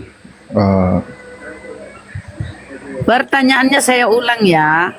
Maria ini menyembah siapa, Bang? Siapa Tuhannya? Bapa, Putra atau Yesus atau Roh Kudus atau anaknya atau Roh Kudus siapa? Allah itu Pilih salah bukan- satu, pilih, bukan tiga dipilih. Kristen. Allah itu bukan tiga dalam Kristen. Oh, Itu cuma bukan satu, tiga. Tritunggal. Oh, cuma satu. Iya. Bagaimana ya? Cuma satu katanya, Bang. Deng. Tuhanmu cuma, kalau Tuhanmu satu, sebutkan namanya yang satu itu. Ya Allah Bapa lah. Oh, berarti Yesus bukan Tuhan. Kenapa tidak? Berarti nambah lagi satu, berarti dua. Kan Allah itu kan Gimana sih abang ini makan tiga ngaku satu? Disuruh Boleh sunat korupsi, aja Bang. kontrolnya itu. Suruh sunat aja kontrolnya itu kalau tidak paham. Jangan ya. gitu bang ngomongnya. Siapa ini begini ngomong? Maaf bang, aku turunkan abang ah. Gak boleh begitu ah. Sudah kuturunkan. Kalaupun anak muslim gak boleh begitu ya. Santai. Kita hanya mengedukasi. Kalau dia mau ini ya itu ya. Lanjut. Jadi inilah konsep Tritung ya. Mereka sendiri bingung. Siapa sebenarnya Tuhan mereka? Tuhan si Sea ini. Bingung kan? Makanya jangan banyak-banyak Tuhannya Bang, satu aja. Karena gini, saya nggak pernah Kok nggak bisa jawab siapa Tuhannya Maria? Ayo, siapa? logika Yang lu tiga itu. lebih paham karena lu berdasarkan logika juga, bukan maksudnya bukan secara ini, secara apa tahu semua tentang kekristenan. Ya kita tahu lah. Udah bertahun-tahun Tahu kita apa? belajar Bible kok. Belajar Sementara Bible kamu kan berdasarkan baca. diri sendiri. Lu belajar Bible Nah, kan berdasarkan dari sendiri. Kau diri buktinya sendiri. nggak tahu Bang. Semua orang Kau bisa buktinya belajar. nggak tahu Bible-mu Bang. Cuma imani doang. Ya Tuhan, konsep Tuhan dua natur itu nggak ada di gini, Bible. apa namanya? Karena gini, konteks dalam Alkitab itu kan pasti ada terjemahannya, itu pasti ada perselisihan untuk ini. Tapi Terjemahan tentang Bapa Putra Roh Kudus itu palsu, sisipan. orang Islam saja baru kemarin tuh Mau lihat nih, baik kita lihat lah ini orang ngeyel ya. Mungkin kita harus pasti yang lebih dalil lah. menaikkan sedikit ininya ya. Coba kita lihat. Yang lebih anehnya ini Al-Quran. Kalau ngeyel-ngeyel kok harus di ini Bang dikasih Apa data cara lah. untuk ininya? Masa orang Muslim harus nyembah Al-Quran? Kan aneh juga. Ih, siapa yang nyembah Al-Quran? Iya. Mana ini kau? Otakmu di mana Bang? Siapa?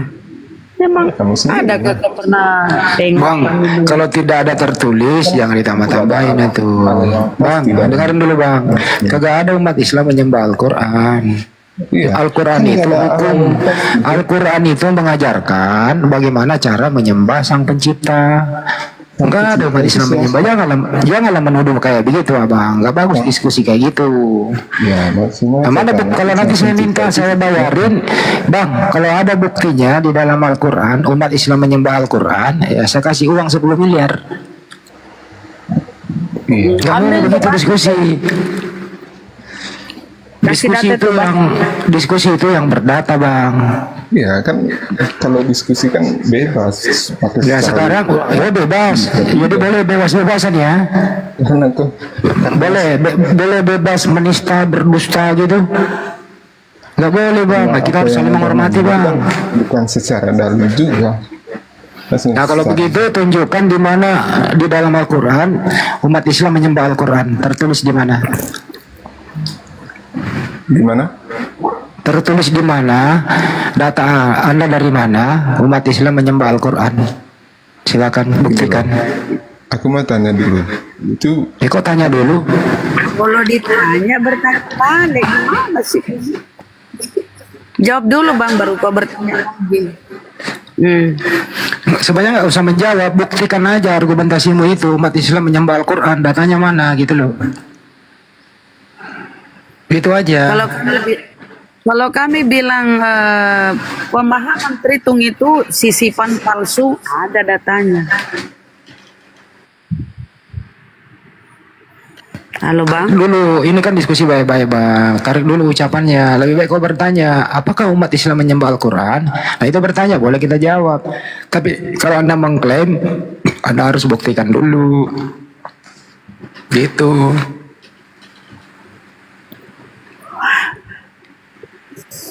Ditarik dulu ucapannya, minta maaf Bang. Hormatilah diri dan keluargamu. Jangan kau tidak menghormati dirimu di sini loh. Banyak yang nonton, kamu nggak menghormati dirimu loh. Jangan merendahkan dirimu di sini bro. Kamu yang merendahkan dirimu di sini. Pas saya tanya balik kok kalian pada ini. Enggak, kamu buktikan dulu itu di mana umat Islam menyembah Al-Quran. Ya, terus kalian itu menyembah siapa? Datanya mana? Datanya dulu tuh. Data dulu. Iya. Kalau tanpa Al-Quran, kalian nyembah siapa? Nyembah Allah. Ya, saya jelaskan kalau begitu. Al-Quran itu sumber dari segala sumber ajaran Islam.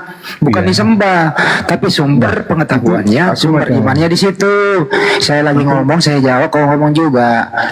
Lama-lama juga aku lempar pula kau kunci dongkrak. Saya baik-baik dari tadi Anda masih hormati Anda loh. Tapi Anda semakin tidak menghormati diri Anda sendiri di sini. Saya nggak pernah tidak hormat dengan Anda karena Anda pas ini Anda pas kan? Pas nggak? Pas nggak itu? Lu udah gua. Pas nggak? Pas ya. Nggak ada umat Islam menyembah Al-Quran. Al-Quran itu pedoman hidup orang yang beriman, umat Islam. Sumbernya dari sana semua. Ya, dijelaskan oleh Nabi yang menerima Al-Quran, itulah disebut hadis. Jadi Al-Quran tidak disembah, tapi sumber dari segala sumber. Itu ya. Nah, kalau kau menyembah anak manusia, namanya Yesus, itu data. Menurut kau kan sendiri gitu. Jadi kalau naik di sini kita hormati Anda sendiri yang nggak menghormati diri Anda. Jadi kalau naik kalau di sini, ya hormatilah dirimu, jangan permalukan dirimu di sini. Jangan, kasihan orang tuamu telah melahirkan kamu gitu loh. Udah gede, kamu malah mempermalukan dirimu dan keluargamu di sini. Kita menghormati Anda di sini gitu. Malah kamu yang tidak menghormati kami. Ya endingnya adalah ya ludah saya menjadi pamungkasnya supaya Anda terlempar. Gitu. Padahal mereka lah yang menuhankan Bible. Yesus firman, Yesus dituhankan. Bible itu kan isinya firman Tuhan kata mereka. Nah, kalau Bible itu isinya firman Tuhan atau Bible adalah firman-firman Tuhan, ya Bible yang kau sembah juga sekalian tuh. Kami nggak ada menyembah firman. Kalian yang menyembah firman, yaitu Yesus, kalian anggap firman. Walaupun nggak ada data di Bible ya, tapi karena kalian itu kayak kerbau dicucuk hidung, cuma ngikut aja kata-kata pendeta, nggak mau berpikir. Nggak, jadi Yesus dituhankan karena dikira firman. Bible pun kau sembah tuh, tuhankan tuh Bible. Karena Bible itu, karena Bible itu adalah firman-firman Tuhan itu.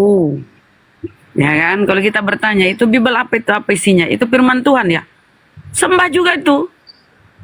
Kalau kami mana kami ada menyembah Al-Quran, kami nggak ada otak memang kali.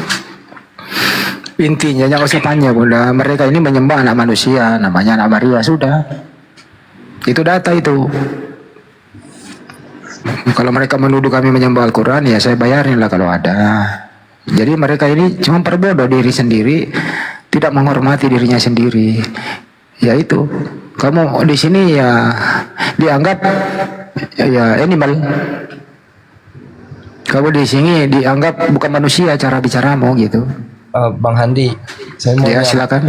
Boleh saya tambahin nggak Bang Handi? Ya. Jadi begini ya, para Kristen-Kristen ini kan sudah dinubuatkan. Sih nggak niru Kristen jadi begini, yang lain kayak Pak. Hah? Jangan pakai jadi begini, yang lain. Yang lain maksudnya? Ya, rata-rata mereka kalau diskusikan jadi begini gitu loh. Enggak. Oke. Ini buat orang Kristen. Nah, tapi saya mau nyampaikan kepada semua orang penonton yang ada di bawah. Nah, bahwasanya para oten-oten ini kan sudah dinubuatkan oleh Yesus itu sendiri di dalam kitab mereka sendiri. Jadi yang namanya nubuat itu nggak bisa dipungkiri lagi Bang Handi. Nah, mereka itu dinubuatkan untuk akhir zaman.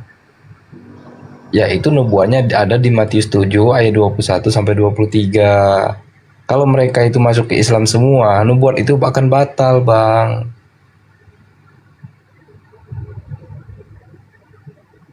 Paham nggak Bang maksudnya? Jadi dakwah ini terbatas, Bang. Jadi orang Kristen itu masuk ke Islam itu terbatas. Kalau mereka itu semuanya nanti mengikuti Islam, lah batal nubuatnya Yesus di Matius 7 itu. Tapi nggak usah ke sana lah, Bang. Intinya adalah Nabi Muhammad SAW itu rahmatan lil alamin untuk seluruh umat manusia. Yang mau menerimanya ya monggo, yang tidak ya tidak ada masalah. Kita nggak boleh maksa. Tapi tolong teman, sebentar dulu Bang. Tapi tolong kalau nggak menerima, ya jangan menghujat atuh. Jangan membuat hukum sendiri. Terus Anda berargumentasi di sini. Anda akan saya patahkan argumentasi Anda itu. Itu maksudnya Bang ya. Ya betul itu. karena kan di dalam Islam itu kan adalah dinukum waliyadin, apa yang kamu sembah tidak kami sembah, ya silahkan gitu. Tapi diskusi secara baik-baik lah, nggak menghujat. Tadi sudah saya sampaikan itu. Tadi umat Islam juga naik di sini, ada kata yang nggak pantas saya turunkan loh. Siapapun itu, mau Islam mau dia Kristen, kalau mengeluarkan kata-kata tidak pantas saya turunkan gitu. Karena kita nggak boleh mengiyakan maupun dia Muslim, kalau sudah di luar jalur harus turun, harus minta maaf dulu gitu. Gitu ya. Jadi siapapun di bawah tolong ganti namanya, jangan nama provokatif lah, menyebut nama Tuhan saudara kita Kristen dengan macam-macam. Jangan, pakai nama sendiri aja. Diskusi baik-baik, hormatilah tamu itu. Tapi kalau tamu itu tidak menghormati kita kasih SP2, SP1 dulu, SP3 lah. Kalau enggak ya kita ludahin, turun, selesaikan.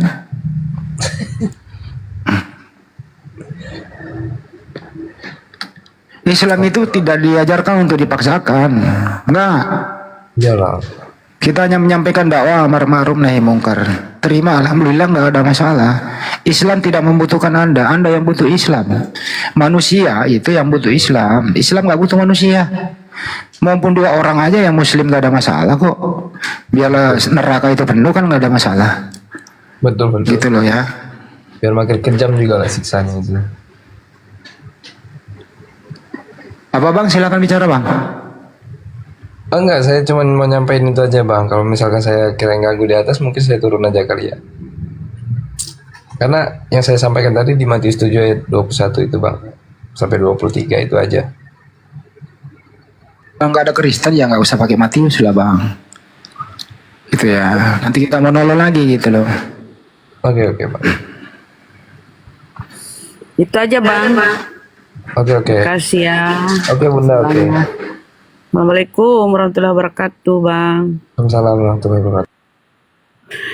Oke teman-teman saudaraku netizen yang baik hati, izin ya ada yang Bang Handi, Burunda, Bang Ustadz Felix, tolong di follow Bunda Mila ya teman-teman. Bunda itu cuma pingin di follow, nggak usah kirim-kirim gift, nggak usah kirim-kirim apa, beliau hanya minta di follow. Siapa ini? Wis saudara. Tolong di follow ya teman-teman saudara netizen. Gak usah kirim gift ke beliau. Cuma beliau ingin di follow. Follow YouTube-nya juga ya. Apa nama YouTube-nya Bun?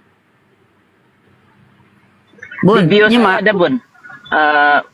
Bunda ada Mila di bio. Mila Amerika ya. Ada 2 tuh sekarang. Yang satu yang dari Ustadz Wafi, tapi belum tune in belum. Tapi belum ya? Ada ininya, ada ceramah-ceramah Ustadznya. Wah mantap. Makasih yang sudah follow ya Bunda dan saudara-saudaramu di atas. Kalau tidak keberatan follow lah semua yang di atas. Oke, silakan follow ya teman-teman. Kirim poin nama Bunda Mila. Kita sapa dulu saudara kita ya, Mas Doer, Kristen Muslim saudara. Makasih yang sudah follow. Mas Doer, kok sampai Doer gitu loh. Ya saya sambung lagi ya. Udah bisa dipanggil, orang tidur semua itu. Oke, lanjut. Teman-teman kalau ingin menonton balik, karena ini terekam jejak digitalnya ada di YouTube, ya Anda boleh menonton kembali di sana. Baik di Zulkifli ya Mabas.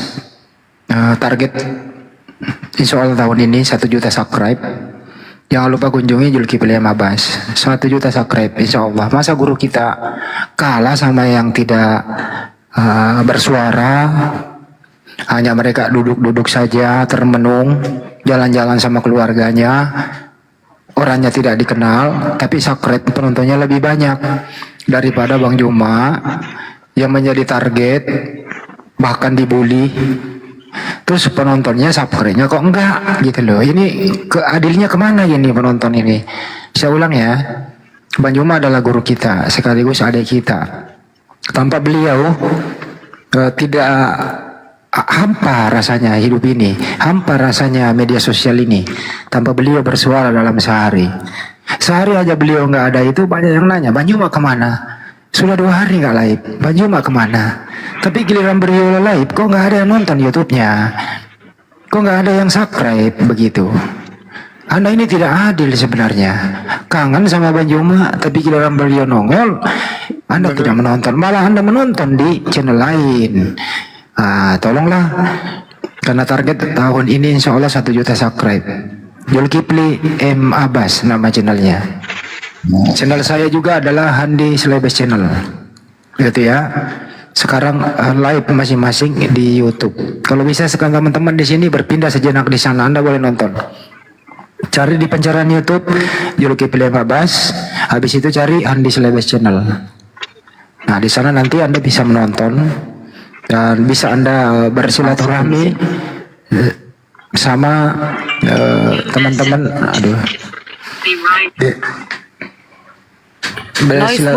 Bersilaturahmi sama teman-teman yang ada di live chat sana. Ilham TV ini yang keempat kali nih, Ilham TV yang di sana ya, Ilham TV. Tolong Anda hubungi kami. Tolong Anda hubungi kami. Kami nggak tahu siapa Anda itu. Tanpa izin, tanpa berjamaah, semua melive-kan thumbnail-thumbnailnya fotonya Bang Juma. Tolong Anda hadir kemari. Kalau antum muslim, alhamdulillah ikut berdakwah bersama kami. Tapi apa salahnya saling mengenal? Tapi kalau Anda Kristen, kasihan loh umat Islam yang nonton di sana. Ilham TV, belum yang lain-lain ya. Itu kira-kira teman-teman supaya menjadi penonton yang dewasa. Tuh Bunda Rama, silakan lanjut. Jadi gitu ya teman-teman. Ngambil konten, ngambil foto-foto Bang Juma, dijadikan thumbnail, nggak boleh loh, namanya halal, tanpa izin ya. Harusnya jadi semua seharusnya nggak dilarang sih mengambil konten para debater di API, tapi tolong dilapor gitu loh, disampaikan kepada tim humas atau siapa ya? Ya humas lah. Bang Handi ini kan humas. Channel saya Handi Selebes Channel, Handi Selebes Channel. Lanjut Bunda. Nah, tolong mendaftar ya supaya apa ya? Kita sama-sama inilah saling apa aku bilang ya? Saling menghargai lah ya. Anda pun apa ya? Karena gini ya. Kalau sering mengambil konten dan punya YouTube di live kan tentu ada dan sudah monetize pasti menghasilkan. Nah, uang dari hasil YouTube kalian itu kalau kalian ambil secara ilegal tanpa mendaftarkan diri Anda di API bila mengambil konten ya. Nah, itu nggak halal loh. Mohon maaf ya, itu menurut saya nggak halal. Jadi tolong mendaftar. Kita nggak larang ya. Orang-orang API nggak melarang, Bang Zuma nggak melarang, tapi daftarkan diri Anda supaya kita sama-sama enak gitu loh, teman-teman ya. Jangan cuma mau enaknya aja sendiri, nggak bagi-bagi. Ntar dulu, ini Bunda, channel saya ada 2, admin Handi Selebes official juga itu punya saya, tapi adminnya Akang Satria. Kalau Handi Selebes Channel saya sendiri adminnya. Ya gitu, lanjut. Gitu ya teman-teman ya. Jadi yang mau melive-kan konten-konten dari para debater di API, Apologet Islam Indonesia, tolong mendaftarkan diri supaya kita sama-sama enak gitu loh, sama-sama nggak ada prasangka-prasangka yang gimana gitu sesama Islam ya, Tapi kalau Kristen ya gimana ya Bang Handi, kalau Kristen ya udahlah, nggak halal itu kau makan, misalnya kau menghasilkan ya. Dan pasti kalau sudah banyak subscribe-nya dan sudah monetize itu menghasilkan sudah. Jadi tolong saling menghargai kita. Oke, lanjut. Menurut Bunda Rama, intinya adalah mari berjamaah, saling kenal, apa salahnya? Saling kenal. Oh, saya lo punya Ilham TV, Bang Handi, Bang Juma, izin ya silakan. Saling kenal. nomor teleponnya berapa, supaya kita bisa sharing-sharing, kan gitu aja, nggak ada yang lain kok, maksud tertentu gitu. Gitu ya, bukan kami iri banyak penonton Anda, bukan. Tapi Anda lah yang sadar diri bahwa Anda ini kan tidak berkeringat, hanya Anda duduk-duduk saja. Nah, yang berkeringat banyak kan tiap malam dihina, dibodoh-bodohi, dibilangi binatang segala macam. Saya gitu loh.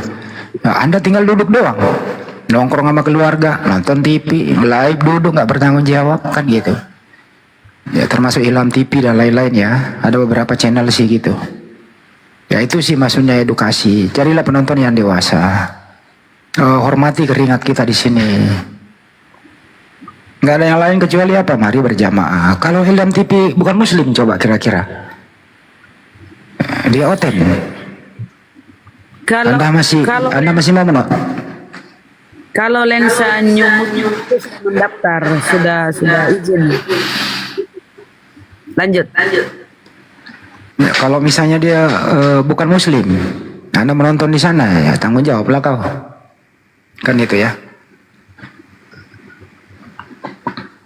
Yang terakhir informasi ini sebelum kita sudahi bahwa jangan lupa sebentar lagi ada Idul Adha ya, Bunda Rama ya. Sebagaimana tahun-tahun kemarin Idul Adha itu atau Idul Kurban itu kita pusatkan di kantor pusat API di Bolangi, Sulawesi Selatan, binaan Banjuma, Rumah Hobbit. Ya, bagi ingin Idul Kurban silakan hubungin saya. Seperti tahun-tahun kemarin. Jadi tiap tahun kita dari Apologet Islam Indonesia dipusatkan di Makassar, di Masjid Nur Maulida atau Rumah Hobbit Bolangi. Di sana kita akan mengadakan penyembelihan hewan Idul Kurban. Itu Bunda. Benar. Jadi silakan ya yang ingin ikut berpartisipasi.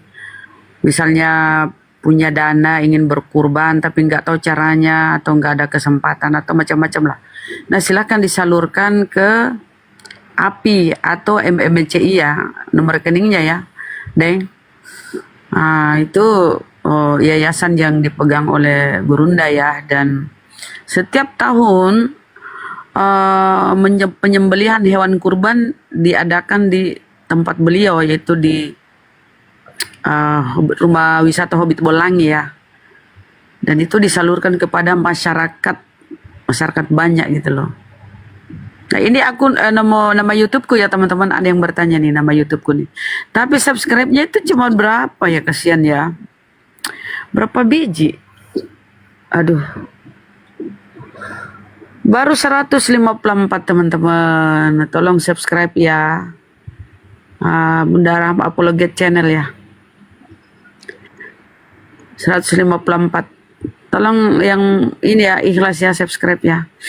Jadi gitu ya teman-teman. Jadi yang mau berkorban, Bunda Mila itu pun sudah mengatakan iya ya. Tinggal diingatkan kapan ininya, kapan pengumpulan dananya gitu loh. Makasih yang sudah subscribe ya. Mbak Anita ini udah tidur atau masih sadar diri? Masih sadar kah Mbak Anita? Udah pada tidur ya. Jadi gimana nih Ustadz Felix? Ustadz Felix ini dari tidur, udah tidur kayaknya, Ustadz. Mama udah tidur Mama kok jadi tidur Mama ya? Gimana ini, kita tutup aja. Ya, ntar dulu saya berbagi sama netizen dulu ya. Jadi kalian semua luar biasa, antum semua luar biasa. Baik ada di sini maupun yang ada di YouTube. Tanpa kalian itu ya kita nggak semangat loh. Ya maupun Anda menonton juga adalah suatu amal jariah. Karena dukungan Anda itu mendukung kami, semoga menjadi amal jariah agar Anda bisa juga ikut berpartisipasi dalam bentuk menonton. Tapi menonton yang dewasa, jangan salah tonton gitu. Ya dukungan-dukungan itulah. Ya mungkin Bunda Rama diam dulu itu mungkin bentuk candaan, tapi tolong jangan kelewatan juga lah. Jangan diulang-ulang kayak begitu lagi ya. Itu ya. Untuk itu mari kita bersinergi Tentu tujuan bersama, dakwah Islam. Karena menonton ikut dakwah loh itu. Menonton diam bukan berarti tidak berpartisipasi. Diam itu suatu pendapat juga. Yang paling bijak adalah diam. Daripada berbicara tidak karu-karuan. Jadi yang jelas saya doakan antum-antum semua, semoga diberikan rezeki yang melimpah, bisa membeli paketan tiap bulan. Itu yang penting untuk menonton, karena Anda sendiri loh membeli paketan tiap bulan dipakai untuk menonton. Yang penting teman-teman, kita doakan di sini Anda antum sehat, rezekinya dilancarkan, utangnya dibayarkan, yang sakit cepat diangkat penyakitnya. Nah, itu doa kami buat antum-antum semua. Kalian semua luar biasa. Itu Bunda. Amin, amin, amin.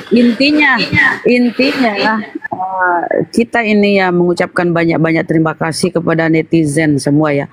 Tanpa anda sekalian ini ya, saudara-saudara saya ini yang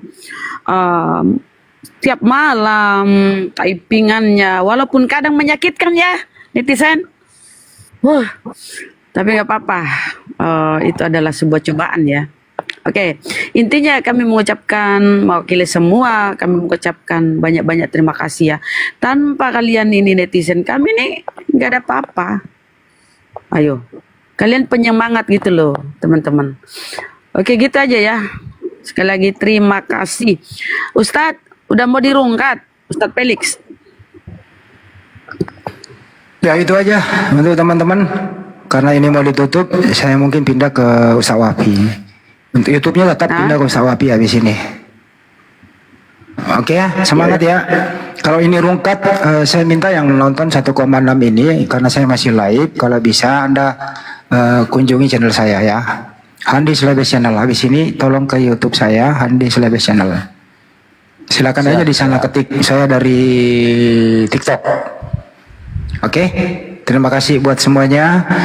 Tetap siaga, jaga diri dan keluarga Anda, waspada terhadap pemurtadan di sekitaran Anda. Hati-hati membaca sebuah buku yang mirip dengan Al-Quran. Di situ berbahasa Arab semua, tapi itu bukan Al-Quran. Mereka memakai berbagai cara untuk mempendangkalan akidah. Untuk itu, menonton ini membuat Anda punya ilmu, berdiskusi sama mereka kalau misionaris itu datang kepada Anda. Terima kasih, sampai jumpa di lain kesempatan. Wabillahi taufiq wal hidayah. Assalamualaikum warahmatullahi wabarakatuh. Saya pindah tempat. Warahmatullahi wabarakatuh. Izin Ustadz udah pulang, udah turun. Gak ada hotel ya, kita turunkan. Bunda Anita, Bunda Rahma. Ah? Anita, udah nyaut dia. Enggak, kita turunkan aja dia. Siap. Supaya nggak ada lagi di atas kan. Nanti Ustadz ini udah tidur kayaknya. Nanti ditelepon. Makasih ya netizen. Bye. Assalamualaikum. Makasih Bang Mandro. Assalamualaikum. Siap. Waalaikumsalam. Oke teman-teman, makasih banyak atas partisipasinya. Di sini saya tunggu ya, di Selebes Channel ya. Dukung channel saya tunggu sekarang. Ya, jadi teman-teman yang masih nonton, jangan lupa subscribe YouTube beliau-beliau apologet Islam, di antaranya Bang Zuma, Bang Andi, dan terus mendukung apologet Islam supaya bisa berdiri selama-lamanya, terus mengedukasi kita dengan bahasa-bahasa yang baik, sopan dan santun. Jadi marilah kita dukung para apologet Islam. Begitu. Saya kira begitu Bang yang ada di bawah. Makasih banyak partisipasinya. Kalian memang sudah luar biasa. Kalian selalu menyajikan warna-warni yang begitu indah. Begitu. Mudah-mudahan kalian sehat, selalu dalam akidah Islam, dan selalu menjadikan pribadi Anda yang baik. Makasih. Assalamualaikum warahmatullahi wabarakatuh.